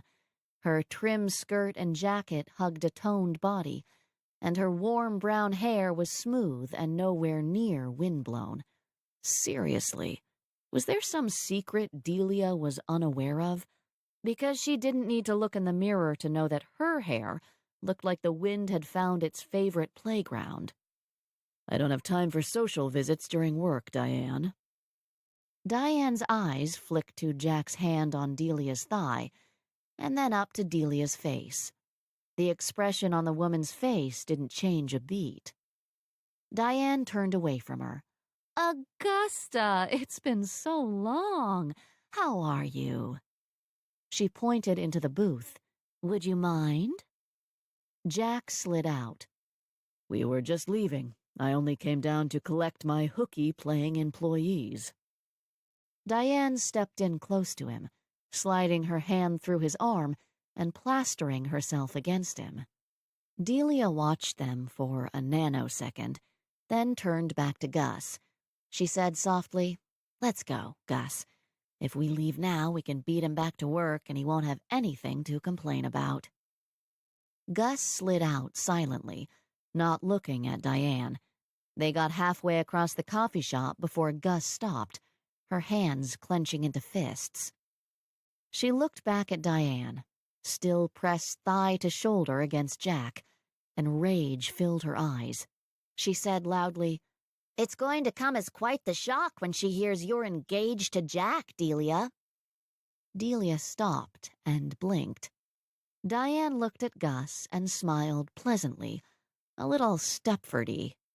Jack's eyebrows raised imperceptibly, and Delia finally chuckled. "Yeah, that's going to shock quite a few people." Gus said, "Jack, we're late." He pulled away from Diane, and Gus's shoulders relaxed imperceptibly. She said, soft enough that only Delia could hear, "You're wrong.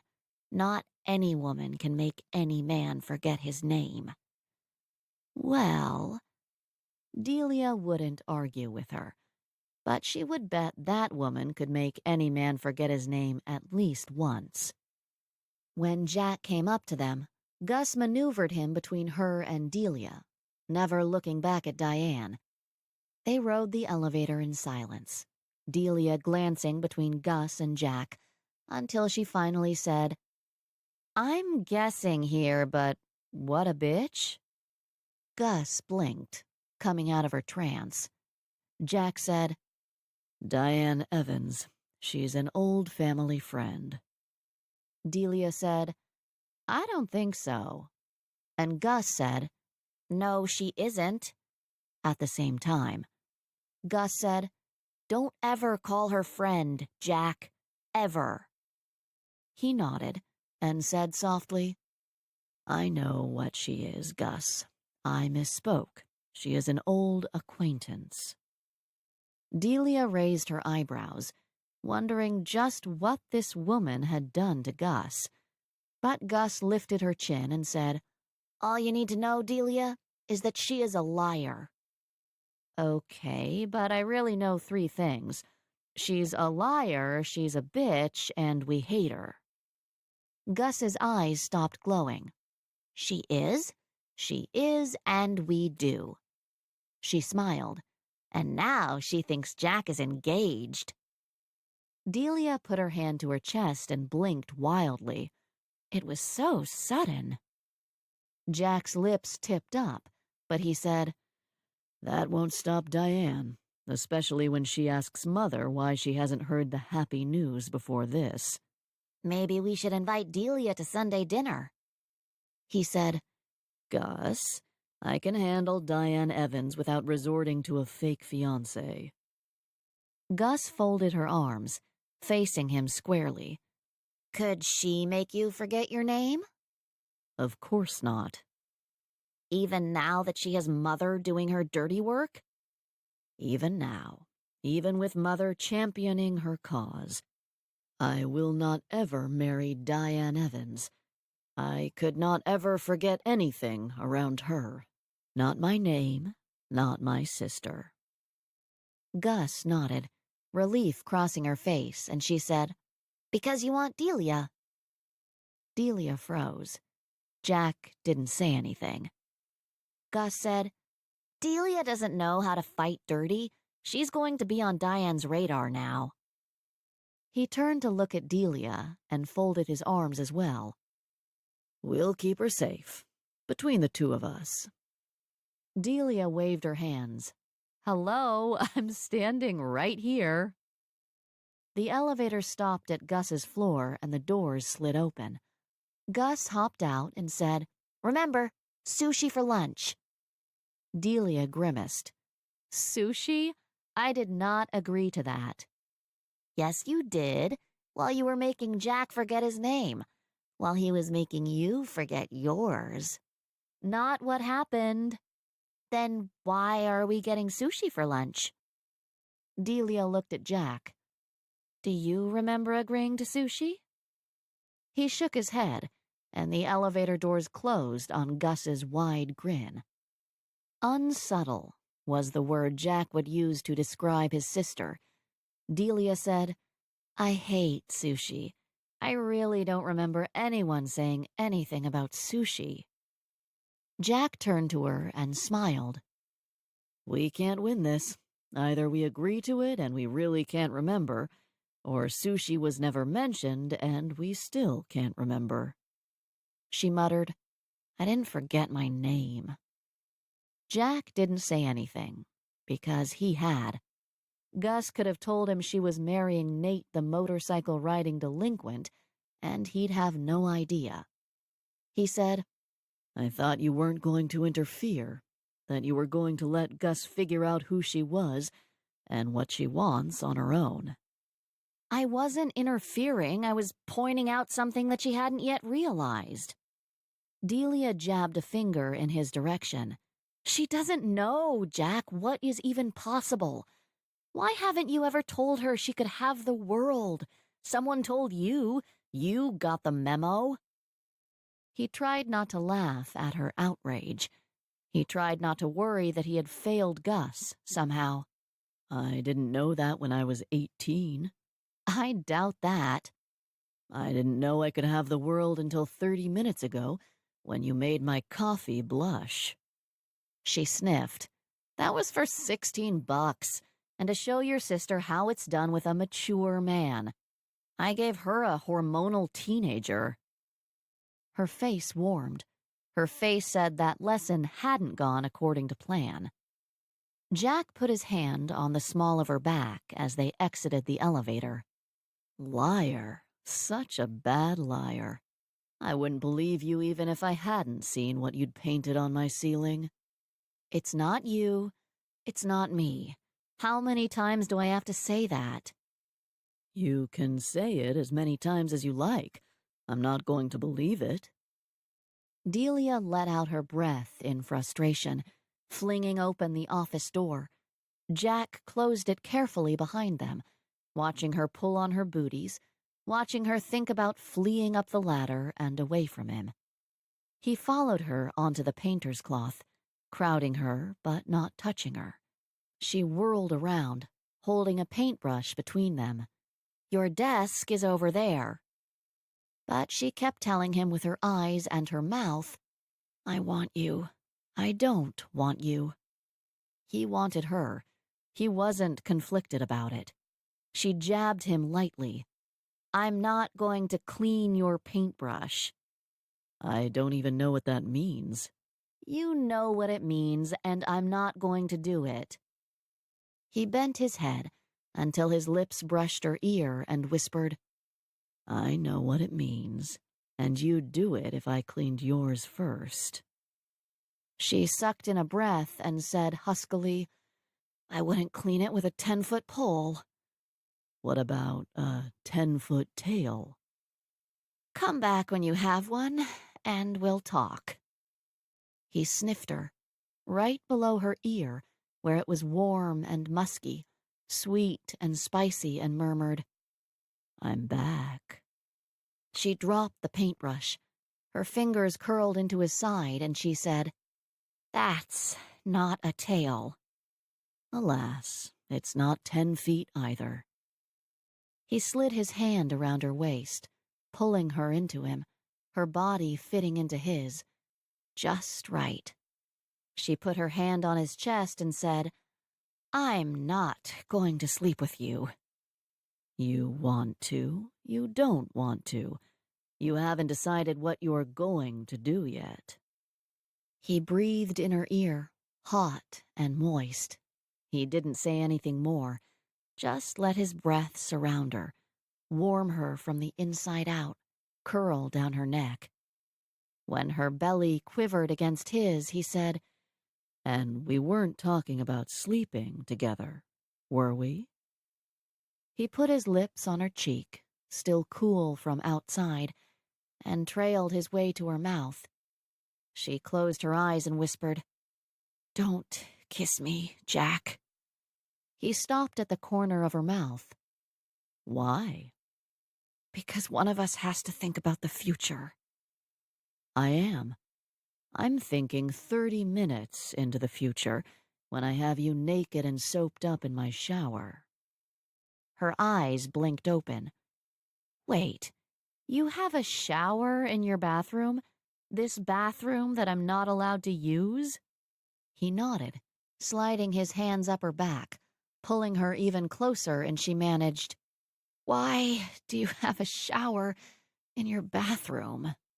Long nights, early mornings. I can't always get home to clean up before a function.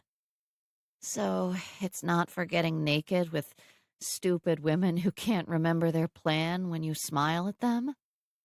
Not yet. She fisted her hands between them. The future I was talking about was more distant than 30 minutes. Like tomorrow, when I'll still be painting your ceiling. He chuckled. I'm getting confused. And the next day, and the next, for the next few weeks. Still confused about what you're talking about. She pushed at him. Lizard brain wants what the lizard brain wants. I can't help it that lizard brain wants you.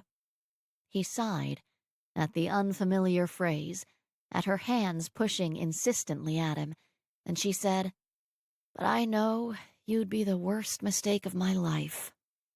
He pulled away. Would I? He was fairly certain he'd never been anyone's mistake, let alone the worst. He couldn't imagine he'd be Delia's worst mistake. Worse than your tattoo? Yes. No hesitation. He let her go, stepping back. She watched him a long moment, then nodded and turned away. She scurried up the ladder, crawled onto the scaffolding. When he couldn't see any part of her, Jack said, Delia, my lizard brain wants you too, and I know you wouldn't be any kind of mistake. Delia did not go to lunch. Jack couldn't make her. Gus hadn't been able to coax her down, and while he might have frightened her off, he thought it really was she just hated sushi. He didn't believe, even in his heart of hearts, that Delia could be frightened off. Gus said, Who hates sushi? You don't have to get the raw stuff. She ordered her own raw stuff, and Jack said, Next time, think of that before you blackmail us into believing we agreed to something we didn't. Gus smiled at him, and it made him think more went on in those few minutes he and Delia had been in their own little world than just sushi. Jack wouldn't ask. Gus said, I can't believe you couldn't talk her into it. I can't talk her into a number of things. And yes, he could hear the frustration in his voice. She says I'd be the worst mistake of her life. Gus said, "And you believe her?" He'd seen Delia's face when she'd said it. She believed it. She was wrong, but that didn't mean she didn't believe it. He nodded, and Gus said faithfully, "She's totally wrong. Out of this world wrong. Couldn't be more wrong." I get the point, Gus. Thank you. "No, you don't, Jack.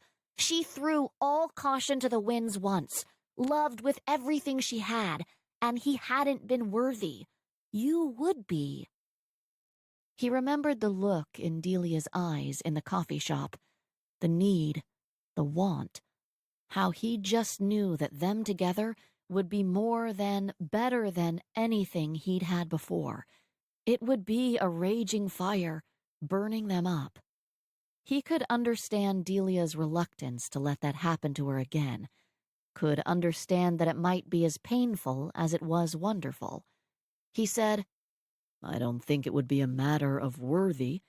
I think it depends on whether the fire turns the two of you into ash or into steel. And maybe there is no way of knowing beforehand which way it will go. He sipped his bitter tea, thinking Delia wouldn't have liked that either, and said, Tomorrow, let's go Thai. She'll like that better. And you might want to think about what the fire would turn you and Nate into. You might want to think about if there is any fire. He didn't want to think about it. He prayed there wasn't any fire. Lizard brain wants what lizard brain wants. And Jack sighed. It wasn't Gus's heart that wanted Nate, thank God. It was her lizard brain. Jack could accept that, as long as she didn't end up pregnant. Gus slammed her hands onto the table. "She told you, didn't she?" Jack debated what to tell Gus while their food was served. On one hand, he could probably trick whatever it was out of her by saying Delia had told him. On the other hand, his sister needed someone to believe in, someone to trust completely. He said, Of course not. She hasn't told me anything. I couldn't get it out of her if I threatened her with raw fish. And Gus laughed. Jack continued, I begged. I pleaded. She laughed in my face. Confidence filled Gus, and she bounced in her seat. "She might not know how to fight dirty, but she wouldn't go back on her word." Gus poured a gallon of sugar into her tea. "She's tricky, Jack.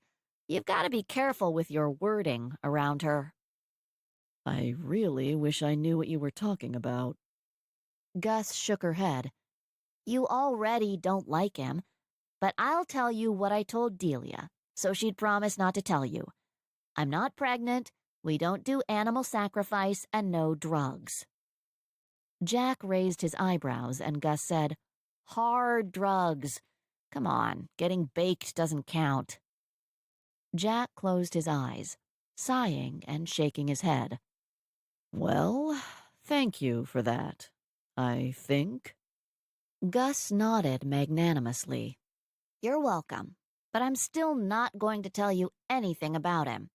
I've heard enough from Delia, and I know you would be even worse."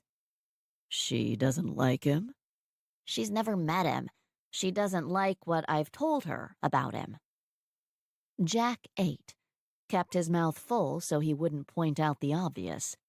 That if Delia didn't like what Gus had told her about Nate, Gus probably didn't like it either. Gus said, "She thinks I should raise my standards." Maybe you should listen to her. "But her standards are impossible. You don't even pass muster." Jack cocked his head. His sister had a point. I really wonder what it is she objects to about me. "She says you're sadistic." Rarely. "It really pisses her off that you won't let her use your bathroom." He couldn't help his smile, and Gus raised her eyebrows. "Maybe she does see a different side of you than I do." Jack would hope so. It would be so much less fun if she didn't react to it. He smiled again. He'd have to point out to Delia that he would have let her use his bathroom this morning. Gus stopped eating, putting her chopstick down. Jack, torturing the girl you like is so third grade. Stop it. He laughed. You assume that's what she doesn't like about me. I don't think that's it. What else could it be? He said slowly, hearing the truth as it left his lips. I don't think there is anything. I think that's what she doesn't like. He looked into his cup, at the pale green liquid, and he smiled yet again. He said, I think that is exactly what she doesn't like. Chapter 11. Delia came to Sunday dinner at his mother's. All it had taken was Jack saying on Friday, She has a ceiling, Delia. She has walls crying for good art. Don't you want enough? He'd heard her muttering and cursing the entire afternoon. She'd glared, she'd banged lids and stomped up and down the ladder. She'd ripped her booties off and thrown them at the end of the day. She'd turned to him and he'd said, I'll pick you and Gus up. Fine. And she'd slammed the door on her way out. Sunday evening, she and Gus were waiting outside their apartment when he drove up. Gus was wearing jeans and a bulky sweater, but Delia looked like she had dressed up from her normal paint-covered casual to business casual. Her hair was smooth, the red sleek and shiny, the curls gone, and her makeup made her green eyes sparkle. Gus jumped in the back, waving Delia to the front and saying, Glad you didn't bring the convertible. Jack stared at Delia's hair. Gus poked her head between the seats. She looks good, huh? Jack said, Your hair. Delia smoothed her hand down it. I thought if I was going to try and bilk your mother out of a chunk of change, I should dress up. Gus said, You're not bilking her. She'll love having her ceiling painted. So old world. Everyone will want one. I don't want to paint her ceiling. I want her to buy a painting. Jack thought there was no reason they couldn't do both. Delia unzipped her coat in the warm car, and he closed his eyes in pain. You're wearing a cardigan. She patted his leg. It's okay, Jack. Tomorrow morning I'll be back to my jeans and sweatshirt. And your hair? She laughed. If this lasts through dinner, it will be a miracle. When they arrived at his mother's and he could see the whole ensemble, emerald green cardigan, black slacks and flats, he could see how polished she looked, how normal. His mother would love it. His mother had complained long and loud about bringing an artist to dinner, of all things. Jack hated it. His only consolation was he could see her hair beginning to curl at the base of her neck. He wanted to twirl his fingers around in it and help it along. He pecked his mother's cheek, and she stared at Delia. Delia stared back. Catherine nodded at her daughter and said, Diane came for a visit today. Gus clenched her fists and raised her chin. Did she tell you the happy news? She told me some news. She didn't think it all that happy. Gus smiled meanly. She wouldn't. I told her she must be mistaken. My son wouldn't get engaged without telling me. Her tone said she had no such faith in her daughter, and this must be one of her jokes. Jack jumped in before mother and daughter could say anything more. An engagement announcement was perhaps a bit premature, although Diane may want to expand her horizons. Catherine looked again at Delia. You don't marry the help, son. Delia opened her mouth, and Jack pinched her. He said, She's not the help, Mother. She's an artist. Catherine didn't say it, didn't need to. that an artist was worse. Delia said, "I haven't said yes." All three of them turned to her. She looked at Jack and said again, "I haven't said yes to anything." He smiled. Yet. She looked at Catherine. "If I were you, I wouldn't be worrying about it." Catherine watched Jack push her into dinner and murmured, "I think I will." They sat down to dinner in the dining room, and Delia kept sneaking glances up at the ceiling. Jack leaned into her. What would you do to it? She jutted her chin and looked back down at her plate. "Nothing." He turned to his mother. When Delia is done with the office, I thought she could do something in here. Catherine looked up at the ceiling, interested. "Do you? I'm not sure I would enjoy eating with chubby angels watching overhead." Jack wished she'd thought of that before she'd commissioned them to stare down at him all day long. Delia said, "I can't do the same ceiling twice." Jack silently thanked a kind and benevolent God. What were you thinking then? She sighed and looked back up, measuring the area with her eyes. Parchment, mottled parchment. Jack wondered what she would paint into the parchment. Catherine said, "You don't seem too enthusiastic about the idea." "Painting a ceiling is exhausting and painful. I don't really want to think about doing it again when I still haven't finished Jack's office." Jack said, Perhaps after a short break you'll be ready to do it again. Delia looked at Catherine, and Catherine looked at Delia. They didn't say anything, just sized the other one up. Jack thought they were probably both thinking the same thing. Maybe.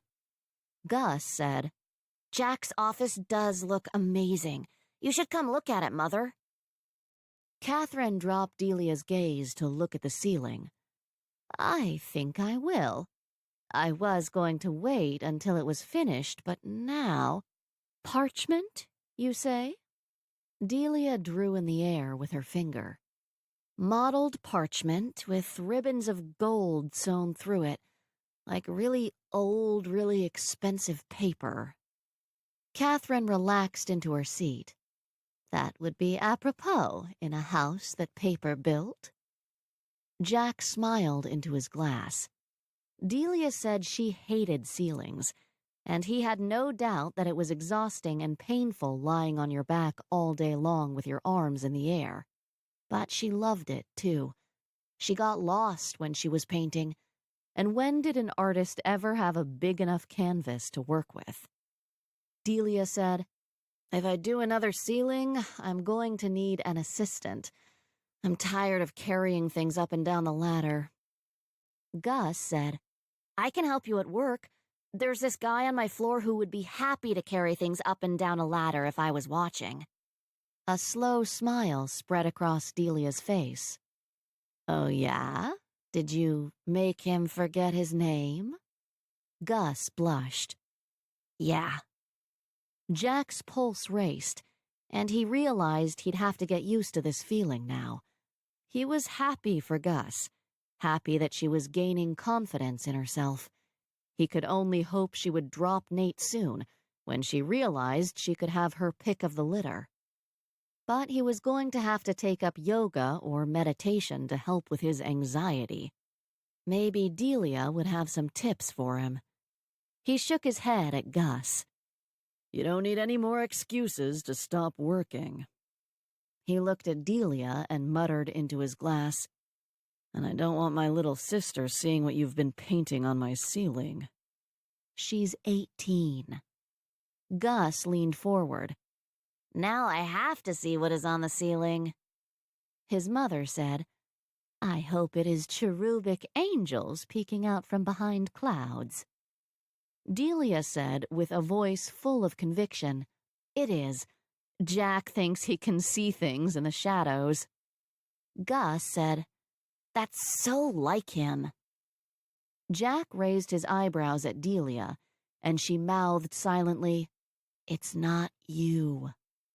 Her face said, "Oh, it's you." He smiled at her, slow and long. He knew it was him. He knew it was her, and one day she would admit it. And then heat rushed into Delia's face, and she looked away from him. Gus rolled her eyes and smiled, all at the same time. Googly eyes. Catherine silently studied Jack and the woman sitting beside him. She said, She turned away from them, dismissing something she didn't want to think about. She said to her daughter, "Tell me about this man you've made forget his name. He doesn't sound like he's firing on all cylinders, but at least he's gainfully employed." Monday morning, Delia was back in her paint-stained jeans and wild hair. Jack watched it bounce around her head, and he sank into his chair. Everything was right with the world. At noon, he helped her put her coat on and said, "I canceled lunch with Gus today. "You didn't cancel lunch with my stomach." We'll grab something on the way." "On the way to where?" He smiled. "You'll see." She narrowed her eyes. "I'll go, but I want you to know it's under protest." Duly noted. First order of business was a stop for hot subs around the corner from his office, and Delia said, "There's a little less protest now." Jack ate leaning over the counter, juice dripping from his sandwich, his tie tucked into his shirt. Delia watched him eat with his hands and said, "Are you going to tell me where we're going?" "I wanted to get you something for putting up with my mother." "I thought she was remarkably calm, considering you brought home a fiancé you hadn't bothered to tell her about." She had been calm, though not remarkably. Catherine Lowell Cabot Bradley was always calm. Gus had spent the rest of dinner explaining to Mother how a woman could make a man forget his name and how Gus was practicing. Delia had pointed her finger at her, and Gus said, "Responsibly, I'm not going around robbing every man of his ability to think." Catherine Lowell Cabot Bradley had looked at Jack and Delia again and said, "Ah." Jack hadn't told his mother that while Delia had made him forget his name, it had been after he'd already wanted her. Jack snagged one of Delia's chips. "My mother wouldn't have cared if I brought home an undisclosed fiancé, as long as it was Diane Evans. She wants me to marry her." "Eek! And you, the perfect son that you are, can't come up with any other way out except a fake fiancé?" "I could tell her no. I just don't want to have to." He sucked at the last of his Coke. "I don't want to see who else she'd bring home." They walked through the common, the trees bare of leaves, the grass lightly dusted with snow, and headed toward Beacon Hill. When they emerged from the park, surrounded by historic row houses and brick sidewalks, Delia sighed. Jack smiled, and when he stopped in front of a shoe boutique, Delia's breath caught. She said, "This is a bad idea." "It's a gift." "It's impractical, and you shouldn't be encouraging my vice." "I'll encourage your vices as much as I like." He cupped her elbow, propelling her into the store. He whispered into her ear, "I want you to pick the most expensive, most impractical shoe they have here, and wear them tonight for me." She walked slowly to a display, looking at the shoes, running a light finger along the material. She'd gone straight to the heels, her eyes wide and sparkling, and said, "I can be bought. My whole life I thought I had principle, but no, I can be bought for a sparkly pair of shoes." She picked one up gingerly, a silver strappy heel that looked like it would fall off with every step. A pair of shoes I will never be able to wear anywhere but at home. He told the saleswoman what size to bring, and Delia turned to him. He said, Gus told me. Gus had told him what size dress as well, and it was waiting for Delia in the trunk of his car. A dress for dancing, a dress for wooing, a dress for saying yes. The saleswoman brought out the shoes, and Delia sat, stripping off her real Italian boots. She slipped her feet into the heels, standing slowly and walking carefully back and forth in front of the mirror. She stopped in front of another pair, her eyes widening in horror when she saw the price tag. "What exactly do you think you're buying with these shoes?" Just dinner. Anything else you care to give me will be entirely on the house. She picked it up, a dark green open-toe ankle boot. "I can't go to dinner with you alone. We all know where that would lead." He sat down, making himself comfortable. He figured they would be here a while. He told the saleswoman, Any shoe she touches, any shoe she looks at, bring out. when the saleswoman had left to get the green ones in Delia's size, he said, Dinner tonight, or no shoes. Delia whimpered, clutching the shoe. She looked at it with lust, with want heating her eyes to glowing green glass, and whispered, "I hate you." Jack didn't know if she was talking to the shoe or to him. Probably both. She hated both of them because they made her want something she didn't think she should. She turned to him, the shoe still clutched to her chest. She looked at him, her eyes still glowing with want. "You're pulling out all the stops." I'm pulling out some of the stops. I'll pull them all if I have to, he said, and she whispered, "Duly noted." She looked down again. "If I let you buy this shoe, then we'll go to dinner." and dancing. Her shoulders fell, her resistance melted. "And dancing. And then we'll go back to your place and burn up your sheets. We'll burn up you and me and leave nothing behind." She walked toward him, her jeans rolled up to her calves. "I've already done it once, Jack. Once is enough for most things." What if the fire doesn't burn us up? What if it makes us stronger, unbreakable? You haven't done that yet. She sat in the chair next to him, perching on the edge and staring into space. She finally said, "Would you want that? With me?" He didn't say anything until she looked up, until she met his eyes in the mirror. He said, Yes. She whispered, "You fight dirty." It's in my blood. Her head jerked, her eyes narrowed. "That's what Gus said." Then it must be true. It must be why no one ever says no to me. A different kind of fire entered her eyes, and she blew out her breath. "I wish I had been the one to end that streak." You were. The saleswoman walked over carrying a new box, and Delia shook her head. "I'll take the silver ones." Jack said, You don't want to try on any more? We can take as much time as you'd like. Delia lifted a leg, moving her foot back and forth and making the shoe sparkle. "They're impractical. I can hardly walk in them. They cost more than my rent. These are the ones I want."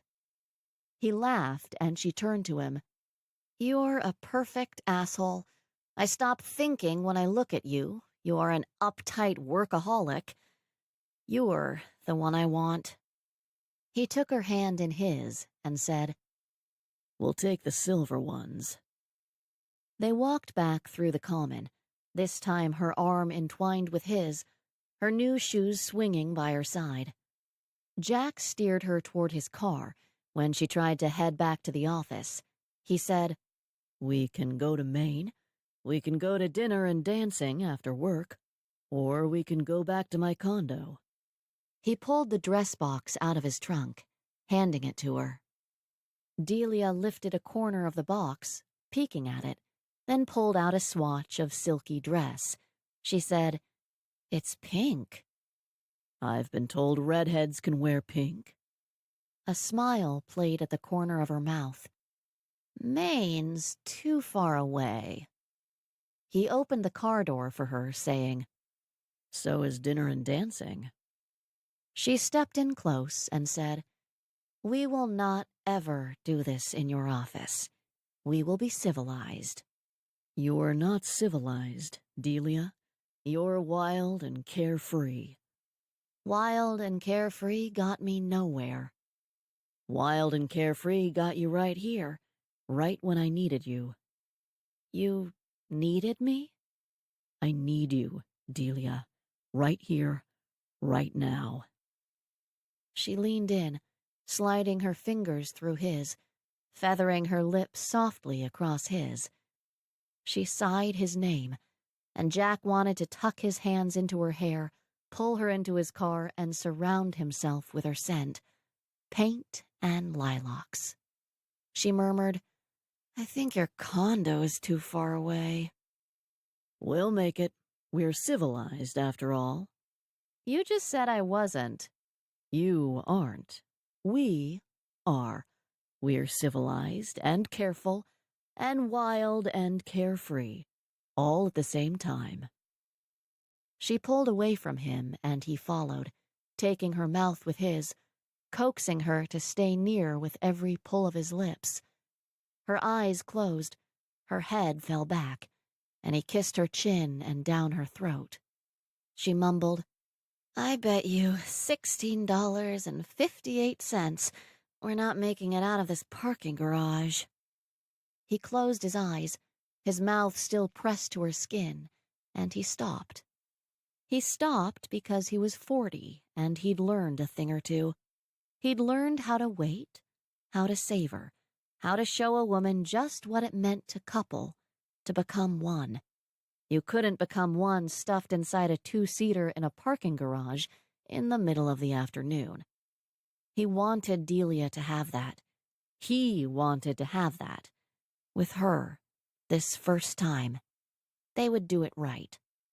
He pulled back from her, pushing out his breath, pushing down his want. Delia's face glowed. Her eyes said, "I want you, now." And if ever a woman had looked naked while fully clothed, Delia did at that moment. Jack looked away from her. He didn't say a word. He stuffed her in her seat, peeled out of the parking lot, and didn't look at her again until he was parked at his condo. When he turned to her, she was watching him, trying not to grin. She said, "Focused." He said, "In danger of losing." She carried her new shoes and her dress up, refusing to let him help and clutching the bags. He unlocked his door, holding it open for her and saying, "We'll still do dinner and dancing. After. Tomorrow. Maybe next week." Delia dropped her packages inside the door, sliding her arms around his waist, tipping her face up to him. Jack slid his fingers through her hair, sighing with relief that he'd finally got his hands in it.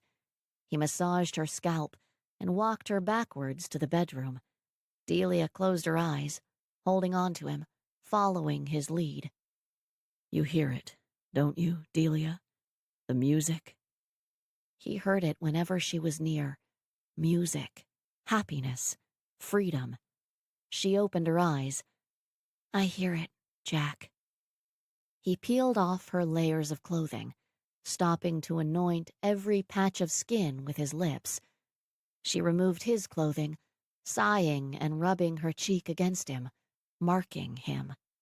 When they stood naked together, when nothing was left between them, he turned her, trailing his fingertips down her back. Jack kneeled, smoothing his hands across Delia's buttocks, across her tattoo. Jack healed this scar from her last brush with fire with a reverent kiss. She turned, pulling him to his feet and kissing him.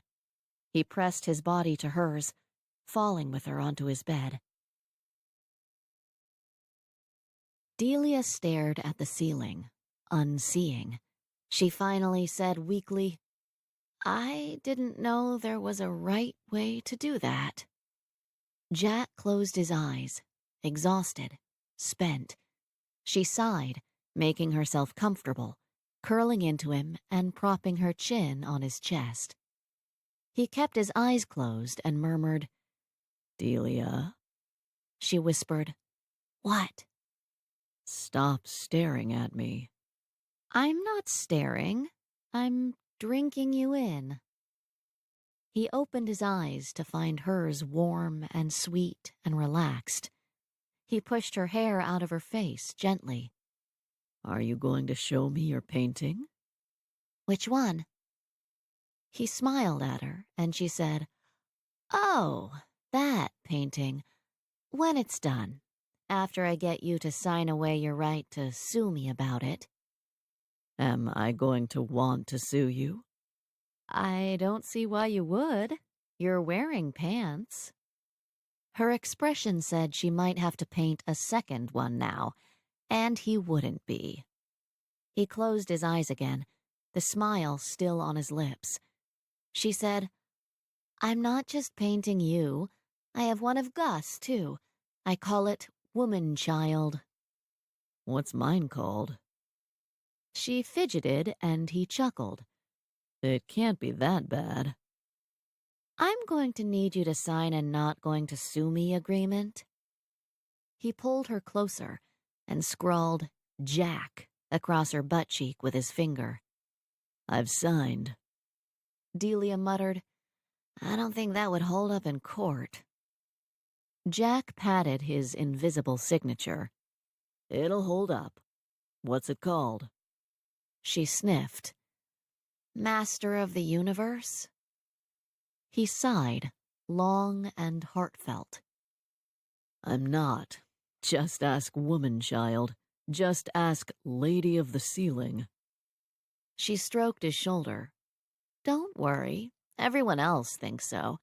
But I guess I could call it Fitzwilliam." Delia sighed. "Oh, Fitzwilliam." Then she snickered. "That's a terrible middle name."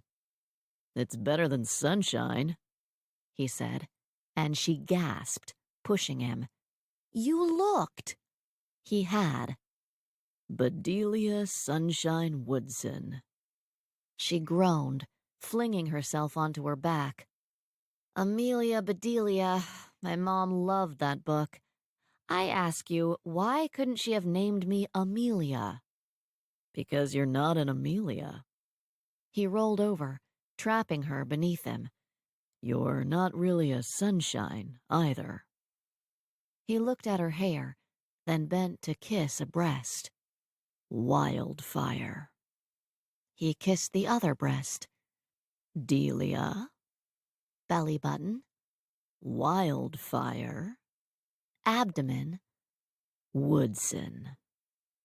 He rested his head on her belly, and she said, "What were you just saying about not being the master of the universe?" "You know I'm right." "You're always right. That's why Gus thinks you're perfect."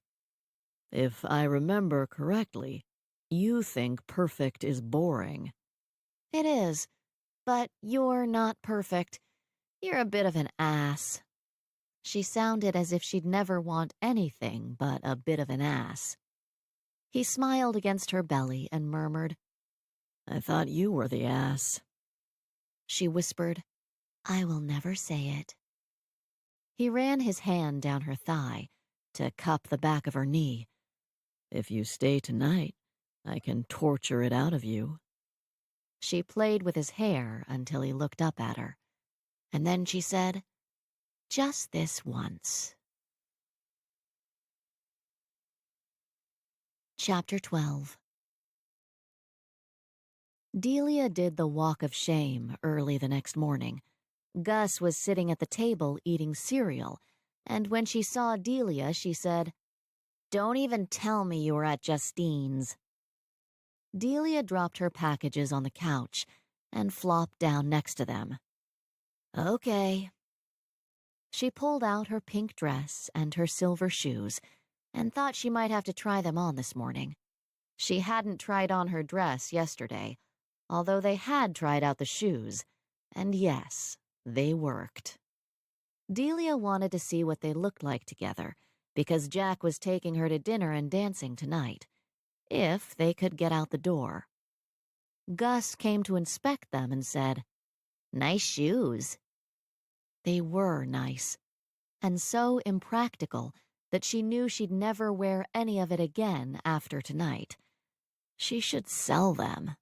The shoes alone could pay for food for months. And she couldn't. She couldn't sell the dress, the softest, silkiest material she'd ever felt in her life. And the shoes? Please. She was keeping these shoes. She would be buried in these shoes. Delia said, Jack found my weakness. Is that what you're telling yourself? That you slept with him because of the shoes? She'd slept with him because she couldn't stand not to for one more minute. He'd bought her shoes. He'd sat there ready to spend the day watching her try on shoes, and he'd looked like there was nowhere else he wanted to be. And then, dear God, he'd made her forget how to breathe without him. She was still trying to remember. Delia said, It's what I'm telling you, Judas Iscariot. You told him my shoe size. Gus smiled and went back to her cereal bowl. You're welcome. And Delia almost thanked her. She'd left Jack this morning, his tie hanging down his neck, his feet bare, and she'd memorized every detail so she could paint him like that, perfectly disheveled and only hers, glowering at her because she was leaving, and she'd wanted to wrap herself around him. He glowered, and she wanted to tease it away. Delia slipped on the shoes, practicing walking back and forth. And what did you do last night while I was doing unspeakable things to your brother? Gus pushed her bowl away, gagging. I made spaghetti, broke up with my boyfriend, and watched bad TV. Delia stopped prancing around and just looked at Gus, who said, Go ahead. You can be happy about it. Maybe after you tell me why you broke up. Because it's weird that he doesn't want to meet my family. That he doesn't want me to meet his. That's weird, right? Yeah, that's a little weird. I don't have to put up with weird, not unless I like the weird. Delia smiled then. That's right. I can have any guy I want. I can have no guy if I don't want. And I know it's only been one night, but do you know how you said your ex-husband was nothing to you now? Delia nodded.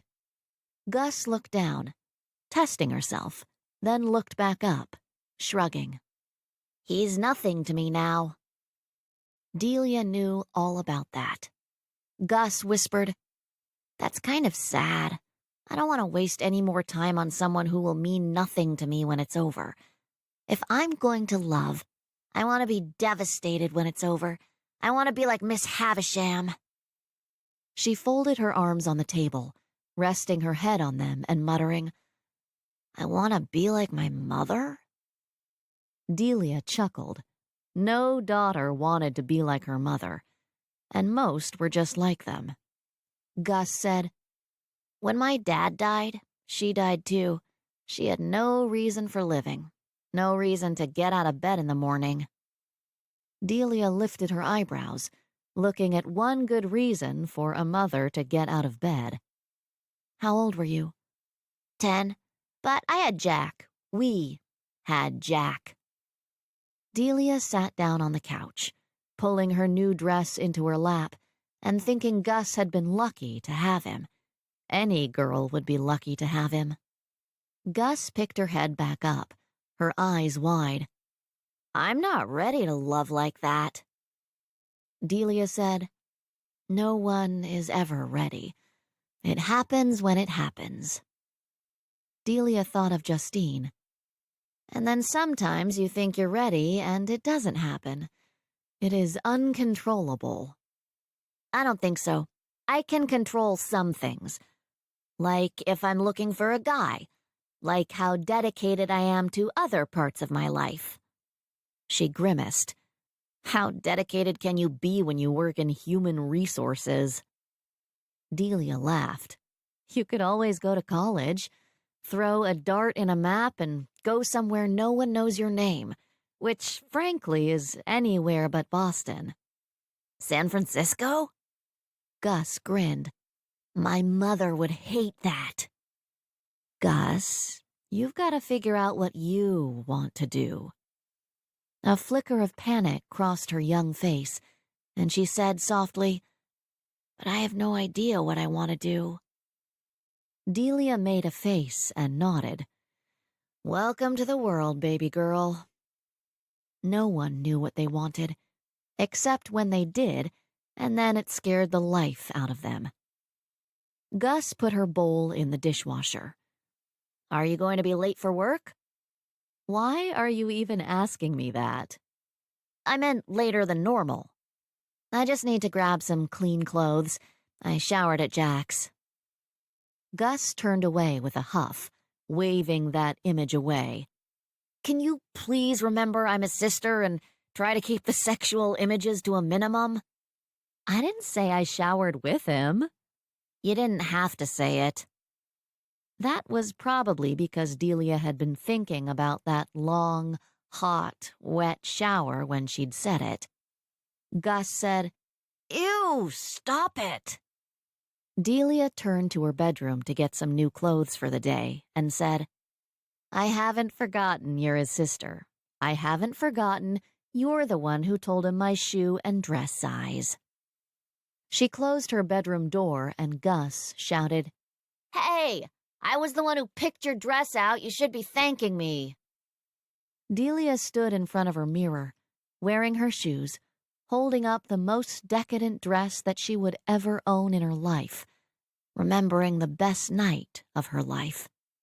She didn't like thanking people. No one had said thank you when she was growing up. Everyone just knew that next time it would be the other way around. Thank you wasn't necessary. You just helped each other when you could. But she didn't know if she could repay Gus for last night, repay her for both the treachery and the wonder. Last night had been a special kind of gift, and Delia whispered, Thanks, Gus. Delia went to Sunday dinner again.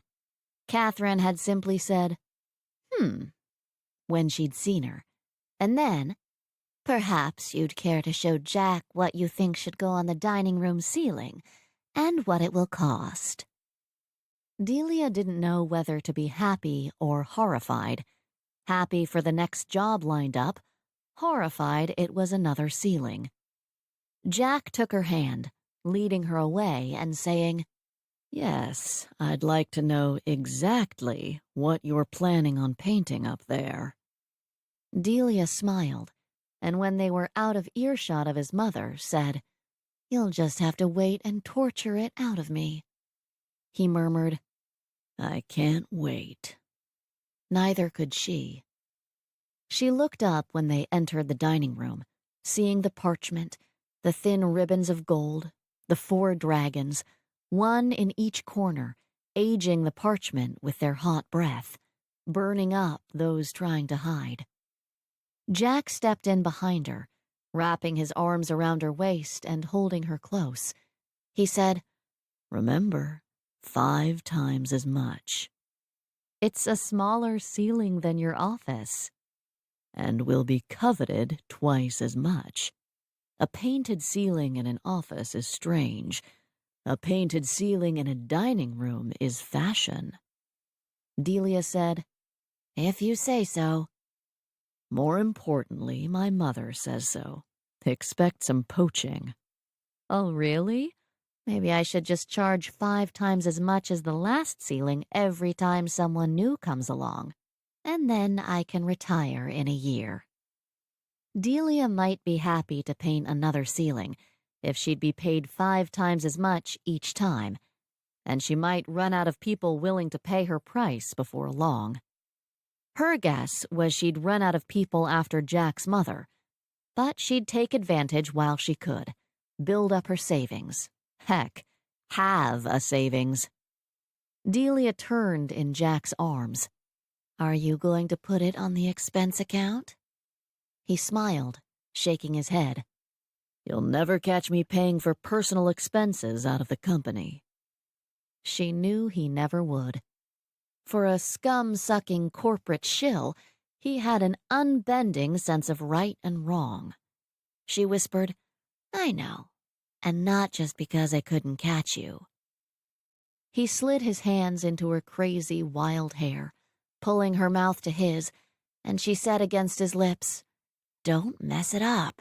It takes me hours to get it to look like this."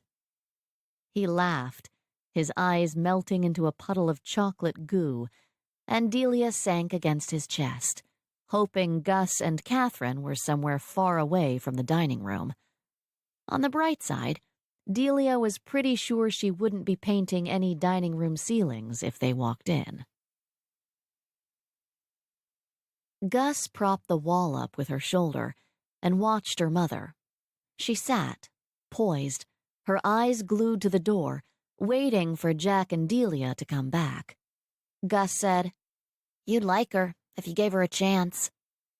"Maybe." Catherine said, "I think I'll call Diane, have her stop by after dinner.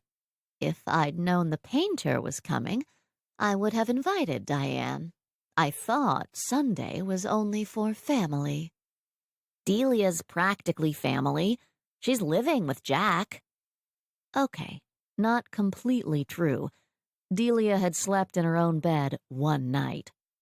Gus had thought they might be fighting, but the next morning Delia had brought a small bag with her to work and hadn't been home again since. Gus had thought living alone would be great, but really it was just boring. Catherine turned a little more toward the door, tapping her foot. "I'll give him a little while to get over this thing with the painter." "Even if he gets over Delia, he won't ever want Diane Evans." "Why not?" Gus folded her arms and lifted her chin. She told her mother what no wife wanted to hear about her husband, even if he'd been dead for 8 years. Maybe especially after he'd been dead for 8 years. "Because she was with Daddy when he had his heart attack." "No, she wasn't." "She was. She told me all about it." Catherine turned away from the door to face her. "He was at his club.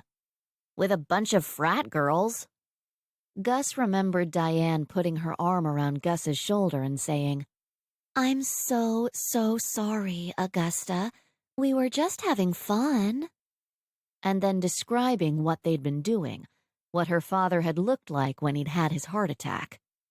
Gus had been 10, horrified, stricken. How could she have told her mother? How could she have told anyone? Well, she'd told Jack, years later, asking if it could be true. He'd put his arm around her shoulders and told her the truth, that he'd heard rumors, that it didn't change how her father had loved her, how he'd even loved Mother. Gus had asked, "How could she have done that with Daddy and still be friends with Mother?" And Jack had wearily said, "Because she's a liar."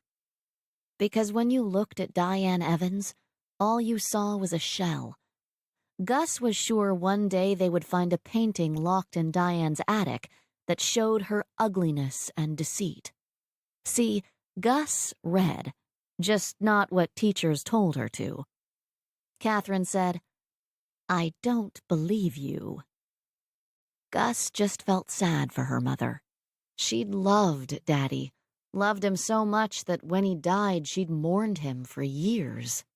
When Gus found someone to love like that, she would be sure he was worth it. Gus put her arms around her mother's tight shoulders. I'm sorry, Mother. Daddy loved us. I know he did. When Gus pulled back, Catherine's eyebrows were pinched together.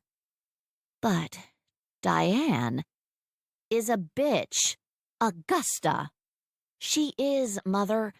I'm sorry I had to tell you, but Jack won't ever want her. I don't think you'd want him to want her. Catherine stood, her hands fisted. You must be mistaken, Augusta.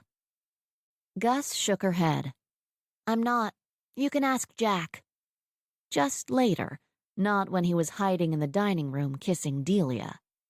She said, to distract her mother, And I hate the name Augusta. It's your name. I'm not going to call you Gus. I hate Gus, too. Her mother sighed. Thank God. I like Summer. It's a happy name.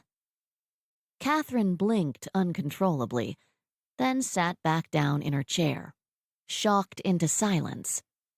Gus said softly, I'd like to be happy. Do you think it's possible to be happy? When her mother could only stare at her, Summer, sat down across from her. Summer. She felt happier just saying it. Summer said, Delia says the hardest thing to do in life is learn how to act like an adult around your parents. She said she couldn't figure it out. She could only leave. She took a deep breath. I think I need to leave. For a little while. I don't want to leave you permanently. Do you know Delia only talks to her parents once a year? I mean, they don't have a phone, but still, I don't want that. I don't care what that painter does. Summer shook her head, because that hadn't really been her point. I've applied to Rose State College for spring semester. At her mother's blank face, Summer said, It's in Oklahoma. Oklahoma? Summer muttered, I threw a dart at the map. It's open enrollment. Catherine gasped, bringing her hand to her chest. Open enrollment? That's all I can get into. But if I do well, then I can transfer to Oklahoma State University. Oklahoma? What is in Oklahoma?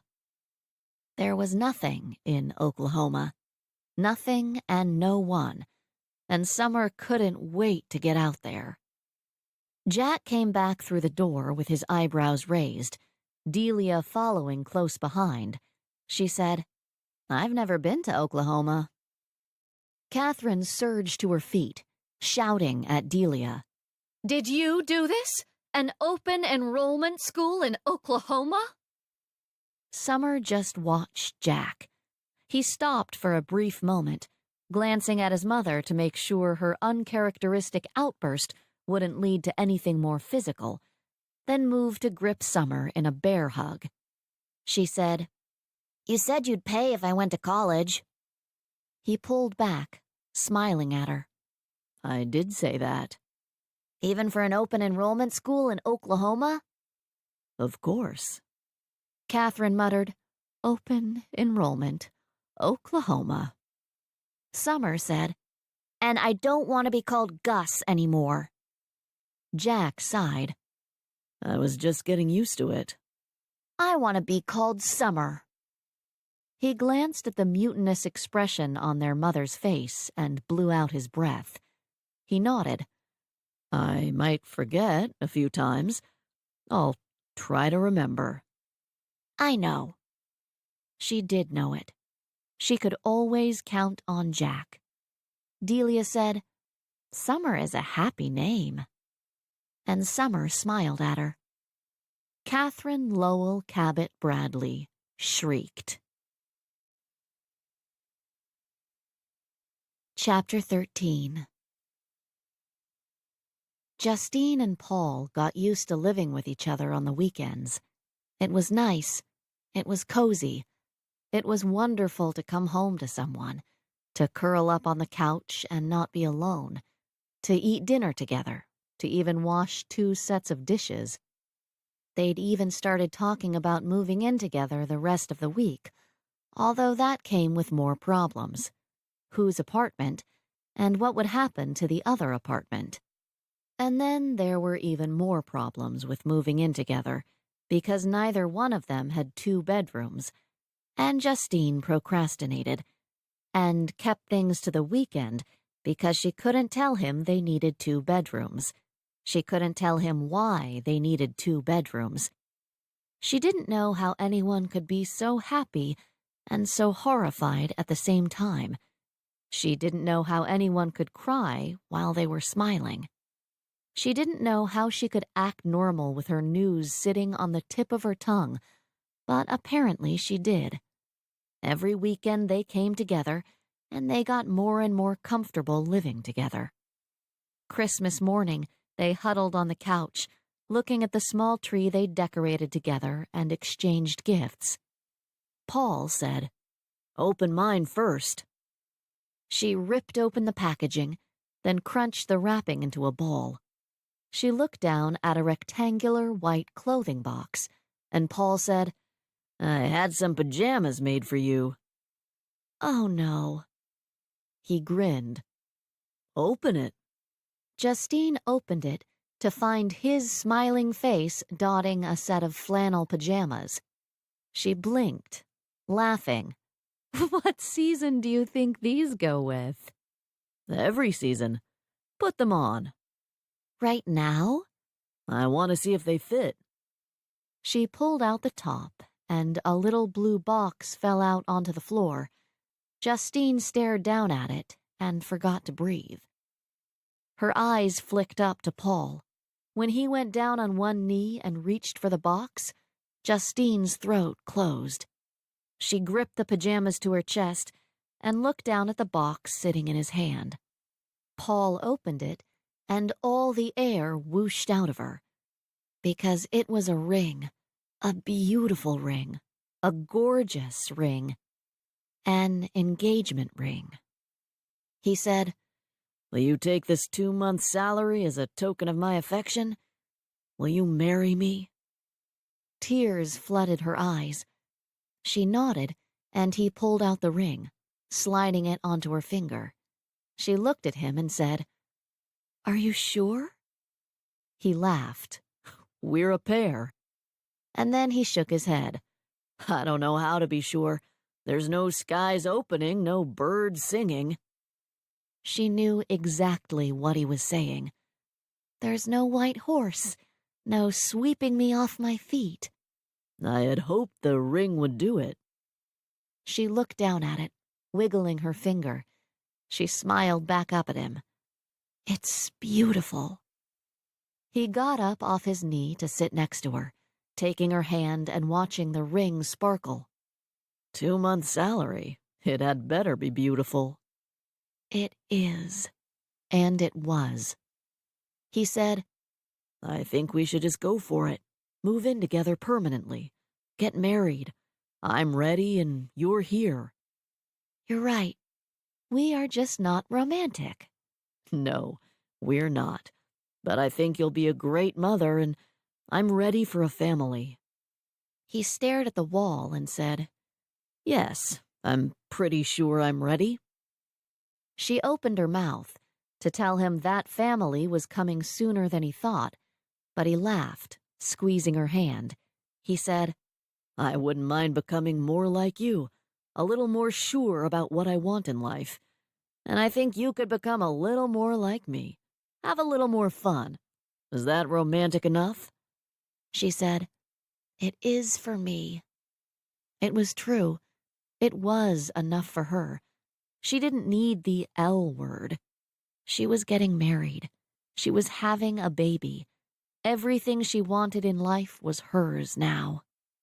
She looked down at the ring and thought maybe it would feel better once the shock wore off. He looked around her apartment. "Now we just have to decide who gets rid of their apartment." She opened her mouth to tell him they needed a second bedroom, but she didn't want to ruin this moment. She would tell him, just not yet. Not right now. She said, What if we found a new apartment?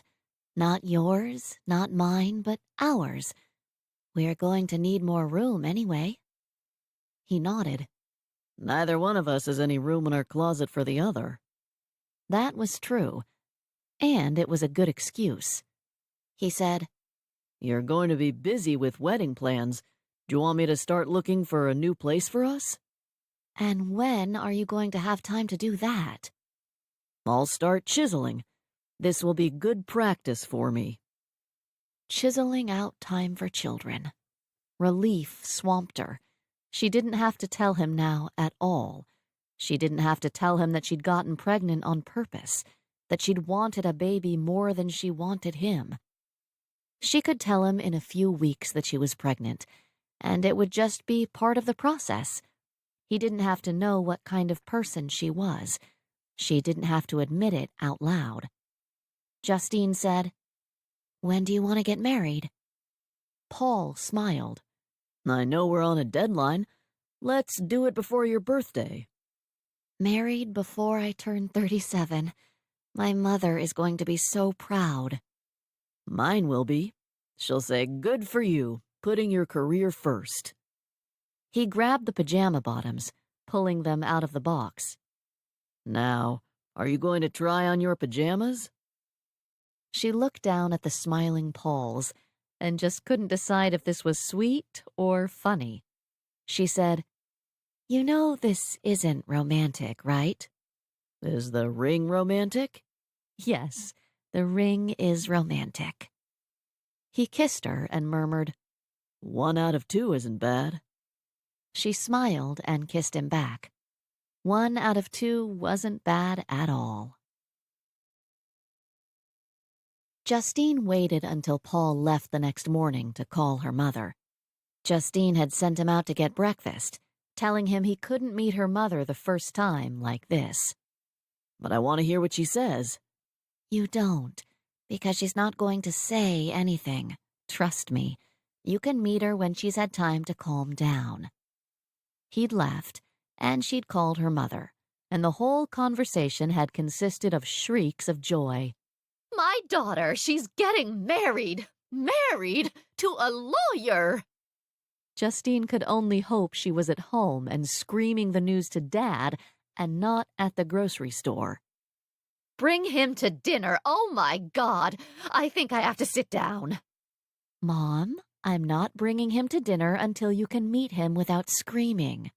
"You bring him to dinner, Justine, and I will kiss the man on both cheeks. He's marrying my daughter. What does he like?" There was no time to even think of an answer to that. Her mom said, "This will be the wedding of the century. The century! A horse-drawn carriage, the wedding at the church. Oh, we have to reserve the church." And she hung up. Justine crawled back into bed and let her mother have her fun. Her mother would reserve the first date the church was available, which probably wasn't for 2 years, and then they would look for somewhere they could do it sooner. Something this spring. She cupped her belly. She'd be showing by then, and maybe they would end up just having a small civil ceremony. If Justine knew her mother, wanting her daughter married would trump just exactly how her daughter was married. Justine thought about calling Delia to tell her the good news, but she didn't. Delia wouldn't be so happy she couldn't think. Delia would ask her why. Why was she marrying Paul? Because she loved him more than anything? Because she would be better with him than without him? Or because he'd asked when no one had asked before? Because she'd made her decision without him and was now happy to have him along for the ride? Justine still didn't know why. She looked down at 2 months' salary wrapped around her finger, and she cried. Paul went back to work the next day. No rest for the weary, but there was a spring in his step and a smile on his face. He was getting married. He'd told Justine that they should just go for it, and that was what he wanted. Just to go for it and to be done with the decision. To stop hemming and hawing about it. Justine was on a deadline. They'd moved in together, and it had felt good and right. She'd been the one to hesitate about moving in together permanently, and he thought he knew why. Moving in together without a certainty about their future was a big step. She needed the commitment. She needed to know moving together was the next step on the path to the final step. So he'd given it to her, and it felt good and right. It felt comfortable. "Polly?" Paul looked up to find his sister standing in the doorway of his office. Karen? Is everything all right? Where's little princess? She's with a sitter. Are you okay? Karen shut his office door. "I'm okay. You're not." He stood to walk around the desk. What's the matter, Karen? "You and Justine. Getting married. It's not." Paul pushed her into a chair and leaned against his desk. Don't you like Justine? "It's not Justine. It's you and Justine. You should feel like you can't live without her. And I don't see that. Not from you, not from her." No, he didn't feel like that. Should I? Should she? Marriage is hard. Marriage is the hardest thing you will ever do. She closed her eyes. "Scratch that. Marriage is the second hardest thing you will do. Babies are first. My baby makes me long for grad school, and I thought I was going to die in grad school. Half my hair fell out in grad school." You're not making parenthood sound all that appealing. "Oh, it's great. She's the light of my life, my reason for living. She's just killing me slowly. And some days, the only reason I can keep on going is because Steve is there. Because I just could not live without him. Even when I want to strangle him with my bare hands, I can't. Because it would hurt me just as much as it would hurt him." She rubbed her forehead. "I am just not making sense. See, it's the baby brain. It's the sleep deprivation. They say babies start sleeping through the night by the time they're 6 months old. They lie, Polly. They lie." How long do you have the sitter for? You can go to my apartment and take a nap. I don't know how single moms do it. Single moms must be the strongest people on the planet. And I can't go take a nap. I only have an hour. Okay. Call the sitter and tell her that I'm coming to relieve her, and I'll stay until Steve gets home. Go sleep, Karen. You can take one afternoon to yourself. She shook her head. "I can't do it, Paul. She's my baby." It won't make you a bad mother to take time for yourself.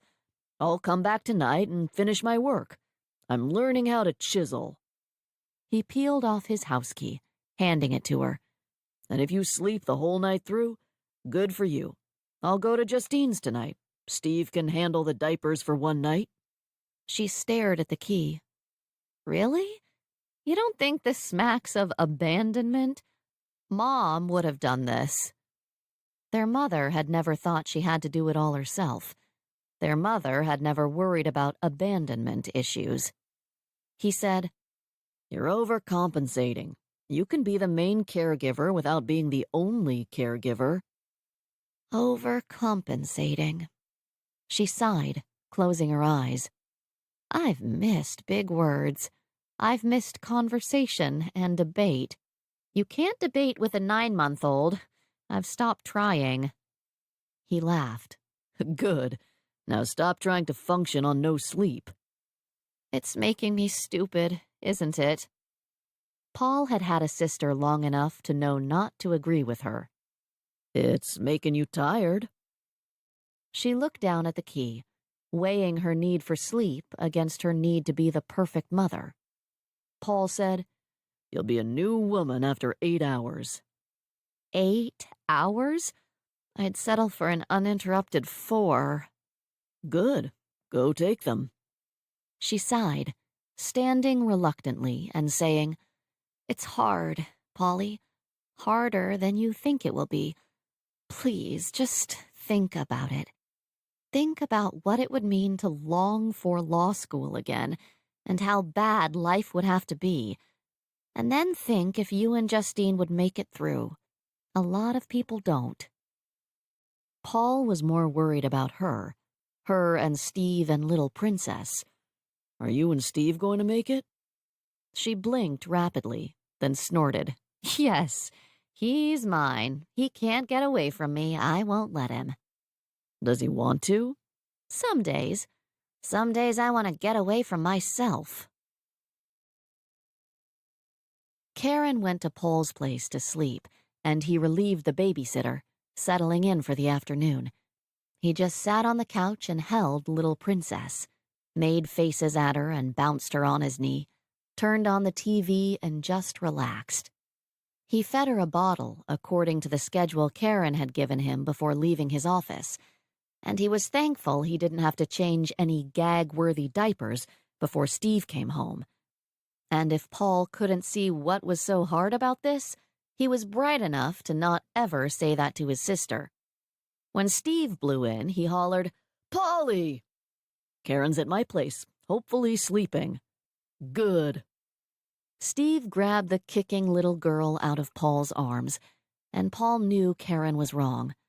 Little Princess did care who was holding her. She'd started kicking as soon as Steve had walked through the door. Paul wanted that. And maybe he was being hasty. Maybe he was being unfair to himself and to Justine.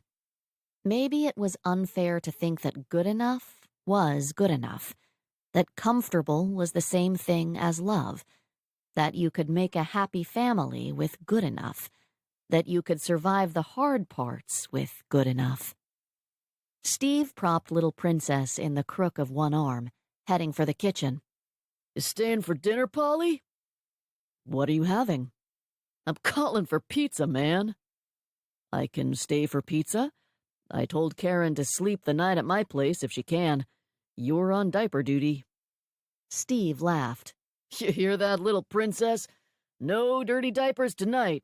And no way will Mommy sleep the whole night. She can't do it. Even if the baby isn't crying, Karen gets up to check on her a couple times a night. I don't know. She looked pretty tired. She stresses herself out. I can't talk her into just relaxing. I can't talk her into pizza for dinner. She has to do everything right. That sounded exactly like Karen. And while Steve knew his mother-in-law pretty well, knew what Karen thought of the way she'd been raised, Paul still said, "She wants to be a good mother." Steve jiggled little Princess. Does this look like the child of a bad mother? Do you ever say that to Karen? All the time. She doesn't believe me, because what do I know about being a good mom? We'd have pizza every night if it was up to me. And that's bad? There's rules, Polly. Rules we know nothing about. Justine will teach 'em to you. Paul thought about Justine and decided she probably did know all the rules, had probably made a few of them up herself. Steve said, We'd be cavemen without our women and their rules, Polly. Well, you don't need to worry about that. Karen says you're never getting away from her. Steve grinned. She looks mild-mannered and bookish, but there's a wild woman underneath. Do you feel the same? That you'd never let her get away? He nodded. I would die without her, man. Yeah, Paul didn't feel that way about Justine. Maybe Karen was right. Maybe they were setting themselves up for failure. How could they even think about children when that was a possibility? Karen walked through the door before they'd finished eating their pizza, and Steve said, See? Paul grinned. Did you sleep at all? Karen nodded. 4 hours. I feel great. Thank you, Paul. Same time next week? He laughed, trying to decide if he was really going back to work tonight. He was full. He was tired. He had things to think about. He took the key she was holding out to him. You're welcome any time. I'll make you a key, or I'll come here and watch her while you nap.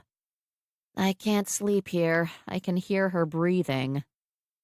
Steve kissed Karen, handing her the baby. Mom ears. Glad I don't have them.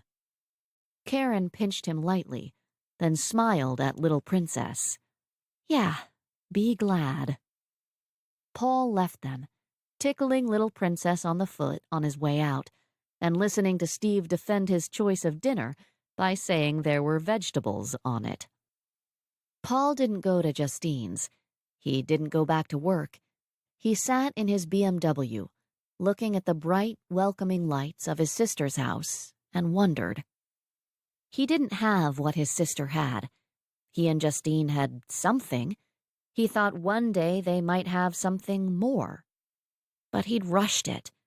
They weren't ready for this yet, because once he had this, he didn't want to lose it.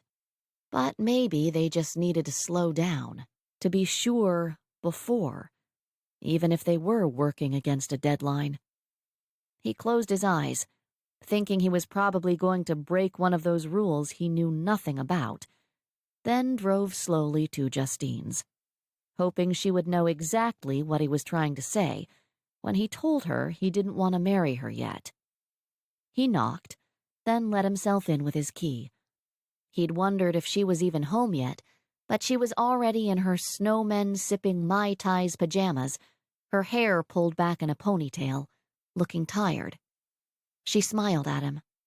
Hi, are you staying here tonight? I don't know.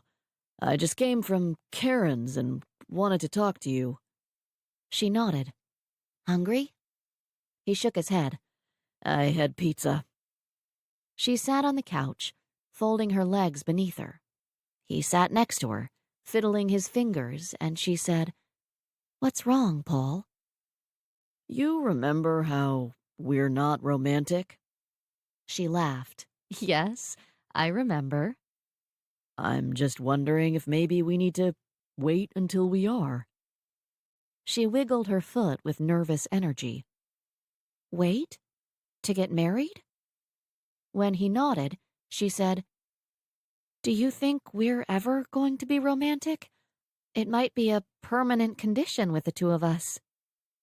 He sat back, leaning his head against the couch and looking up at the ceiling. That might be true, but I just keep wondering if we're rushing this. We are rushing this, and maybe we should slow down. He glanced at her, finding her eyes wide and her face pale. He took her hand and said quickly, Can we put the wedding plans on hold? Stay engaged until we know for sure? Her hand flinched in his. He said, I've spent all afternoon caring for little Princess because my sister is about ready to break. And when that's you and me and life is trying to break us, do you think we'd make it through?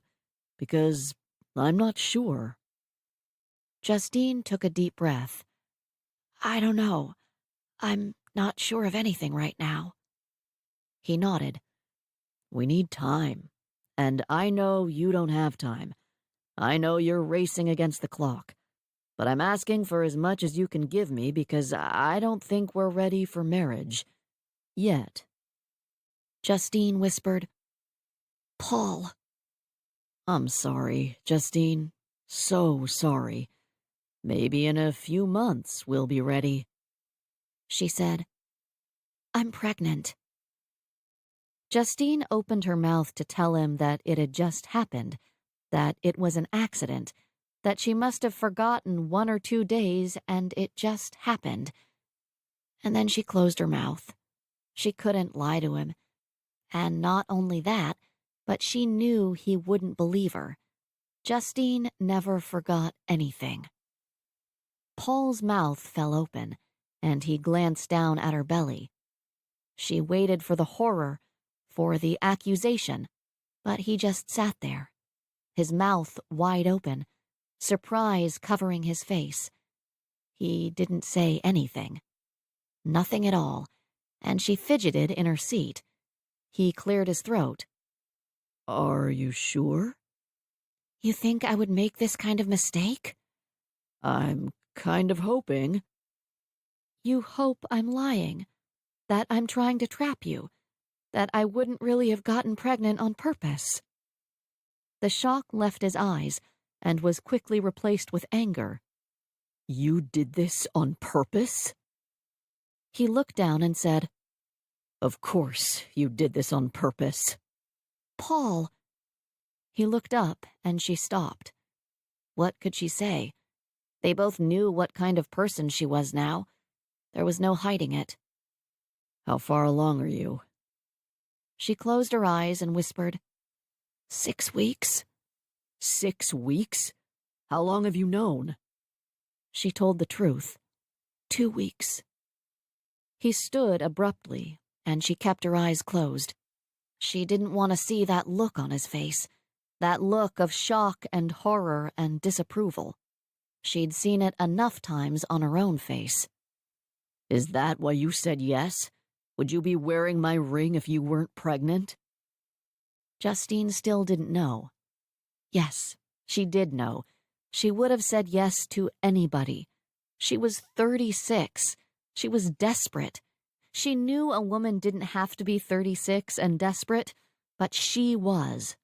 She wanted, and she would do anything to get what she wanted. She'd thought she would be happy to pay any price to get what she wanted. She opened her eyes and looked at Paul, angry and trapped and horrified, and she said, "Yes, I want to be married and have a family. I said yes even though I'm not quite ready to have that with you." He jerked back and she kept her eyes open, forced herself to see what she'd done, forced herself to pay the price. He didn't say anything, just left. And she didn't cry. She didn't jump up and follow him. She stayed on the couch and cupped her belly, relieved that it was over, relieved that she'd finally told him before it was too late, before they'd made her lie into an even bigger lie. Relieved and sad, because now she realized that there had been something between them. He'd called off the wedding because they weren't ready, not because they wouldn't ever be ready. She'd given up the chance at all of her dreams for a part of it. Chapter 14. Paul stared at Justine's apartment building, wide-eyed, shell-shocked, and then he went back to his sister's. She opened the door, her arms free for once, and he wanted to drop his head on her shoulder, let her take care of him.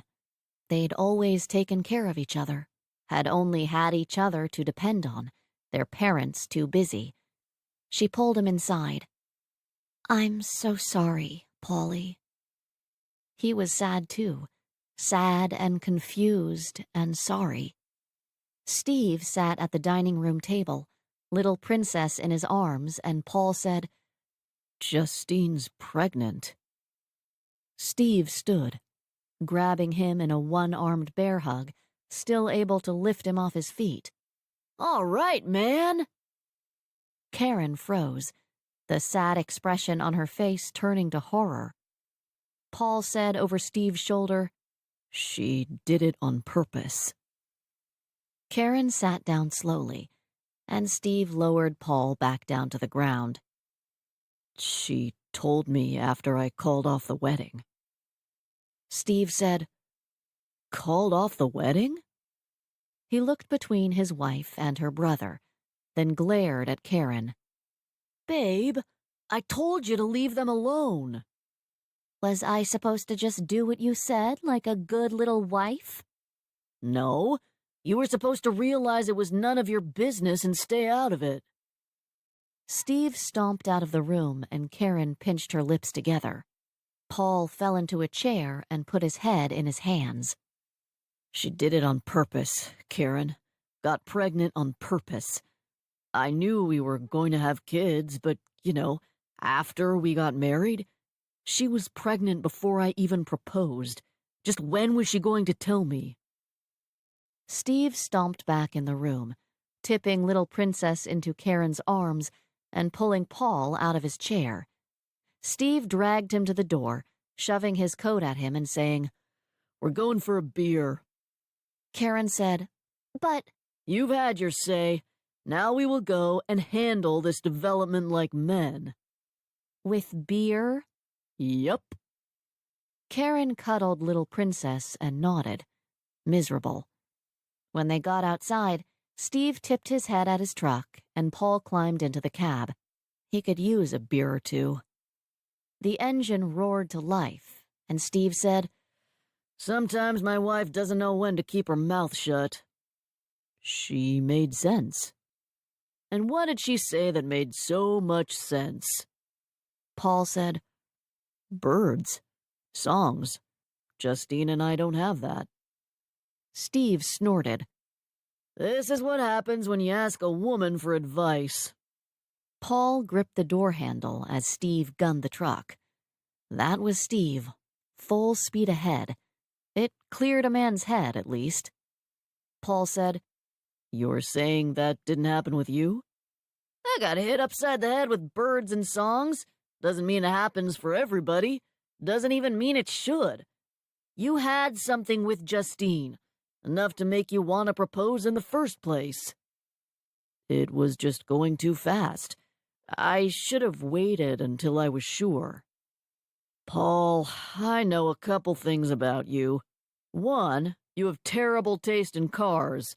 2, you are never sure. You were still debating whether you wanted to be a lawyer when you passed the bar. Paul ignored the familiar insult to his beloved BMW. I'm sure I want children, just not right now. And maybe not with Justine? Too late for that. Yeah, too late for that. She decided without me. Steve cocked his head. You were getting married, right? I don't think you can really be all that surprised that a kid is on the way. Yeah, but isn't this a decision we should have talked about? Steve snorted again. No, she would have decided and you would have gone along with it. I would have liked the opportunity to go along with it. You had the opportunity. You blew it. They pulled into the parking lot of a working man's bar. No BMWs here, and Paul followed Steve inside, all the while thinking he had indeed blown it. Steve tapped the bar. A beer for my friend. He's going to be a father. A cheer went up in the crowded room, and Paul closed his eyes. A man on the next stool over chuckled, cuffing him on the back. I don't know how long I've been sitting here, and I don't know how many times I've seen that face. He lifted his glass. To a new father. Another cheer went round, and Paul grabbed his beer, not even complaining that it wasn't a local microbrew. He drained it and nodded at the bartender for another. Steve pushed Paul down on the stool. He'll keep 'em coming. He's done this before. The man who'd cuffed Paul peered around him and said, I remember him doing it for you. Steve nodded. It hits every man, the soul-crushing responsibility. Paul grabbed the next beer. I'm going to be a father. Steve nodded. The head of the household, man of the house. He took a long drink. Let me tell you something, Polly. A man's home is not his castle. Oh, she'll let you think so for a little while, and then a few months after the baby is born, you'll realize what's going on. She's in charge. She's always been in charge. Every decision you thought you'd made, she'd got there first. Every decision, she'd led you to it. She wants to get married, you'll get married. She wants babies, you'll have babies. Paul said, She wanted to get married. We were getting married. She wanted a baby. We're having a baby. Steve said, Women, bless 'em. They try so hard to make us think we're in charge. He pushed a third glass into Paul's hand. And let me tell you, when that baby is born, you will thank your lucky stars that you are not in charge. She'll tell you what needs doing and you'll do it. You won't have to keep track of the shots and the clothes and the diapers and what time is feeding time and what time is nap time. She'll spend the night awake, worrying that something is wrong, and you'll sleep the sleep of the damned.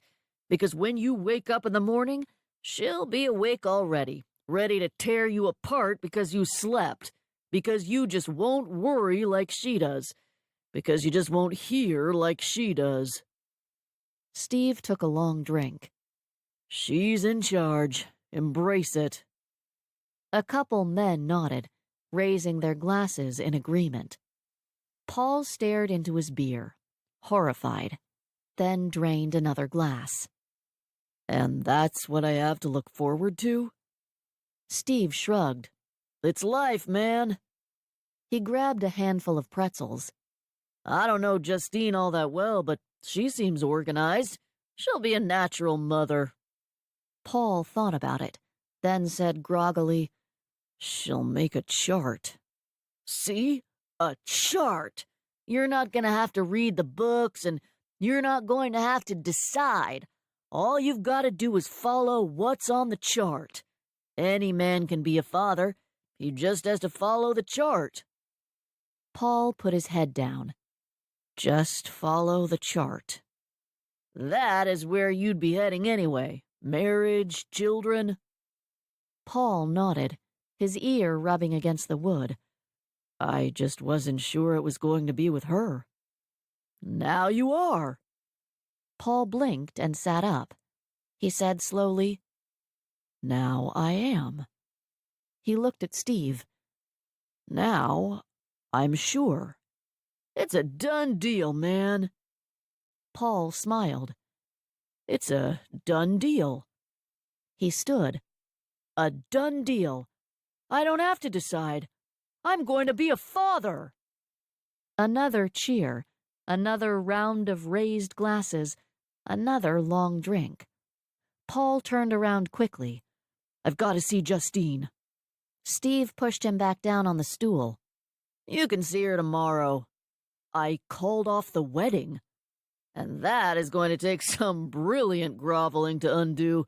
It's not going to happen when you are drunk off your ass. I called off the wedding, Steve. I have to call her right now. Steve grabbed Paul's phone as he pulled it out of his pocket. And what are you going to say to her, Paulie? That we're going to get married, because she's going to start looking for someone else to be the father of her child, and that someone else is me. I might need to translate for you, man.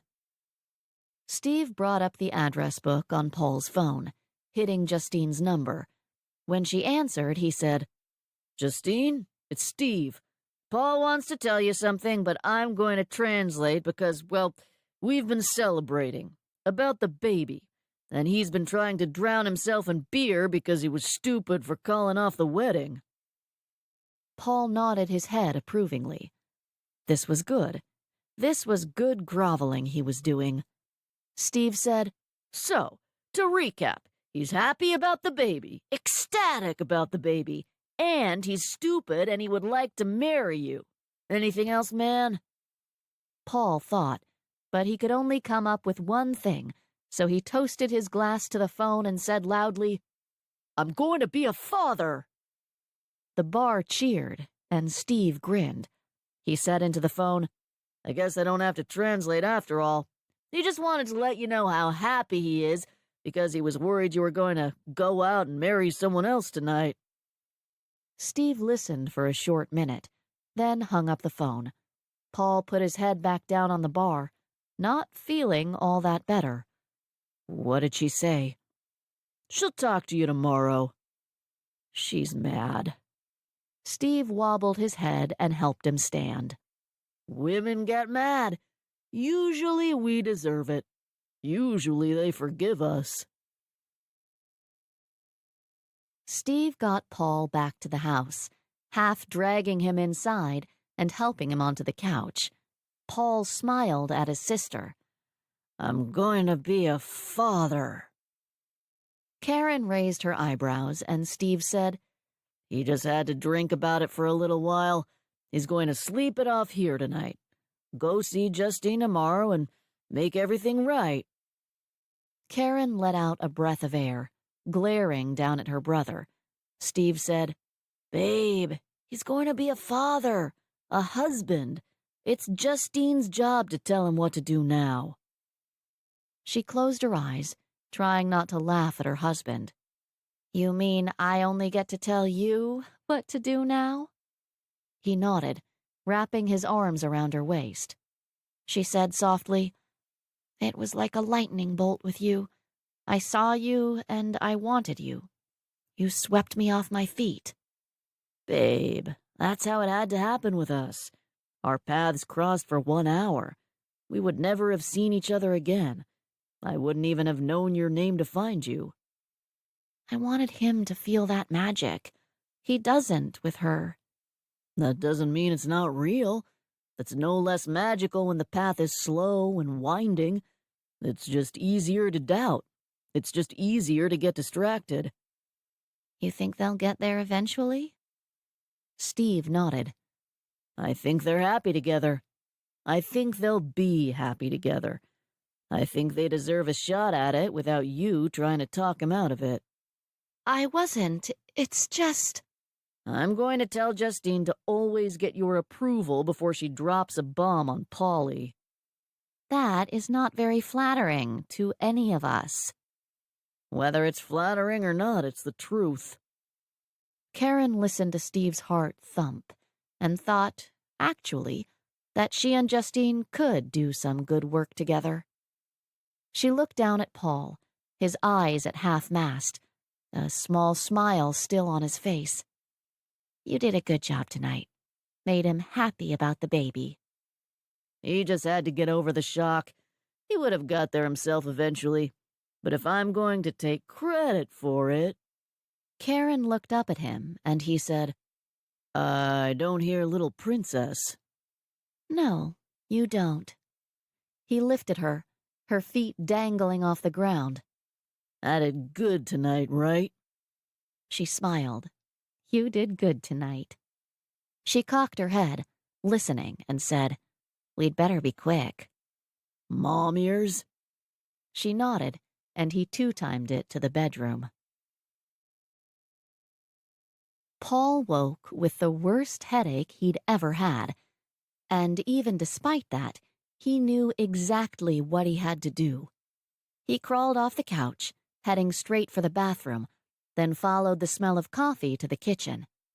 Karen sat at the table, giving little Princess a bottle. She said, There's Advil in the drawer. He nodded his hands, tapping out 4 and pouring himself a strong cup. Karen said, Did she wake you up? Paul shook his head, smiling at his niece, her little wisps around her head like a halo. "I didn't hear her." Karen closed her eyes in pain. Don't even. I don't know why men can't hear a screaming baby besides the fact that you just don't want to. Paul thought Steve was probably right. Men didn't hear because they weren't in charge. "Karen." I'm sorry, Paulie, that I interfered. He smiled. "No, you're not. You're sorry that you're wrong." She chuckled. Maybe. I am sorry that I've hurt things between you and Justine. "I hurt things between me and Justine, and I'll make it better." He was still relieved that he knew exactly what he had to do. It had been decided. He said, "Now I have to give her the birds and the songs. I'm going to need your help." Paul knocked softly on Justine's door, the biggest bouquet of flowers he could hold in his hand. When he heard the lock turn, he went down on both knees, and when he saw her closed face, he let out a long breath. "I am the stupidest man in Boston. Please, let me make it up to you." He remembered Steve telling her last night that Paul was stupid, and he thought he might as well keep going on that refrain. She shook her head. You weren't wrong, Paul. We were moving too fast. We aren't sure. "We were moving fast. We had a good reason, Justine. We have an even better reason now." She closed her eyes and whispered, "I'm sorry I did this to us." He crawled on his knees to her, wrapping his arms around her waist, putting his ear to her belly. He murmured, "It's been decided." He looked up at her and whispered, "Thank you for doing this to us." Her bottom lip wobbled, and when her eyes opened, they were filled with tears. "Really?" "My sister is reserving a B&B for us. Your mother is out picking a dress. We're driving to New Hampshire and getting married today." Her eyes widened. I don't want to get married today." "I'm sweeping you off your feet." She let out a watery laugh. "Paul, I don't really want to be swept off my feet. I want to be sure that you're the one and not just because I've run out of time." "Justine, don't you see? You weren't going to meet the one until you ran out of time, which means I'm it." "That is circular." "But it makes sense, doesn't it?" She searched his face. "It's a pretty thought." "It could be the most beautiful thing I've ever said." She sniffed. "I still don't hear any birds." He got off his knees, kissing her and closing the door behind him. "We will, Justine. I know we will."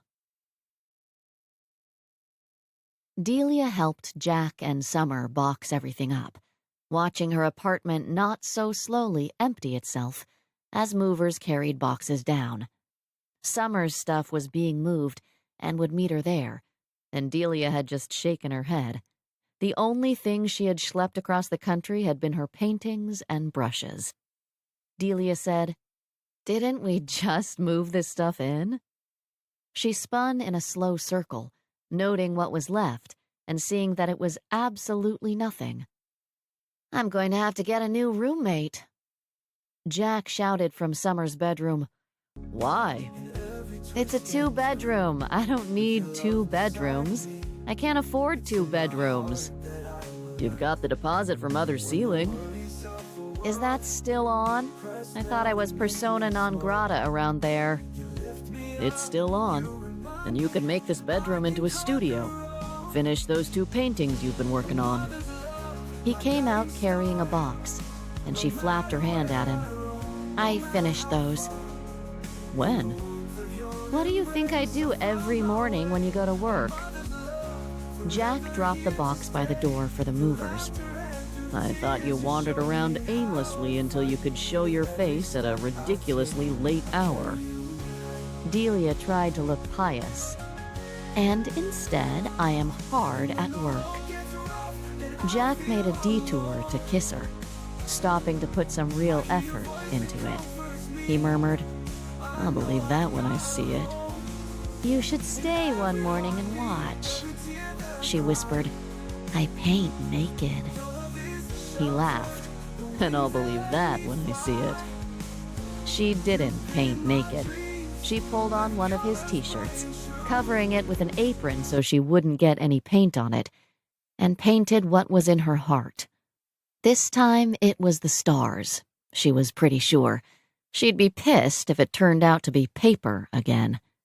Summer walked past them saying, "I know you guys can't help yourself, but can't you wait until I'm gone? Or at least until the movers are gone?" Delia pushed Jack away and went to inspect the second bedroom. She kept her works in progress under the bed, and maybe a studio would be nice. She could leave everything up, not put everything away every day. She just wasn't sure she could afford it. Despite Jack's assurance that she was still painting the dining room ceiling, Delia wasn't counting on it. And even if she was, that money wouldn't last long if she was paying for 2 bedrooms. She needed to start selling some paintings. And speaking of paintings... Delia found her bag, pulling out a rolled-up canvas and waving it at Summer. "For you." Jack said, "Where's mine?" "It's at home." When Jack smiled at her, she said, "What?" Summer took her painting, saying, Maybe you should just sublet this place. You're hardly here anyway. Jack murmured, "There's an idea." and Delia's belly flopped. Summer carefully unrolled the canvas, and she and Jack stared at it. Delia said, "I thought it was called Woman Child, and then maybe Metamorphosis, or Potential. I can't decide, so I just call it Summer." Summer whispered, "Is this how you see me?" Delia looked over her shoulder, looked at the expression of innocence and youth on her face, the glimmer of knowledge in her eyes, her black hair blending into blonde. Her mouth was beginning to smile, and while Delia was no Leonardo, she hoped you could see something in that smile, hoped you could see hope and happiness, could see past, present, and future in her expression. Delia had hidden parts of Augusta and Gus in the painting, in the locks of her hair, in the reflection of her eyes. Summer was parts of all three, and maybe she'd be able to see that in years to come, that she didn't have to leave everything behind to become a new her. Delia had signed it Wildfire. Jack took the painting, running his thumb lightly over her signature. Summer hugged Delia tight, whispering, "Thank you." She pulled back. And I really want to see Jack's. Delia shook her head. "No, you don't. He's not wearing any pants." Ew! "Kidding." At Jack's look, she said again, "I'm kidding." The painted one had pants. She had a few sketches of him where he wasn't. The movers finally loaded the last box, the painting packed carefully inside a box, inside a box, inside a box. Summer checked every room, every cupboard. She sat down on the floor in her empty bedroom, saying goodbye to her first apartment. Jack leaned in the doorway watching her. "I'll call you every week." Summer shook her head. Not like Mother. We'll call when we have something to share. We'll call when we think of each other. He smiled. "I'll try to limit it to once a week." Summer stood, hugging him. I'll come home for spring break. "You'll be in Cancun or Puerto Vallarta. I'm waiting for the bill." I'll come home for summer then. Delia said from the other room, "I've never been to Cancun or Puerto Vallarta." Summer whispered, "You should take her." "I'm still trying to get her to Maine." Summer laughed, then slowly stopped smiling. I thought Mother would come say goodbye. "Mother doesn't like change. She'll come around." Summer nodded, pulling away from him. It's okay, Jack. I've always had you when Mother couldn't accept that things had changed. She pushed him toward Delia. And now that I'm grown, you can get on with your own life. "That's what I've been doing, Summer." They drove her to the airport, parking and walking in with her despite her protests. Jack would have waited with her at the gate if he could, but settled for finding a vantage of the security line to watch her go through. Catherine was waiting for them, clutching a small overnight bag and waving other travelers into the line. Summer stopped when she saw her mother. You came to say goodbye. Catherine adjusted her bag. "No, I'm taking my daughter to college." She glanced at Jack and Delia. "I'm taking Summer to Oklahoma. I need to see where you're going to be living for the next few years, and I thought getting out of Boston would be good for me as well, at least for a little while." Summer hadn't let Jack come. She'd wanted to do it herself, but she smiled at her mother. Jack said, "You haven't flown in a few years. Things are different now." Catherine looked at the line snaking toward the metal detectors. "I can see that. Let's get in line before it gets any longer." Jack said, When will you be back? I don't know. I'll see when I get there. Jack nodded. Let me know. Catherine got in line, and Summer gave Jack one more hug. She grinned at him, then hopped back to her mother. Delia took Jack's hand and said, "We're still going to wait here until she gets through security, aren't we?" Jack nodded, only slightly consoled that Mother was going with Summer. He said, Is she going to be okay? "Yes." You don't know that. Delia nodded. "Yes, I do. She'll be okay as any of us, and she'll come back if she's not." Jack's phone rang. He looked at the caller ID, then answered. Did you forget something? He listened, then handed Delia the phone. He said grumpily, It's for you. Delia put the phone to her ear, and Summer said, "He's making airport security nervous. Take him away and distract him for a few hours." Delia smiled at Jack. "Can do. Text him when you're settled so I know I can stop." "Don't ever stop, Delia. He's better with your distractions. He's happier with you." Delia hung up and tugged on his hand, pulling him away from Summer, pulling him away from nervous airport security. She said, "Time to go, but don't worry. I've got a few ideas on how we can keep busy, and they are all wrong. Very, very wrong." He let her pull him out of the airport, toward the car. You can show me my painting. "Okay," You can show me all my paintings. he said, and she laughed. "You'll have to torture them out of me." He smiled and said, You're right. That does sound very, very wrong. Chapter 15. Delia had gone to console Rick, the English major barista, but he'd simply handed her a $3 coffee and said, Oklahoma? tomorrow she'd get a $1 coffee. Or maybe she could talk Jack into requisitioning a Keurig. She blew a raspberry at herself when she realized he'd never go for it. She sat and sipped, glancing at the clock a few times, waiting until she could go up and say good morning to Jack, dressed, this time, and think about finishing his ceiling. Maybe see how he felt about Delia doing the dining room ceiling while Catherine was in Oklahoma. Delia blinked when a beautiful, poised bitch slid into the seat across from her. Delia said, "I'm sorry, I can't remember your name." The smile on the woman's face didn't budge. "Diane, and you're Delia?" Delia nodded.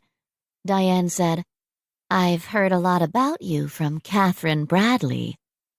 Delia smiled. "I bet." "You know Jack's mother?" "I've met her." "A wonderful woman. She's had her share of tragedy." Diane looked around the busy shop and said, "She doesn't deserve any more." Losing 2 husbands is enough for anyone. Diane looked back at her. "You don't even know who Jack is, do you? He's a Cabot. His mother is a Lowell, and that's not even taking into account who she's rumored to be, who her father really was." Delia cocked her head, interested despite herself at some hint of a scandal. A scandal involving Catherine Lowell Cabot Bradley? She couldn't believe it. Who? Oh, never mind. I wouldn't recognize the name anyway. I don't know who the Lowells and Cabots and Bradleys are. Exactly.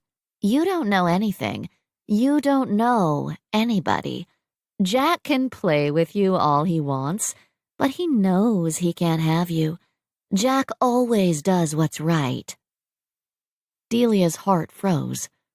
Jack always did what was good and right, no matter the personal cost. Delia knew that. Diane said, "He'll go into politics, Once he has enough money, enough contacts, he'll move on to the board and then run for governor, or the Senate, the presidency. It's in his blood.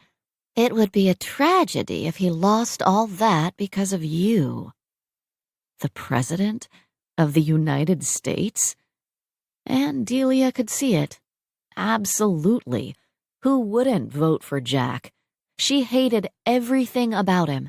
His money, his breeding, his beauty. Hated it and loved it. And she would vote for him. He'd always do what was right. He'd do what was hard and right. Diane said, "He won't be able to keep you. He can't marry you. This engagement is bad enough. He needs a wife with money and connections herself to make it all the way. And as a mistress?" She shook her head. "Too much scandal for a perfect man." Delia had always known Jack wasn't for keeping. She'd been seduced by the fire, and it didn't matter if they turned into ash or into steel when they emerged from the other side. She couldn't keep him. She hadn't known that's what she would want until some bitch told her she couldn't have it. Delia said, "I don't know anything about Jack being president. I'll have to ask him about it sometime. I don't know anything about you, Diane, except that you're a bitch and we hate you. I'll let Jack know you stopped by." Diane's smile never changed. She stood and said, "Goodbye, Delia," as if all she wanted was someone to remind Jack about his future. Delia watched her walk away, watched heads turn in her direction, even Rick's. Delia waited until Diane was good and gone, then made her way slowly to Jack's office, thinking about who he was, who she was, thinking about who he could be, thinking about who she would never be. When she got to the office, he wasn't there. In a meeting, of course, since she hadn't seen him getting coffee. She walked to his desk and stared at nothing, since there was nothing to look at. His kitchen at home was the same. Nothing on the counters, everything put away and in its place. She turned, resting against his desk and looking at her painting of him. He'd hung it across from his desk, away from the windows, away from sunlight. She'd made fun of him for it, because who wants to stare at themselves all day long? But he'd said, "I don't see me when I look at it. I see you looking at me." It was him in his chair, leaning back and looking up. Her view of him these last few months, and she wished she was thoroughly sick of it, because no one should look like that. She wasn't sick of it, though. Not even close. Just the painting of him made her burn, made her want to track him down and finally try out that shower of his. Delia looked at her Jack, and knew Diane hadn't said anything that wasn't true. Delia couldn't keep him. She wanted to. She'd thought that the fire was the enemy, that it was what they had to conquer. She hadn't realized that even if they'd made it through that trial, there would be something else. Her and Jack together? They didn't make sense. They didn't want the same things, come from the same place, weren't even headed in the same direction. The President of the United States? She laughed hopelessly, closing her eyes to the truth of him, the truth of her, closed her eyes to what she saw in that painting. She'd thought she'd painted the Master of the Universe, but it was a lock of her hair twined around his finger, her reflection in his eyes. No wonder Jack didn't mind looking at himself. He was looking at love. Not just fire, but love. Reluctant adoration. She should have called it Master of her universe. He was the sun her tiny moon yearned to orbit, knowing all the while that she just wasn't enough. He was important. God damn it, he was perfect. She would never be enough. She loved him, and it didn't change anything. You didn't marry the help, although the help wasn't all that interested in marriage. You didn't commit to the help. You didn't share your life with the help. You didn't wake up next to the help every morning and give her your children. You kept the help on the side and married someone like Diane Evans. And that just made her feel bad for Jack. If that had been the future staring her in the face, she would have grabbed the first redhead she came to as well, would have bought a little red convertible and hid in Maine until the world forgot all about her. That's what Jack had tried to do. If only they'd gone to Maine. But she knew that one day Jack would remember what he had to do, and then he'd do it, and she would be left spinning out in the dark void. Not ash this time. Steel. One half of steel. Cold, lonely steel, with not even the comfort of nothingness to help heal her. It wouldn't be like Pierre, nothing but a tattoo to remind her. This time, all there would be was loneliness. Delia Woodson got rip-roaring drunk. The rip-roaringest drunk she'd ever been. She didn't go to the bar. This wasn't a social drink. This was medicinal. This was self-medicating. She got a case of beer and locked herself in her empty apartment. And it wasn't light beer either. Because drunk was what you got when you'd found the one, when your half finally became whole. Drunk was what you got when you couldn't keep him. 4 hours later, Jack banged on the door. "Delia, are you in there?" She shouted, "No!" She pushed herself off the living room floor and plastered herself against the door. She said, "Oh, Jack, I had a good plan, and then you came along and you just wouldn't leave me alone. And now I want you. I want more of you than I can ever have. I won't ever have enough of you." His voice was strong and clear, as if he was pressed up on the other side of the door. "You already have me, Delia. You can have as much as you want." "I can't keep you." Her heart squeezed tight, because that was what she wanted. "You want to go into politics. It's what men like you do." "Men like me?" "It's in your blood." There was a long pause. "My blood?" "You're a Lowell and a Cabot and... Okay, I don't really know who those people are, but I know they don't get involved with women who grew up in communes. Everyone knows that, Jack." "Then everyone's wrong. I'm right. About us, I'm right." "You're always right, Jack. That's what I'm trying to tell you." He'd always do what was right, and he would eventually have to settle down with someone proper. Delia had never been described as proper. She wasn't even sure she would recognize it when she saw it. "Delia, we're right. So wrong it's right. Open the door." She shook her head, even though he couldn't see it. "I ran into Diane Evans this morning." His voice went flat. "You're kidding me. She's what this is about? Open this door, Delia, right now." Delia turned the lock, stepping back when he pushed the door in. His hair was standing straight up, his tie crooked. She said, "What happened to you?" "What happened to me? I've been searching for you for hours. When you didn't show up at work at your usual late hour, I called home. I checked the coffee shop. I drove home just in case you'd slipped in the shower and couldn't get to the phone. Ms. Charles is right now calling around to hospitals trying to find your broken, lifeless body." He cursed, pulling out his phone and sending a quick text. Delia stared at his hair, distracted by the proof of his agitation. He ran his eyes down her body, checking that it was indeed unbroken, then glanced at the beer cans littering the floor. He said, "And you were here, getting drunk." "I had a rough morning." "You had a rough morning?" I was a couple hours late, Jack. You think maybe you overreacted? He folded his arms, glowering at her, and her heart pitter-pattered.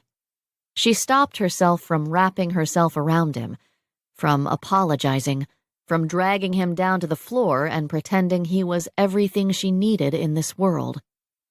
And then she wrapped her arms around him as best she could, with his arms still folded, and whispered, "I'm sorry. I was worried. What if I'd just gone shopping?" Without me? She smiled, shaking her head.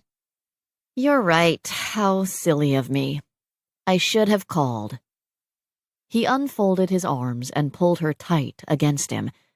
And she'd been right. She didn't need anything else, didn't need air to breathe when she was with him. Jack said, Diane Evans is a viper, a slick-tongued snake, and you shouldn't listen to anything she says. but she didn't say anything that wasn't true. Nothing she said was true. You're not a Cabot? You're not going to go into politics? I'm Jack. That's all I am, and I have no interest, plans, or desire to go into politics. You don't want to be president? He laughed. Is that what she said? Delia pulled back to look in his face and to get a good deep breath. She might need a little air, after all. I'd vote for you. Thank you, Delia, but I don't want to be president. You don't need to run the world? Your corner of it is enough?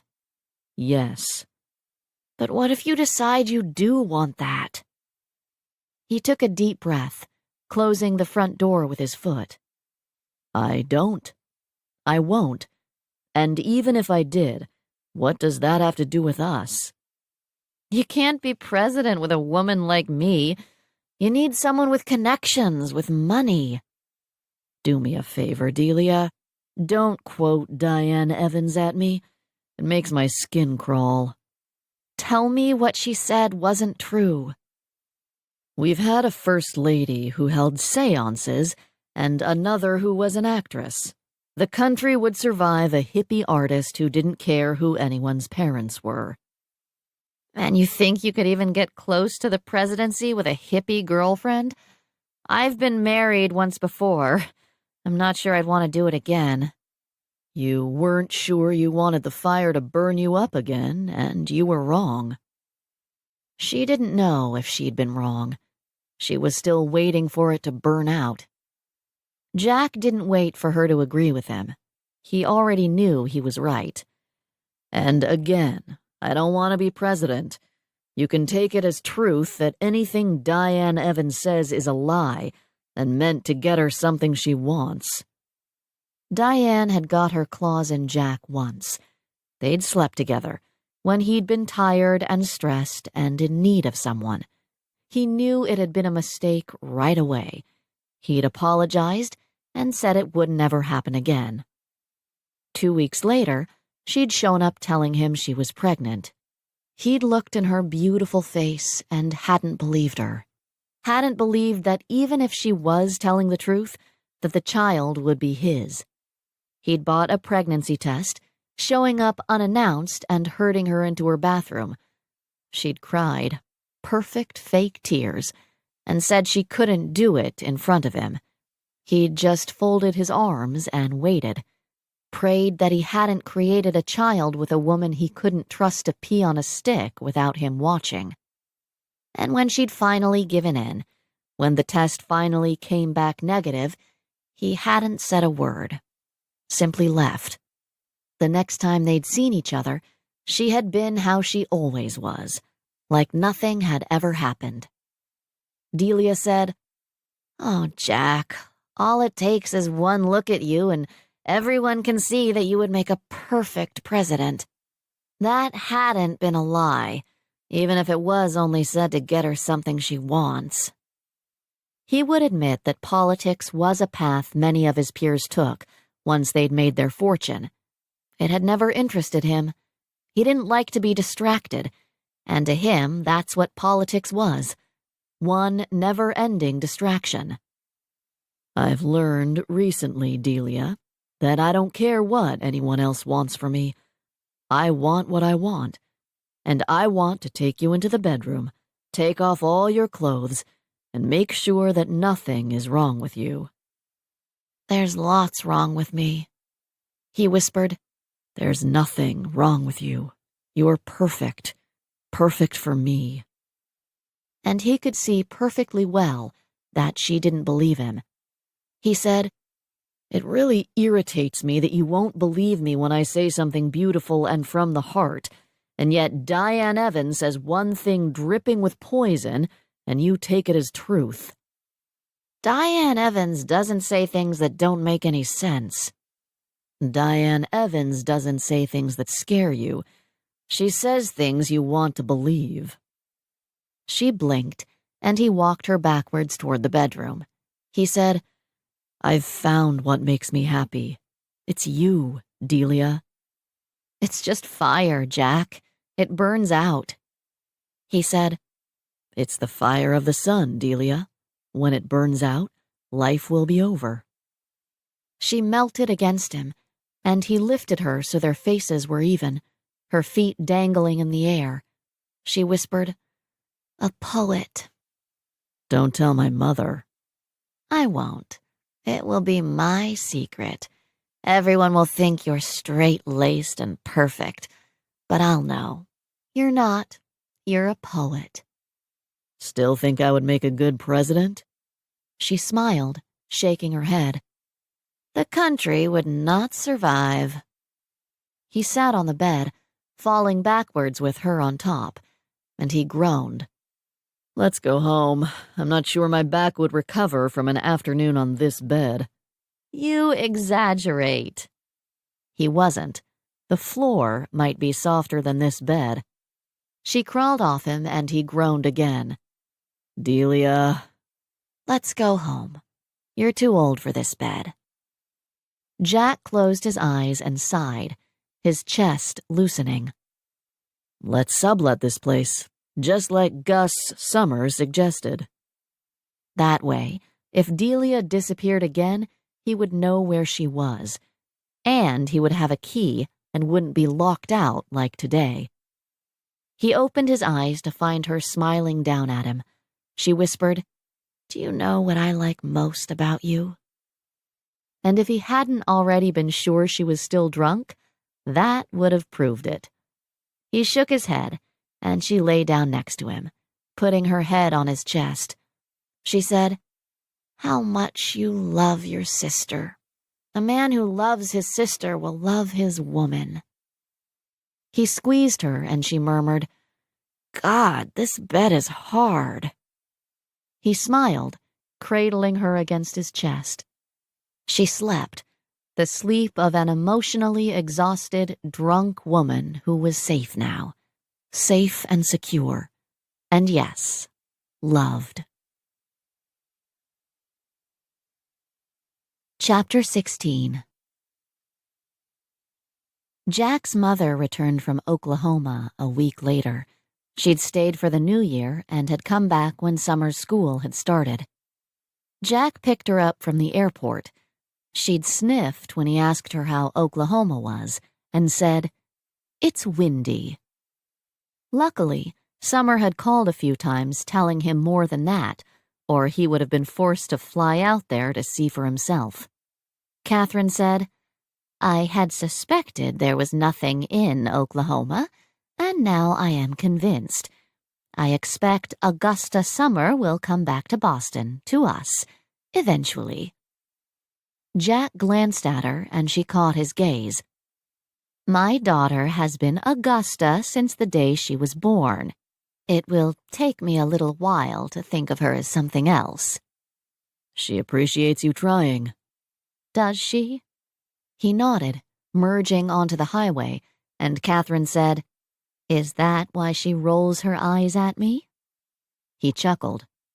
The eye roll is much easier to take over the phone, I've noticed. And the long put-upon sigh? Perhaps she'll grow out of it. Perhaps we'll become fond of it with a little distance. Perhaps Oklahoma will blow it out of her. There must be something to the place. People do live there. They were quite cheerful.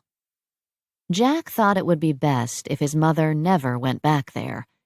He said, "She'll come back to us, for the summer at least." "And you don't think that is confusing? Summer will be home for the summer?" "It doesn't matter if it's confusing. She doesn't want to be Augusta. She wants to be Summer."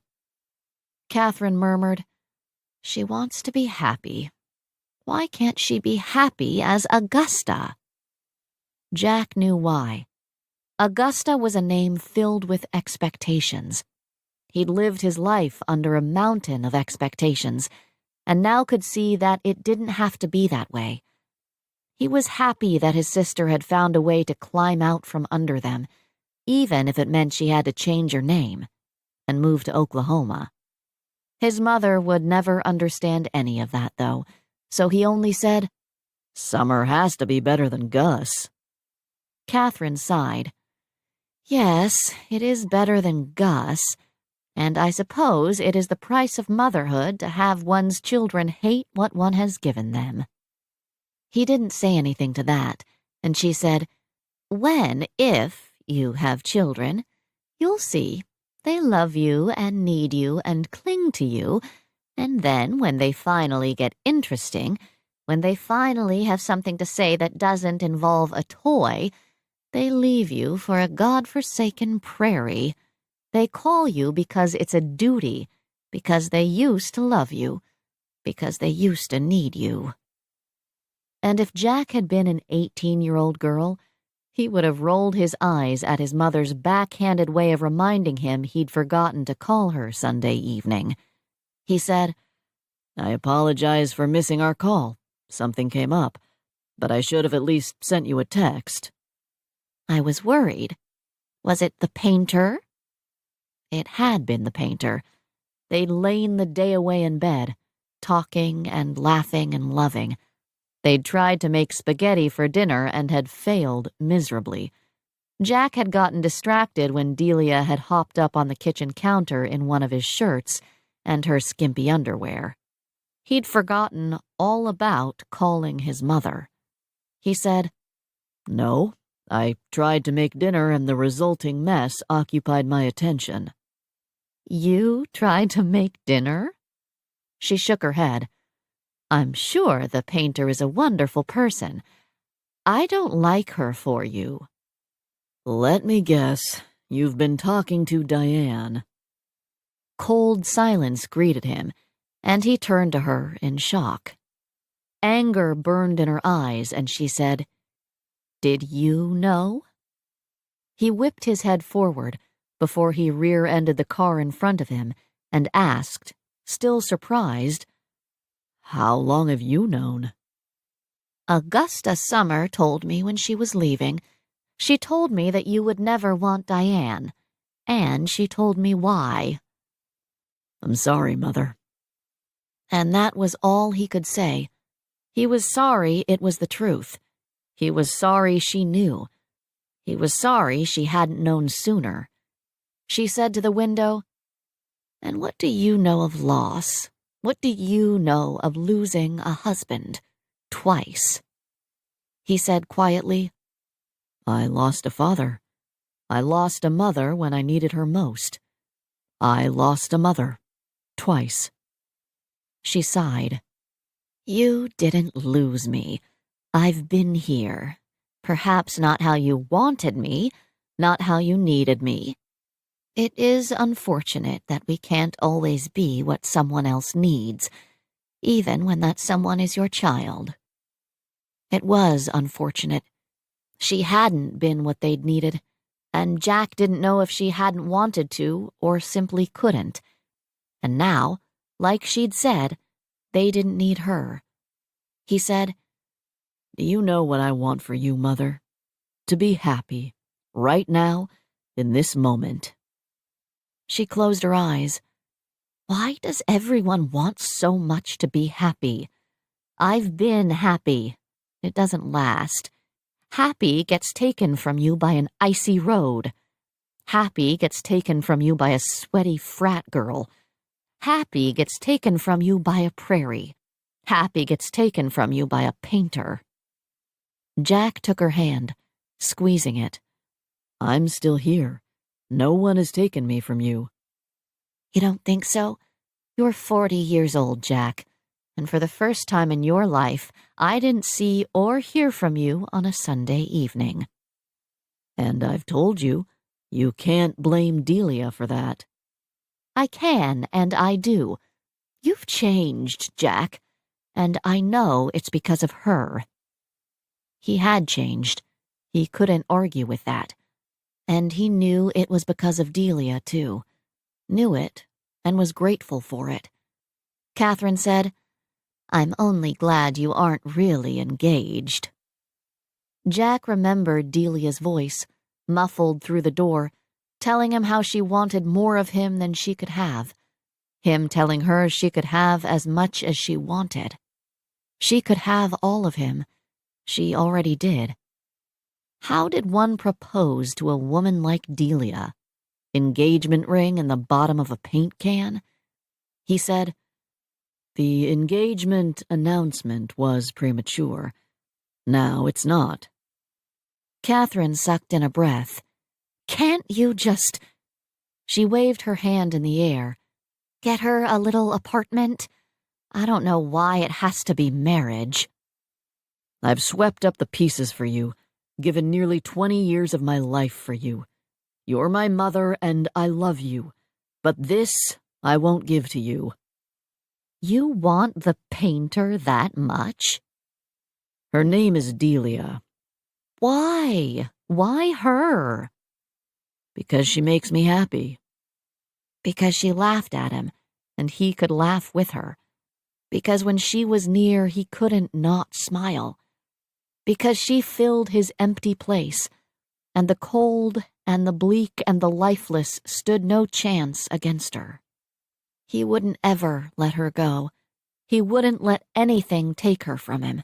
Not an icy road, not a sweaty frat boy, not a prairie or even a painter. Catherine said, "Happy." Jack said, I didn't know I needed to be happy until I met her. She pinched her lips, and Jack said, And I need something from you, Mother. She turned in her seat to look at him. For you to accept that I've chosen the woman who is right for me. I see how we can fit together, and I like it. Her chin tipped up slightly. You want me to accept that the painter will make you a good wife? That is what I need. He pulled off the highway, stopping at a red light, and looked at his mother. Looked at the woman who had lost her happy time after time, leaving him to take care of her responsibilities. She could give him what he needed this one time. Catherine Lowell Cabot Bradley nodded and said, Then I will give my son the thing he needs most. She turned her head forward again, poised in her seat. I'll expect her for Sunday dinner. He and Delia hadn't spoken again about Diane and her bid for First Lady. They'd gone back to laughing and loving and letting the fire have its fun. But Jack knew Delia was waiting for it to be over. She was living in the moment, refusing to look at a future with him. And he was done living like that. It was time to get what he wanted. He had spent the morning preparing, taking Delia out early for a $3 coffee to get her out of the condo, giving Ms. Charles time to organize. He'd spent the rest of the morning in meetings. His arm was killing him, but he'd known he'd needed something to give Delia, something that would last, something wild and crazy, to get her to see what he saw, because he saw them forever, not just for now, and he would fight dirty if he had to. No one ever said no to him, except Delia. She climbed into the convertible, asking where they were going for lunch and raising her eyebrows when he said they were going back home. You know if we go home, we'll never get back to work. That is my plan. She closed her eyes, smiling and leaning her head against the headrest, letting her hair whip around her face. It had been silly to buy a convertible at the end of autumn. He would guess most people waited for summer, but neither of them seemed to care. The heater worked even with the top down. They rode the elevator, his arm around her waist, and he said, "You have paint in your hair, again." He hated it. He hated any of her wild hair covered, tamed with beige paint. She whispered, "It's ochre." He looked down at her in surprise, and she said, "You had that look on your face, that I hate beige look." I do hate beige. "I know, but this is ochre." He kissed her, his heart trying to come out of his throat. They were right. They fit. He would make her see that. He opened the door to their home and said, "I thought about taking you to Maine, but decided this would be better." "Better for what?" He unbuttoned the top button of his shirt, and she laughed. "You're right. This is better. It's closer." He yanked one sleeve down and ripped off the bandage to show a freshly scrawled tattoo on his upper arm. He said, "Better for asking you to marry me." Her mouth fell open, and she stared at her name inked into his skin. She looked up into his eyes, and he said, "I was going to put a heart around it, but that seemed cliché." She closed her mouth slowly, reaching out. His eyes flinched, but he held still, and she traced the flames surrounding her name in the air above his arm. He said softly, "It's a wildfire, out of control, unstoppable, leaving everything in its wake reborn and stronger." Her bottom lip wobbled, and she whispered, "That must have hurt." Excuse my language, but it hurts like a bitch. Still. She laughed, and it was wet and teary. "Do you want me to kiss it and make it better?" "No, I want you to kiss me and make me all better." She stepped in close, her body fitting into his just right. He whispered, "Lizard brain wants what lizard brain wants. He's made it this far. Maybe he knows what he's doing." She shook her head. "Lizard brain only knows how to survive." "He knows I need you to survive. I know I need you to thrive." "Oh, Jack." He could hear the no in her voice, and he said, "Delia, I'm pulling out all the stops. You're not leaving until you say yes." He edged her toward the bedroom, and she said, "Oh, God, are you going to torture it out of me?" "Yes." She dug in her heels. "Even if I was going to get married again, even if I was selfish enough to let you marry me, I grew up in a commune. My parents are hippies. The last joint-smoking, free-lovin' hippies. You can't tie yourself to that, even if you don't want to be president." "It's no secret, Delia, that you and yours march to a different beat.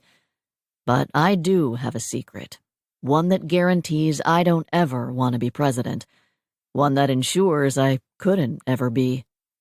"I know. Your mother's father isn't her father. Who cares?"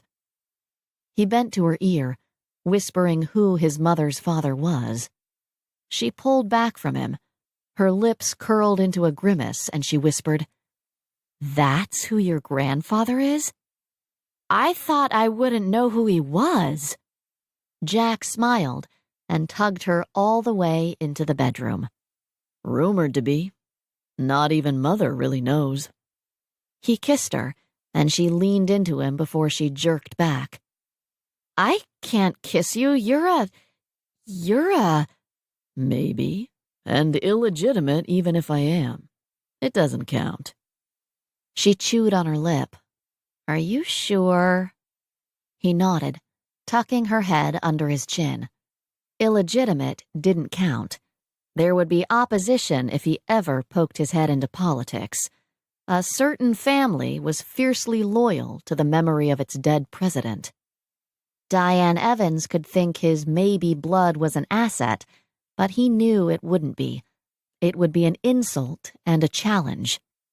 Delia said softly, "You don't look anything like him." Then maybe it's just a story. Grandmother always liked to brag that she was a fast little number before fast was acceptable. You would have liked her. And she had your mother? She overreacts in the opposite direction. And incidentally, she thinks you would make me a good wife. Her face went blank in shock. Then, "Is that an insult? It kind of sounds like one." Is it an insult to say I would make you a good husband? To you or to me? He laughed. It's not an insult to either of us. You would make me a good wife.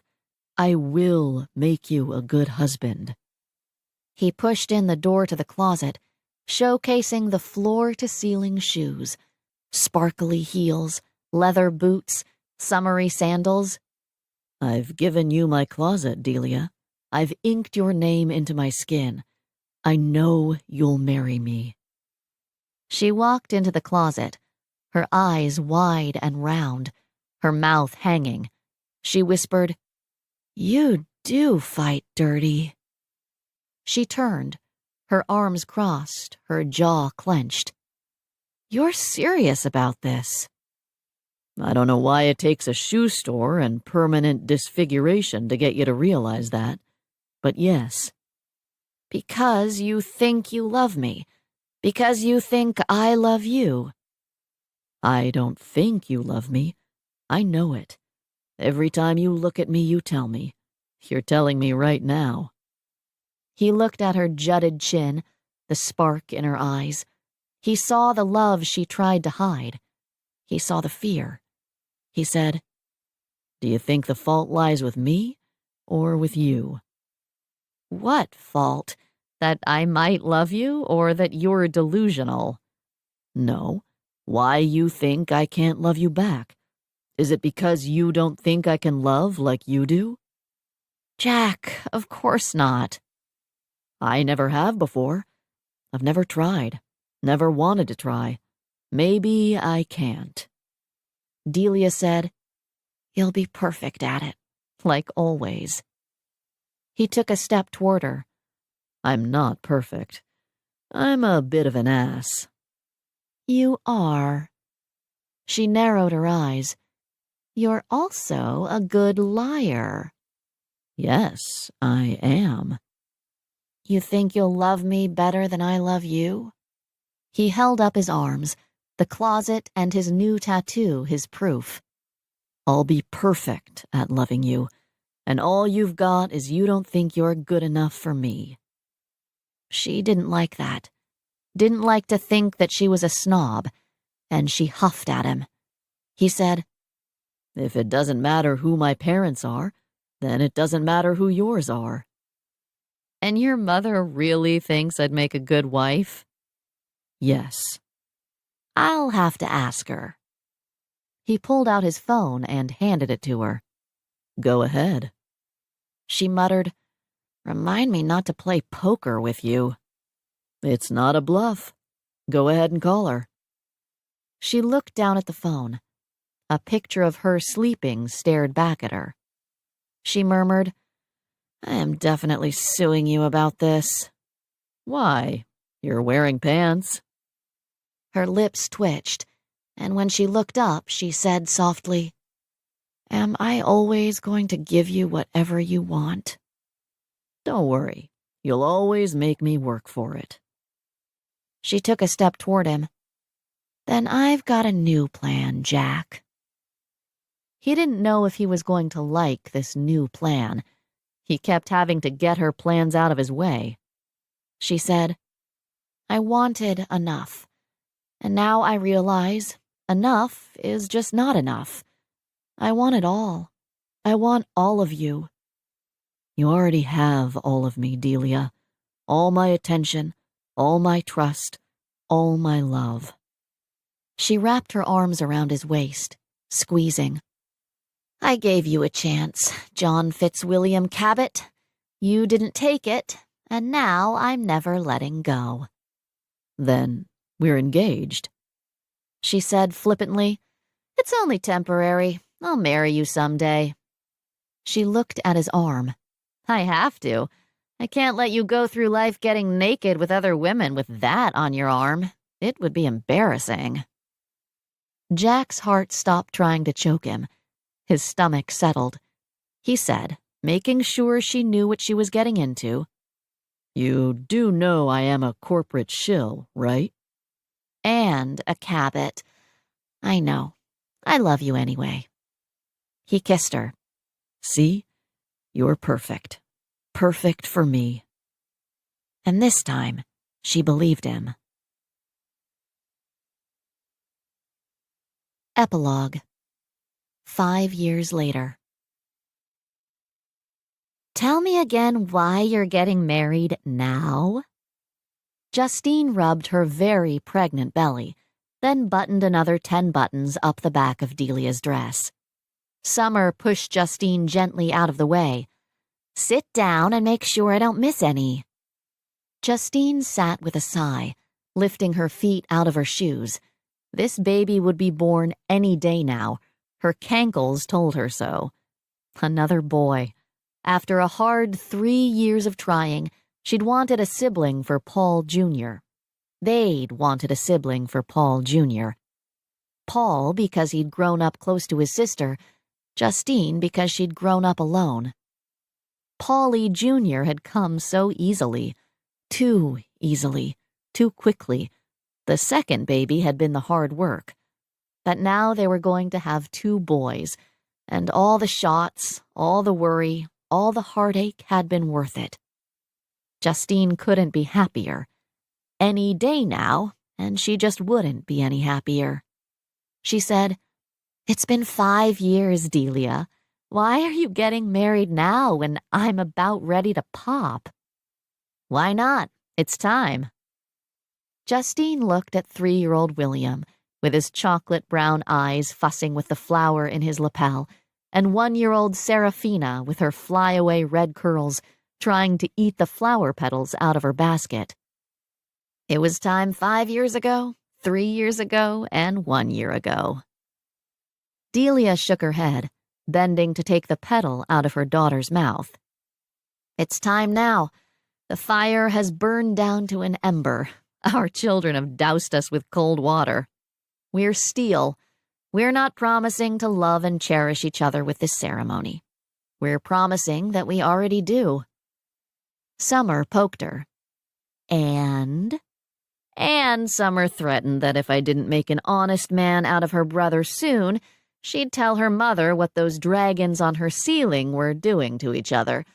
But mostly, it was just time. Summer buttoned the final button, pulling the train out and gazing at the high-necked, intricately embroidered dress.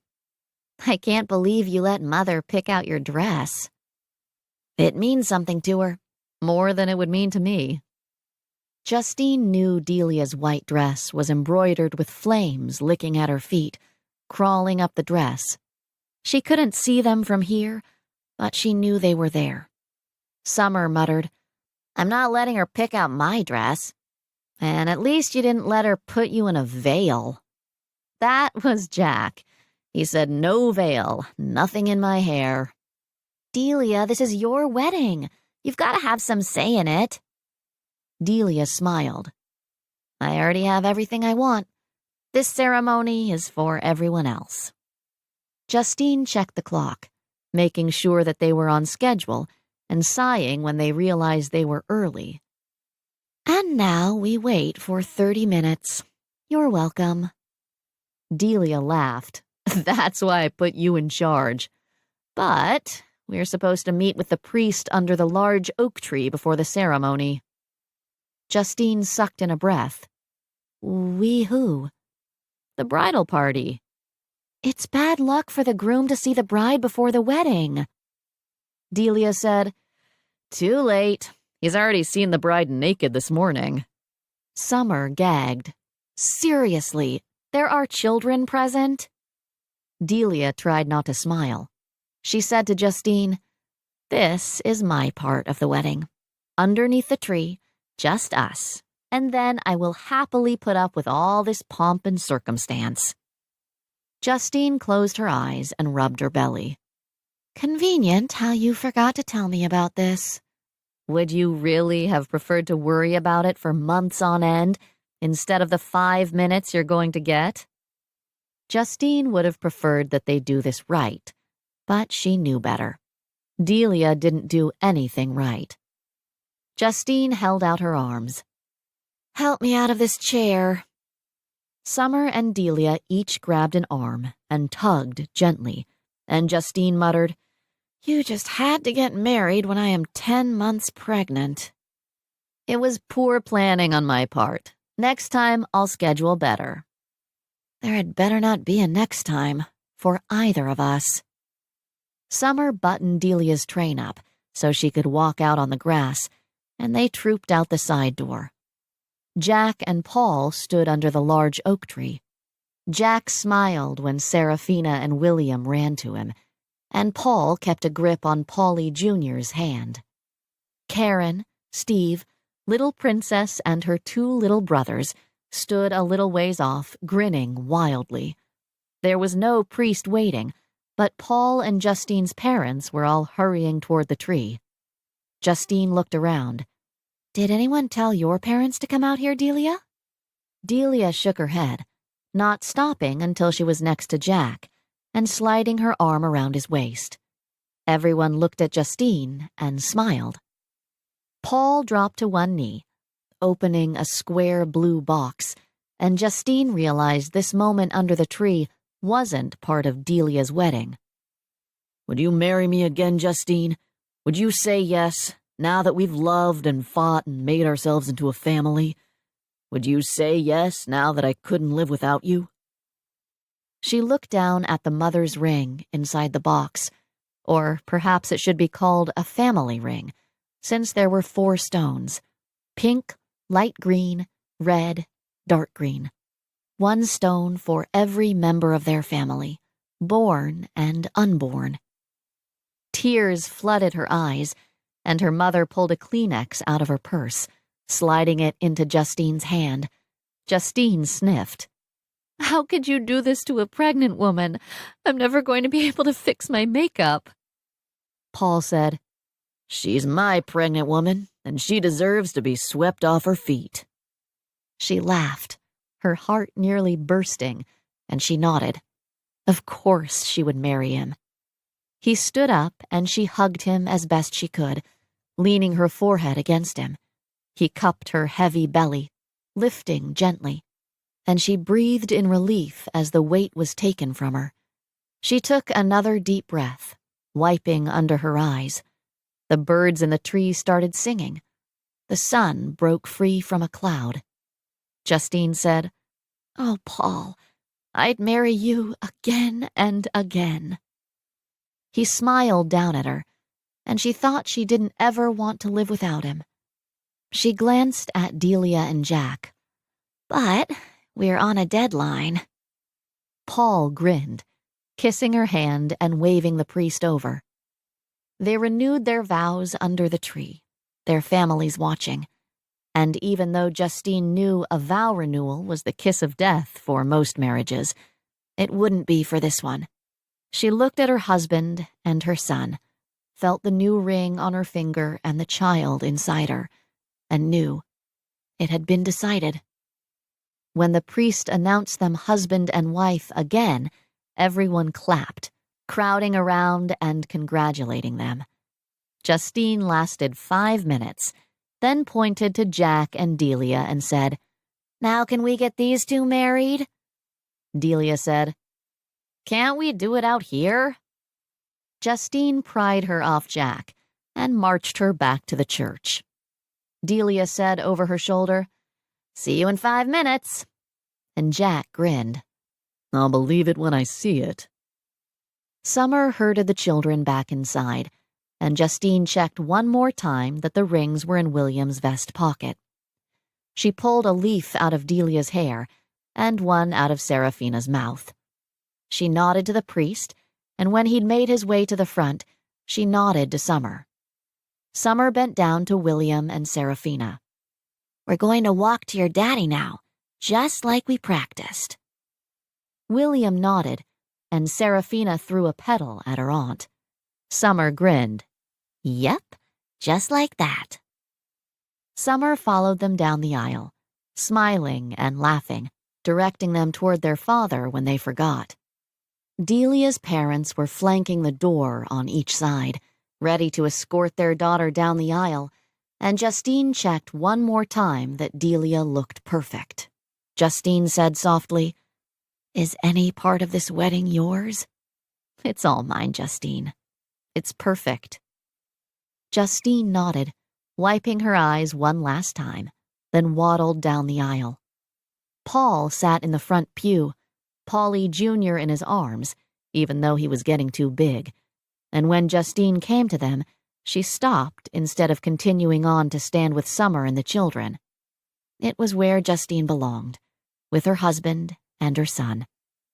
And Delia had told Justine weeks ago that if she gave birth during the wedding, there would be retribution. It would involve a mean-looking needle and a tattoo. And Justine had decided the matron of honor didn't have to stand in front with the wedding party. Paul brought Justine's hand up to his mouth and kissed it. She smiled at him, then turned to watch Delia walk down the aisle, her hair floating around her head, wild and untamed. Delia's mom on one arm, her dad on the other, their long hair braided with flowers. They escorted her to the front and then went to stand next to Jack's mother. She was standing next to a distinguished gentleman and looking pleased. Jack picked Seraphina up, taking a flower out of her mouth, and clasped William's hand. When the organ finished its march, William said into the silence, Mama is pretty. The congregation chuckled, the women dabbing at their eyes. Jack said, Yes, she is. Delia took William's free hand in one of hers and found Jack's hand underneath the folds of Seraphina's dress with the other. Jack smiled at Delia, his eyes only for her, his face still beyond beautiful, but now a little older, the lines around his eyes and mouth deep, as if he'd spent the last 5 years laughing. Jack repeated the priest, saying his vows slowly, and finally sliding his ring onto Delia's finger. Delia sighed, smiling up at him, clearly still in love with him. Forever. Unbreakable. She said, I, Delia Wildfire Woodson, take you, John Fitzwilliam Cabot, to be my husband. I promise to be true to you in good times and in bad, in sickness and in health. I will love you and honor you all the days of my life. She slid the ring onto his finger, and then she snickered, Fitzwilliam.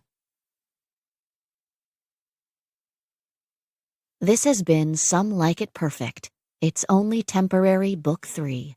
Written by Megan Bryce. Narrated by Tess Irondale. Copyright 2013 by Megan Bryce. Production copyright 2018 by Megan Bryce.